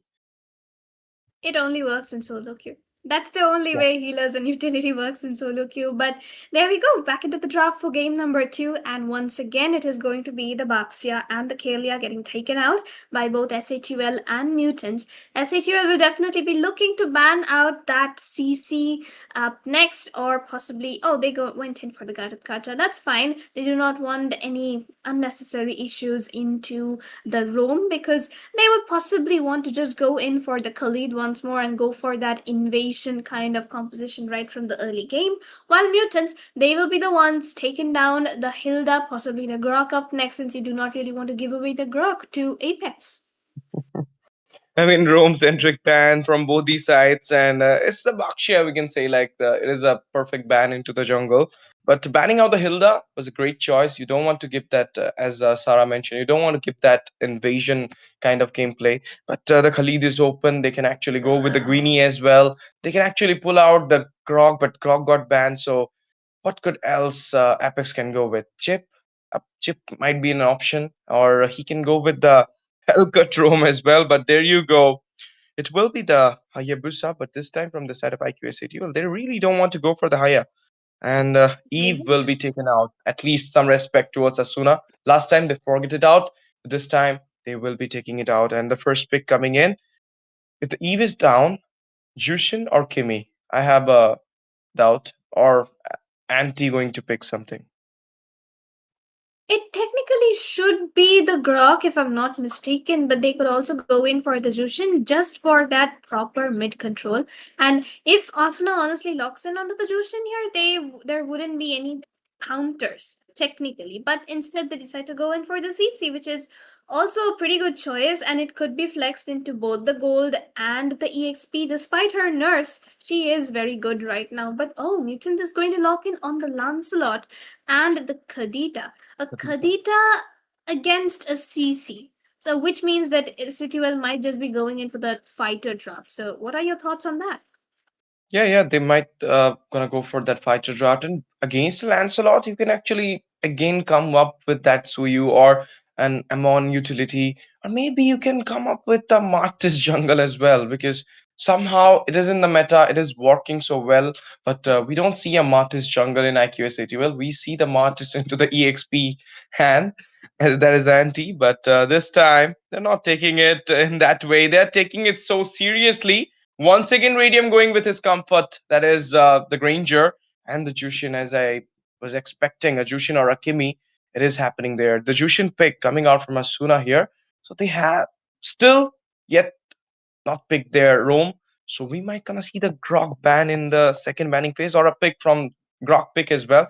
There is a Lapu Lapu. This is also a flex. We're not sure it is going into the goal or to the EXP, but if it is going to the goal, then it will be a good pick. But if it is going to the EXP, the CC will have a little bit of, like upper hand in the early phase of the game. Honestly enough, Team S8UL here, they need to be the ones to ban out on the Grog because Mutants will have the first pick on towards the second picking phase. But we need to see what's possible. And here, Mutants showing respect to Jay's utility Amon right away, which means that Jay will need to force out the Suyo possibly this time around, or he might just go in for the Sun. We never know. We did see him play it out in the previous round, so that's very much a possibility. But I say Tyrell here will be banning out on the Uranus, valid choice, because you don't want that kind of sustain against your Granger. Possibly the Esmeralda up next, since they have Jushin, and the Granger also has a very limited dash distance against the Esmeralda, who can chase you out for so long. Mutants, meanwhile, they can technically just ban out on. Okay, interesting. They banned out the grog themselves. So, what exactly do you think their roam can be? Yeah, I mean, as you said that Grok thing, like you got the first pick, you should have taken out the Grok for your side, but they're not like much comfort. But as you asked me, what they can go with, Carmilla, it might be an option because nowadays we are seeing a lot of Carmilla picks coming in, but Badang, what could about a Badang? But Badang will be perfect for the side of IQ City. There is a Lancelot, there is a Kadita, Yeah, so like exactly. you're gonna give a lot of hindrances with that Badang into your side. But there you go. It will be a Ruby ban. They're still thinking that Lapu Lapu into the EXP, and they're banning out the gold, possible gold option for the side of Team Mutants. And two good bans, but let's see what will be the pick coming out from the side of Mutants. A lot of options open at this moment. They can go with a proper goal in MM, which they brought the Claude last time, but this time, if you want to really go with a counter, you can pull out that Irithel, you can pull out that Harith, or maybe the Natan as well, or you can go with a Brody, and somehow, like out of all odds, you can go with the Ixia as well. But there is the Guinevere this time into the hand of Team Mutants, and the Guinevere is a real flex at this moment. We're not even sure this Guinea is going into the Rome or to the gold or to the EXP. We're not even sure. But Apex, I believe a cheap or maybe a Khalid once again. Yeah, those are the two, very valid options. And Apex loves the Khalid and the Jushin combo. Yep, there we go. As we speak of it, it is going to be the Khalid plus the Suyo. Same draft once again, just the EXP and the mid lane will be change up for SA2L. Mutants, meanwhile, they're looking for a very crowd control based composition. They have locked in on the Guinevere into the roam. Lapu will be going in towards possibly the EXP, unless, of course, we see a different pick coming in onto their goal lane right now. But nope, oh, Okay. Guinevere Gold or Guinevere EXP, and vice versa for Lapu. That should be the case. Yeah. I believe Lapu Lapu Gold, Gwynny EXP, because like even if Gwynny is going to the EXP, he will be getting busted down by the CC in the early phase. So not a good choice with those two heroes against the CC, but a good choice against the Granger for sure. But having this Kaja, like the one who should take the Kaja here, it is Team IQ City. There is the Lancelot. But if you're thinking you're going to give that Divine Judgment onto a Suyu, no, man, he has a lot of, like immune. He can easily counter you down with the first skill and the third as well. There is the 5 for 5 set, and IQSATUL versus Mutant is going here, guys, with a IQSATUL lead in this BO5 series 1-0. And the setups are looking so good. As you mentioned, Apex loves to spam the Khalid with the Chushin. And like this Chushin will be giving a lot of hindrances to that Lapu Lapu and the Guinea as well. Let's see how it goes. Ladies and gentlemen, welcome back to the Land of Dawn for the game number 2 at ESFI National Grind Season 1 MOBA 5v5 category. 2 lakh massive prize pool, and you are right now witnessing IQ S8UL versus Mutants, the second semi-final game of the night and the second match of the night as well. If Team IQ S8UL winning this game, they're going for a match point in the next one. If Team Mutants are winning this game, they're giving a redemption. They're making them score in a tie. And honestly enough, once again, we can see the early aggression come in from the side of S8UL, and Lancelot, he did use up his retribution. So this would have been a very good time for the side of S8UL to go in for an invasion and steal away the blue. But Jay, he would decide to play it a little bit safer, and he's technically trying to go in and steal the small creeps, which would deny Lancelot of that level 4 before the first turtle. Even the gold lane matchup, Radium should be the one winning against a Lapu Lapu, because that is exactly how a Granger works against the Lapu Gold. But on the EXP is the only concern, since the Guinevere can go in. Oh, but look at that, the anti going in with the vengeance already. Gets the first blood onto type. Joji being the second one left, one basic attack away, and they are going to make it out alive with 1 HP remaining, and the turret gold completely being shredded down by the side of IQ S8UL. A beautiful dodge by Jeho. I mean, he was there, he goes in, he got the tear damage, but then he finds himself alive with that sliver of HP, and that was so quick. And 2-0 into the hand once again, claiming those kills in the very early phase of the game, very start of the game. It is really IQ S8UL in their way to finish this game as quick as possible. There you go. There's a tornado coming in. They're cornering out. It will be an easy turtle, but now, oh my goodness, it will be a beautiful setup from Apex. He finds the kill. Special migration comes in, but it will not gonna connect on anyone. And as I told you, the CC will be having the upper hand against a Gwynny or against a Lapu Lapu. Was not a good choice.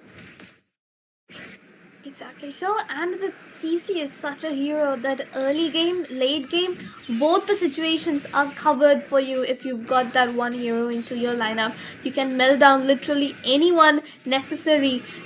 Like, at least once you have the War Axe, and that is going to be enough for your team to get the setups. And honestly enough, look at where Apex is playing, right in under the river area at the red buff. That goes to say a lot about how much he is providing for his team right now. Asuna, he's having a free time onto the mid lane. Apex just roaming around while Anti tries to take down the minions and focus on that tier 1 as early as they can take it. But onto the bot side though, we can see a quick little rotation coming in from the side of Mutants, and Kaja trying to go in. Oh, but Radium senses it, will be backing off safely enough, and Jay, he's also present there for the backup. Of course, I mean, they're playing so safe, at the same time they're playing aggressive as well. This is, I mean, a beautiful gameplay style coming out from the side of IQ S8UL. Look at that, a Lantern player, a little bit of hindrance coming onto the way. There will be the Lapu Lapu getting a retaliation onto the IQ S8UL, but it's not gonna work. There's a tornado coming in, and now might get trapped down. No. Finds his way back there. A spatial migration. Hello, Joji. Definitely. When goes in for the Violet Requiem right there, and they're gonna find Anti in the middle of all of it. Bro just got stuck under that turret, and even the vengeance wasn't enough to save him. But Yatogami though, the Lantern player is present, and AJ will be able to secure that kill right away.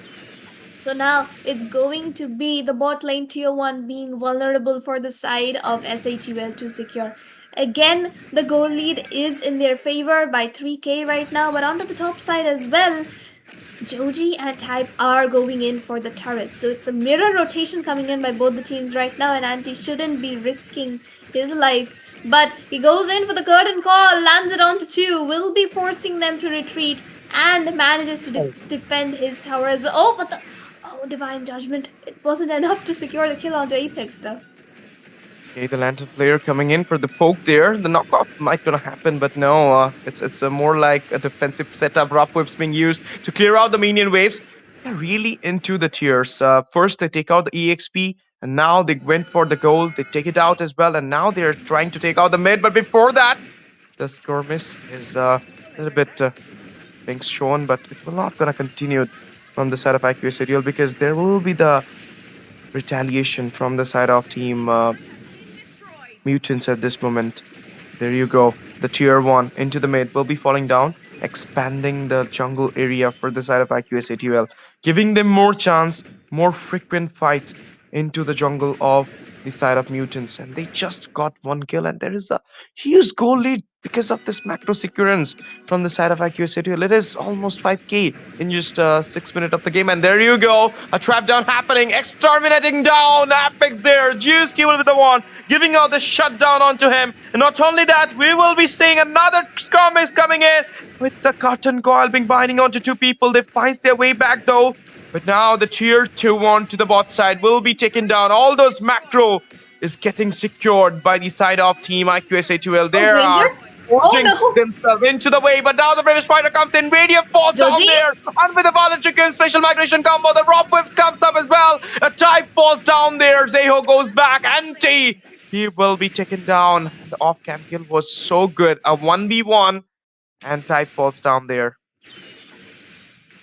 Clearly enough, Mutants are the ones who have not given up yet, and this time around, 5-4. The kill count is pretty valid right now. But the Raging Sandstorm once again onto Doji, and he will be taken down instantaneously. He extended a little too far away for his comfort. Meanwhile, Jay doing Jay things, securing those turrets left and right onto the top side. He's already pushed up down to the tier 2.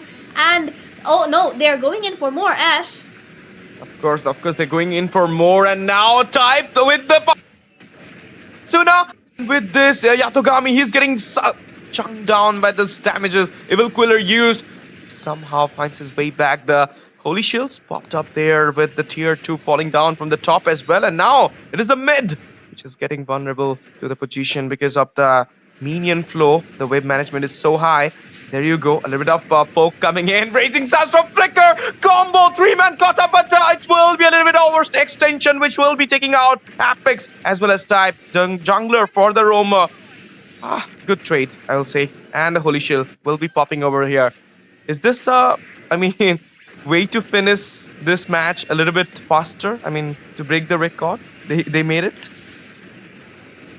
It is possible, yes, but this time around, Mutants do have a little bit better wave clear because mainly they have got Juicy for the setups, and then Type can just go in with the punctures every single time, and one Thornrose would be enough to clear out a minion wave. And realizing that, of course, S8UL move in for the Lord. The goal lead is still 5,000 in their favor, and they can just go in with the Lord itself, sing down the waves. They've taken down the Heavenly Blessing on 2 of the inhibitors, and I think that is exactly what they will plan to do. But Sopranos, he gets caught out, and he will get taken down once again. He went in too far, and Asuna, Apex, and Anti punished him for it. But Doji goes in for the Violet Requiem. Asuna purifies a little too late, and he will get taken down. Doji as well getting chunked down by Anti right there, but they will be backing off and wait up for the Lord. Of course, for the Lord, and Lord is marching into the mid side. All those tier 2 falls down. It's just the bot side having the Holy Shield on, and before the 12-minute mark, they just really give a lot of hindrances for the side of team Mutant at this moment. They might not gonna defend it out at this point. The Lord entered into the inhibitor. Bravest fighter being used is going for the fight back, but the inhibitor will be falling down with that one shot coming out from Radium with his bullets. But onto the top side, the fight continue, and Jeho somehow survives with a 1v1 situation against the Kadita Jiuski. And IQSA2L need to back up at this moment because they thought cannot go for the mighty push this time, because last time it was 8k goal lead. 11k, sorry. Exactly, so and this time around, the clock will hit the 10-minute mark, but S8UL are still looking for that kind of an end. They are trying to mark down. Asuna, being a Jushin, is targeting down the base. However, the Heavenly Shield will keep Mutants alive for once more. The minion waves are going to be coming down the mid lane though. However, can Mutants defend this? Yes, they can. Like I said, one Thornrose and it's enough for them to take down a minion wave quite easily. Okay, Oh but now the no! Raging Sandstorm connecting onto 4 people. It's a shutdown happened to Juski. And not only that, they're targeting out the base, blocking it out, but the waves got cleared down. And now it might be Apex falling down. Of course, he got deleted down there. But onto the bot side, another wave's coming in with the mid following up as well. There will be the waves coming up as well from the side of Mutant. But in the meantime, Aja? J-Ho finds the kill Joji? there onto the Lancey. And with this, it will be a trap down. Double kill for J-Ho. And it might be a triple as well. The bravest fighter being Base? used. But the base, it will not be spared at this moment. And Team IQ S8UL once again, before the 12-minute mark, finds their way to the victory. It's a 2-0 from the side of IQ S8UL. And what a start. MVP just goes into the hand of J-Ho though. I mean, I told you, he was pushing down the turrets like a mad lad from the top lane. He got 2 onto the top side, got the inhibitor onto the top, and then marked down the base while Lapu Lapu was trying to clear out the minions and fight it out with Radium onto the backside. So technically, yes, he does deserve that MVP, of course.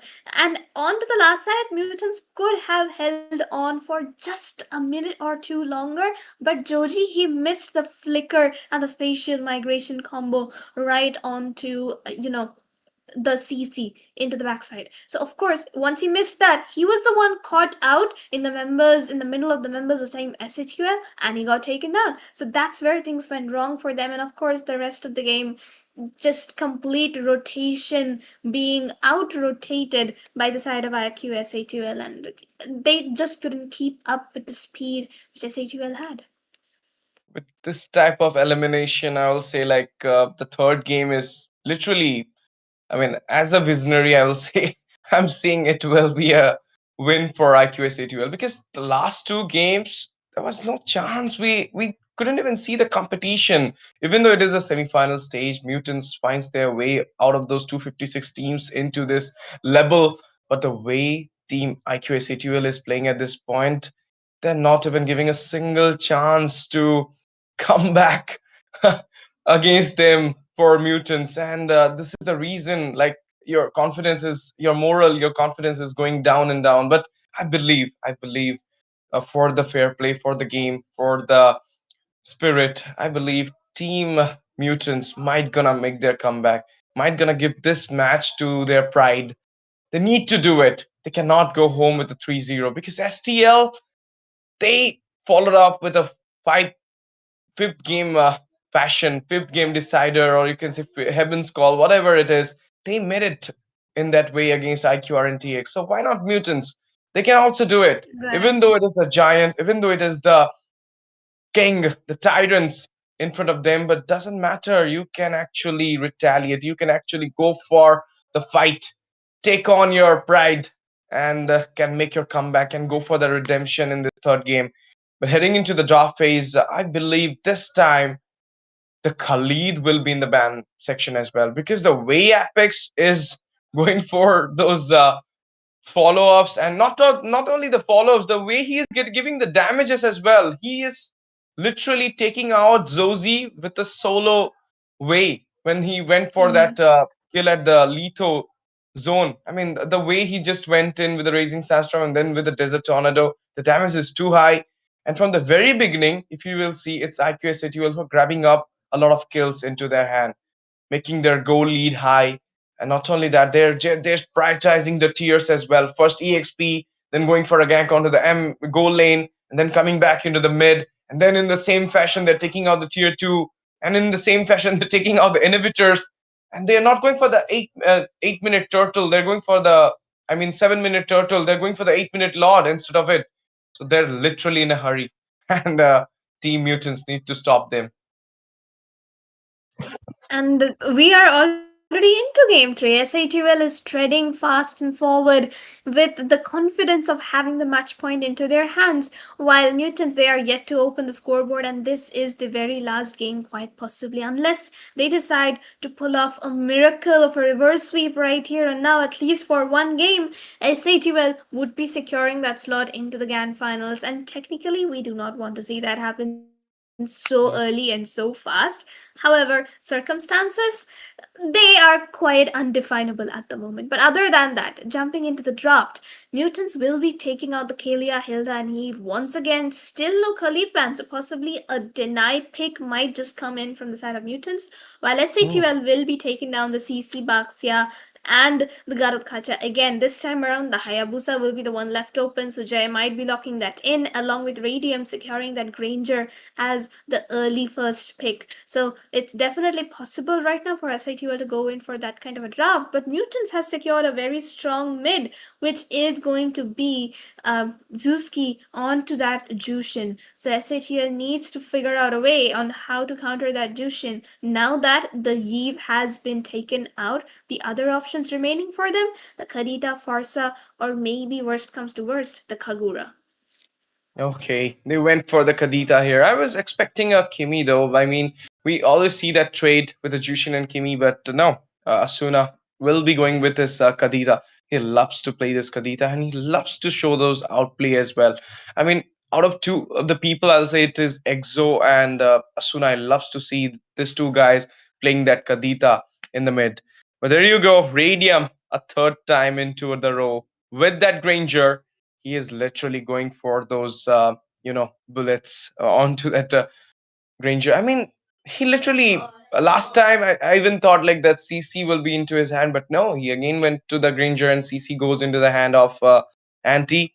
This time it is the first pick Granger from the side of IQSATL, and as you mentioned, the Hayabusa open, it might get traded off, but the Hayabusa goes into the hand of Team Mutants. But what I'm seeing, is it a glitch or is it the truth?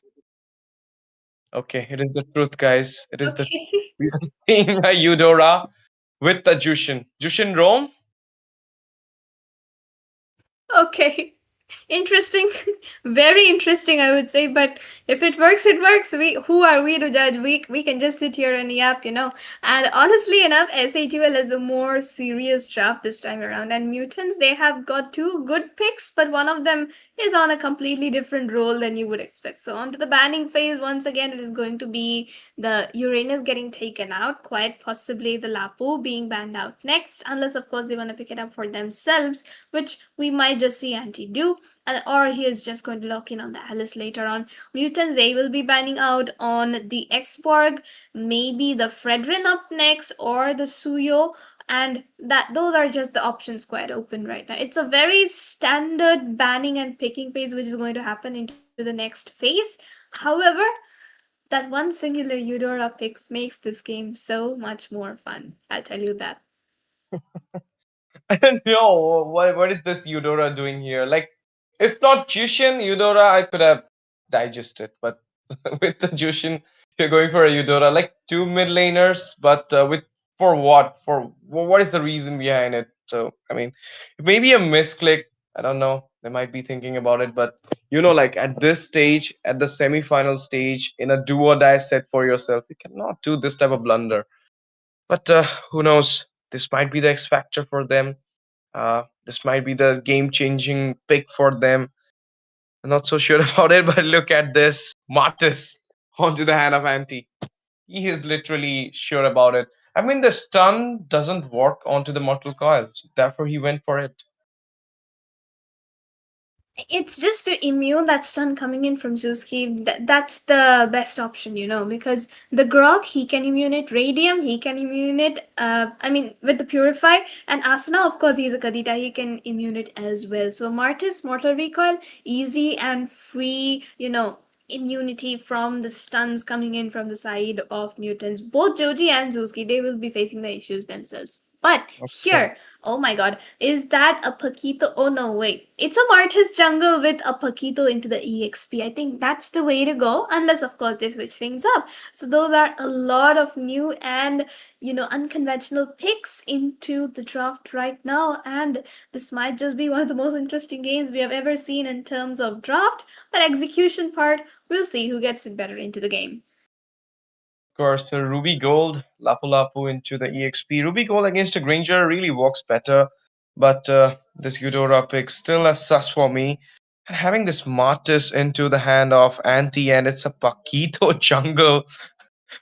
A Paquito jungle. Crazy. Okay, Okay. that's cool though.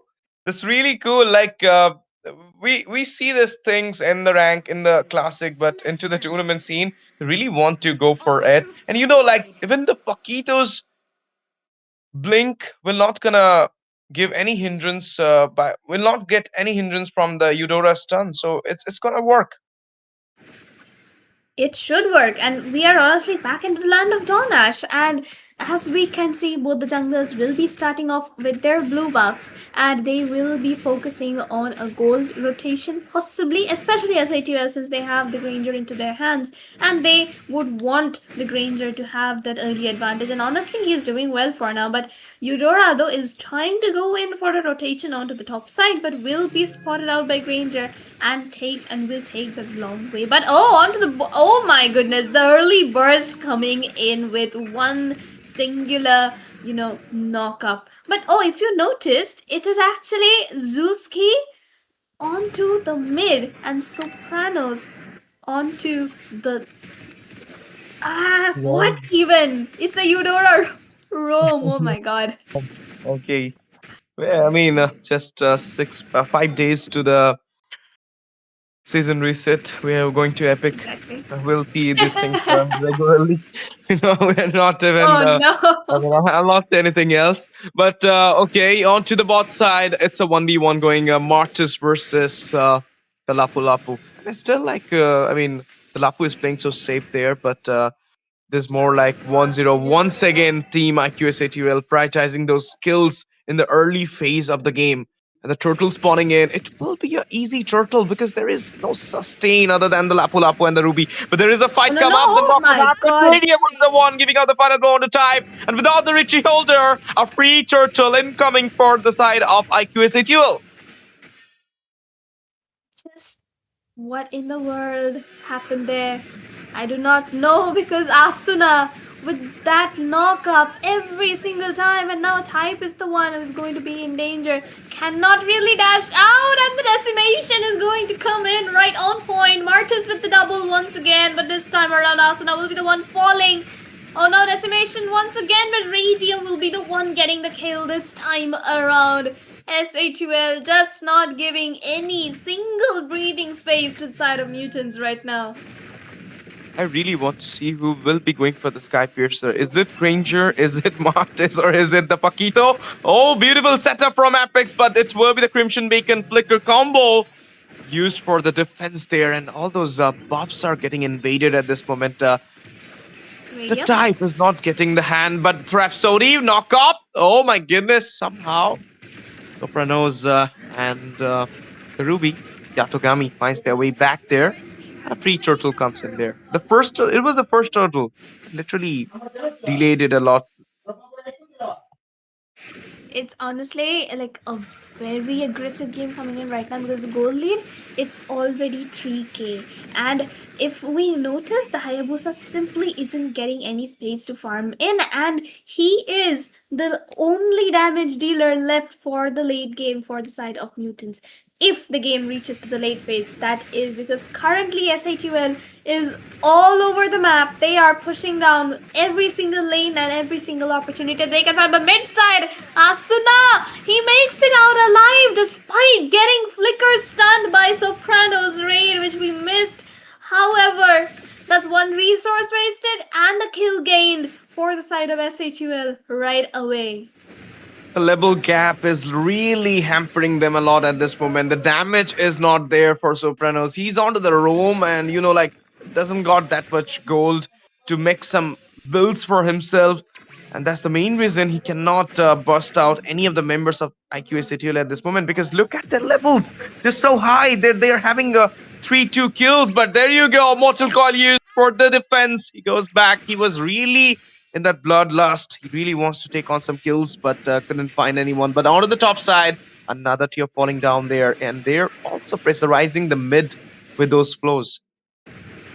It's honestly not even 5 minutes, and S8UL is already having to secure 2 tier 1s onto the top as well as bot lane. So honestly, look at the damage output from Radium already. It's a Lapu Lapu and he is getting chunked down every single time he tries to go forward even once to launch his kits. But it's just not gonna work out right now because Team S8UL are going in for a complete front-to-back composition. And there we go, the deck charge once again. And he trying to go in with the flick, with the model recall, but he doesn't have the flicker this time around. But the Death Sonata is gonna find Zuski as well as Sopranos. Jyoti has been taken down as well. Andy with a triple this time around.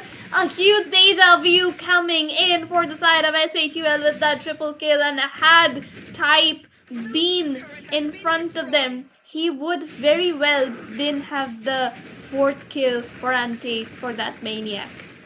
They're really not into the turtle. They're really on to that macro objective securance. And there you go. Team IQ S8UL, they're really giving out every moment for themselves. Oogie Shadow Kill used, but the damage output is not so high to take down a tanky Grog there.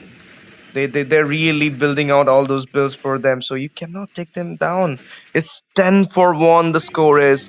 It's 2-0 this BO5 score is. It's 8k goal lead and another kill coming. Decimation, monster kill secured. Runs away. Back at the sliver of HP. I thought it might continue for a hunt of Savage. No, exactly.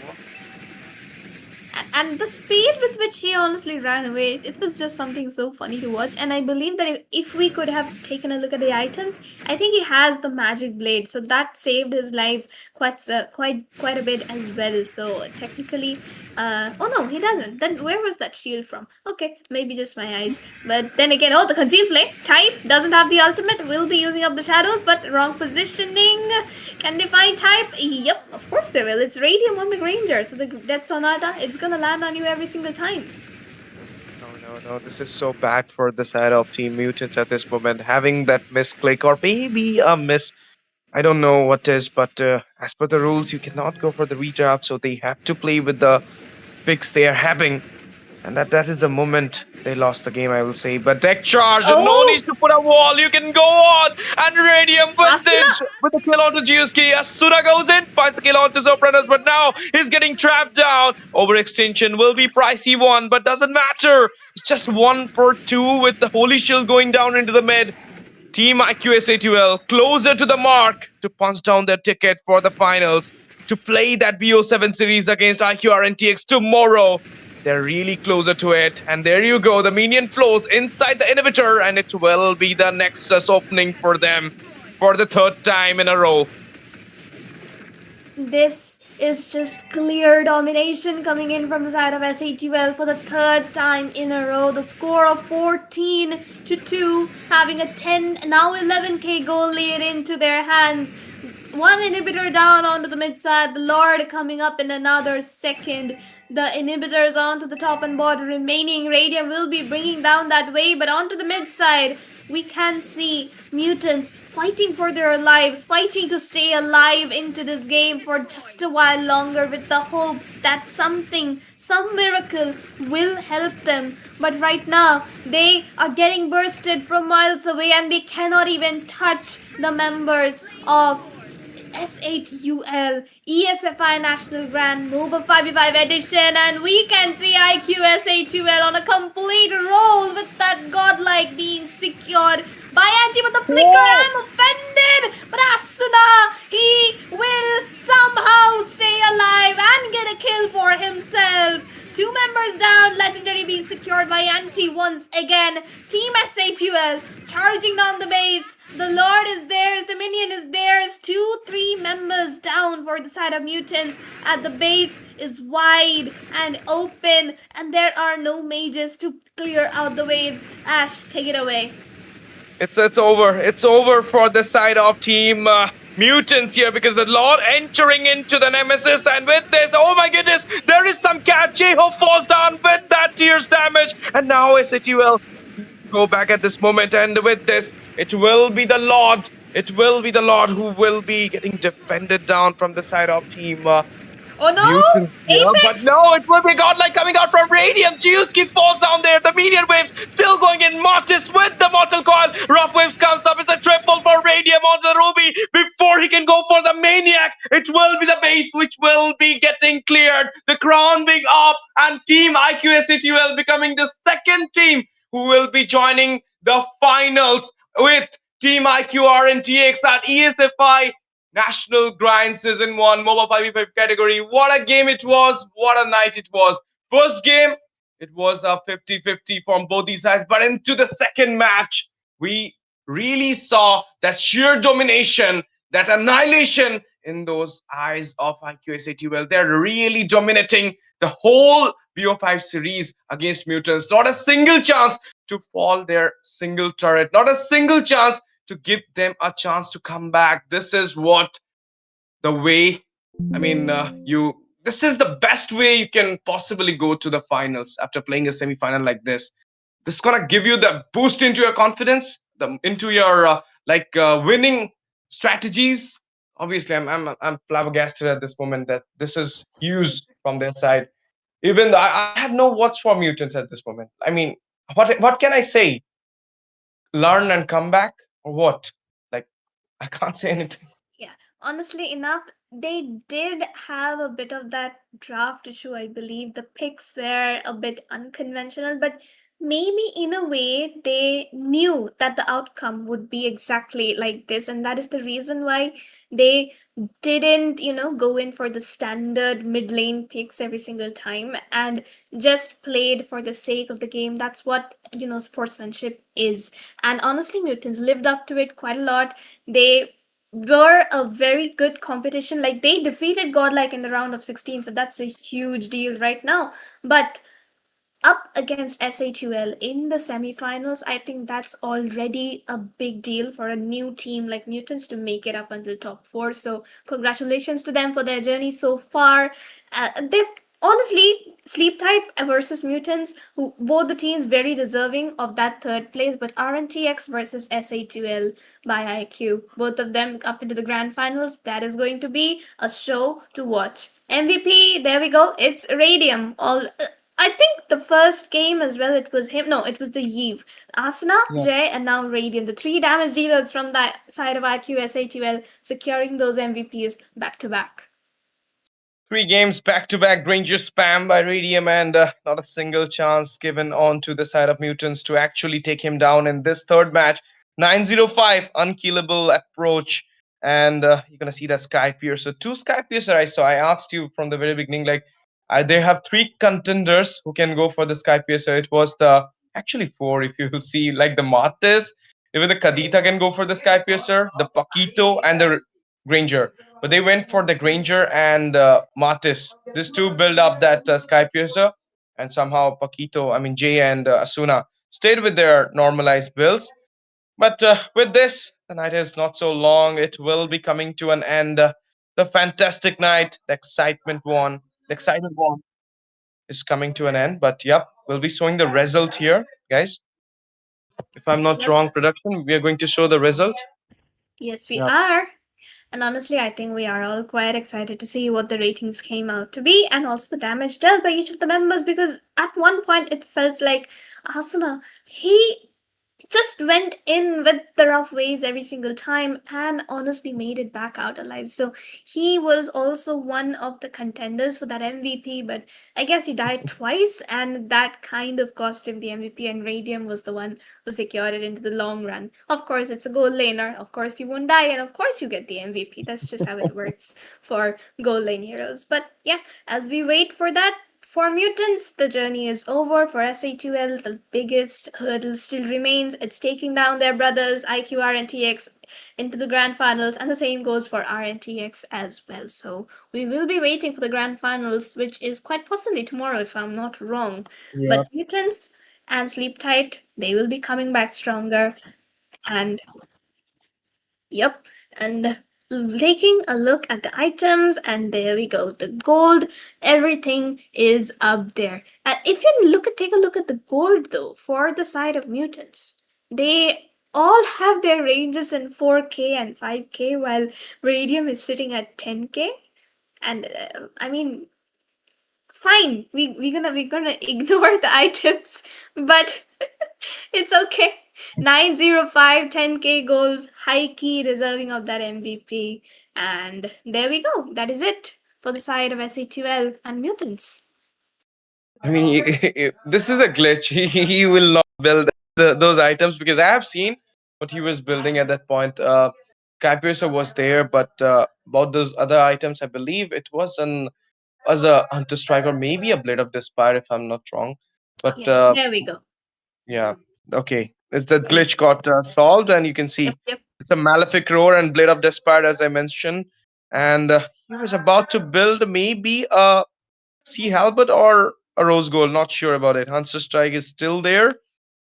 So good, so good. 905 the KDA. We just saw it as well. But from the side of team mutants, they not got the chance to even go for the third build. Sarah. Yeah, I mean, it's okay for all the players right now, but if you notice, I think Martis was trying to go in for a full damage build, and even then he's on 803. So that kind of goes to say how well he was actually using up those model recoils so accurately, and that kind of worked out for the mutants. Meanwhile, their builds are also quite standard. Zuski, if he was playing as the roamer, yeah, which he was, he actually went in for a full tank kind of build, and I believe the glowing one first item could have done them a bit better since they did have the ruby and lapu for frontline. But other than that, there's not much to say about them, honestly. Eudora did try to get a kill onto Asuna with a flicker into the mid side at one point of time, but Asuna being Asuna onto that fish lady, just outplayed in a very funny little manner. Went in with his first skill, used up the rough waves, and came back out. So that didn't exactly work out for Sopranos right there. And he might be traumatized, but he'll come back stronger. We believe in Yeah. Sopranos and we believe in mutants. They'll be back. Yeah, I mean, it's like losing out from your master. Sopranos really idolize Apex and everybody from IQ SATUL. So I believe like this loss will make them more stronger, and they no need to get sad about it because you just fought against one of the best team of India. Losing against them with a 3-0 fashion doesn't matter, bro. You managed to come into the top four stage. You managed to defeat out all those teams but it was the last stage, and you might gonna get that third, I mean, place plot against STL. Who knows? But what a game it was! Team IQSA2L, who were in a hurry, finds their win with a 3-0 fashion with a clean sweep. Once again, goes into the finals. Throughout the whole tournament, they were undefeated. They were not even touched a single time. And tomorrow, the big day for them is there. It is the finals. It is the BO7 game against IQ RNTX, who are also undefeated throughout the tournament. But according to the game stats, they got defeated twice today from the side of STL. But if you're going to talk about the whole match, then they are undefeated as well. But let's see who will be having the champion spot and who will be getting the first runner up. It will be a biggest question for tomorrow. But you guys do show your face tomorrow at the same time because it will be the finals at ESFI National Grind Season 1 MOBA 5v5 category, which is brought to you by our communication partner, Artsmith, our wellness partner, Mandea, and our coaching partner, FitGMR. This is one of the best league which is happening at this time, and having a 2 lakh prize pool. I mean, this is a huge one, massive one, Sarah. Whom do you think gonna bag it up and will take home? Like IQ RNTX, IQ SATUL, they're so good. And you know, like what I feel tomorrow is a trailer for Mythic Showdown Yeah, season 2. it's a possibility. Yes, they Yeah. will honestly be, they might even just treat it like their regular practice scrims because they have been Hmm. doing it internally. And honestly, they should. More the practice, better their chances are even there. So tomorrow is going to be a big, big day, and it might just be one of the biggest finals that we have seen in the community so far because not only is it a trailer for Mythic Showdown, it also decides who gets the title of ESFI National Grind MOBA 5v5 Editions champion. Obviously, two legends will be playing tomorrow against each other. Once upon a time, they were playing with, I mean, not with, but I mean, yeah, obviously with each In the other. same team, yeah. Yeah, in the same team. And now they will be playing against each other, but this time not from any other country, but for their own country, but for their own org. So let's see, guys, what will be happening tomorrow. You have to wait for it, and to know when we are getting live, you need to subscribe us. You need to share the stream to your friends. Let them know that the finals will be cooking tomorrow, and like the stream, comment in the stream whom you are supporting. I really want you all to give your attendance tomorrow in the live stream. And with this, it's your boy STZ, and with Sarah, we'll be signing off for the last time from the National Grind Season 1 MOBA 5v5 category powered by ESFI Esports Federation of India. Tomorrow, some biggest talents of India will be joining you all to entertain you all. So be there, stay tuned. Have a nice day. Thank you so much for joining. Thank you so much for watching. Love you all. Good night, everyone. Sabak here.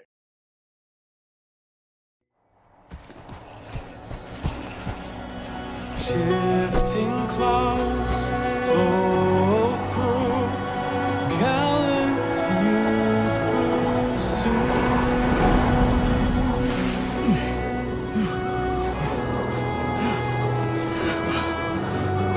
We've been searching for days, Sora.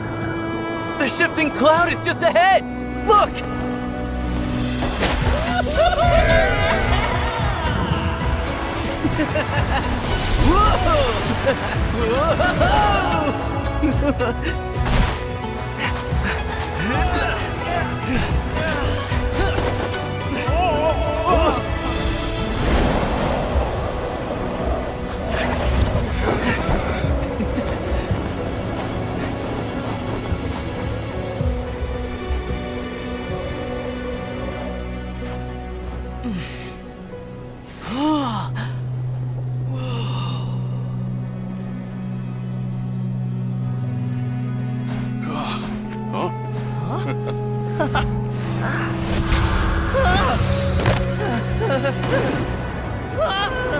Oh, that's no cloud!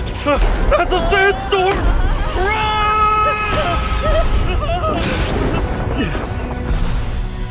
Thunder! I hear thunder!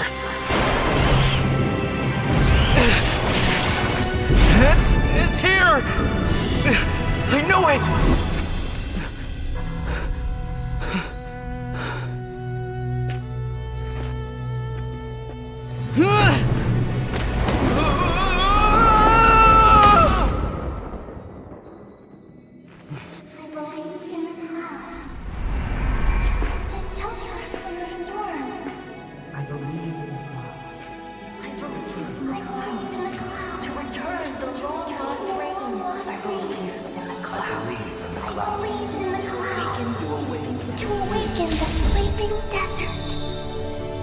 I believe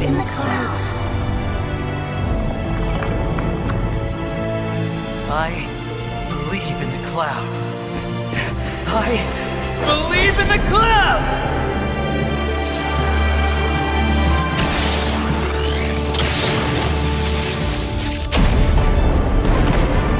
Wow!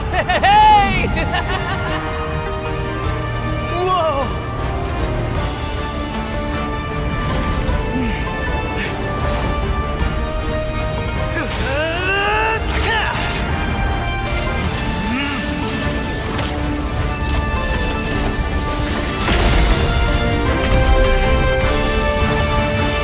Shifting clouds flow through gallant youth pursuit, bringing rainfall and thunder down.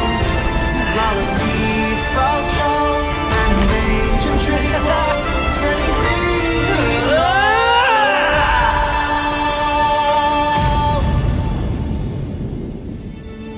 See?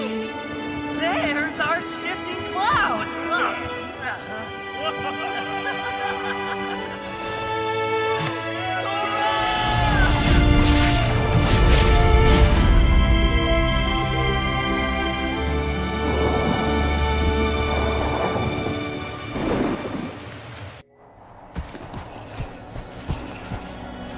Shifting clouds flow through gallant youth pursuit.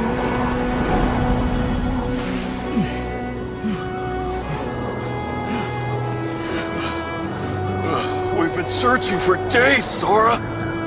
The shifting cloud is just ahead! Look!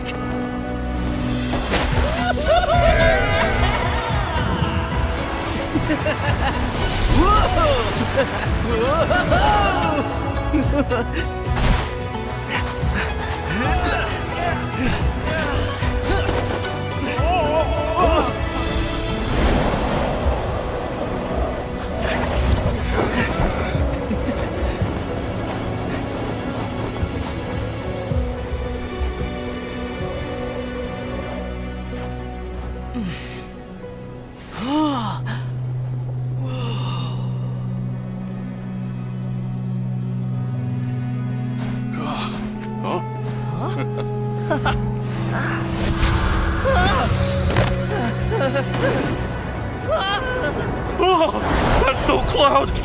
That's a sandstorm!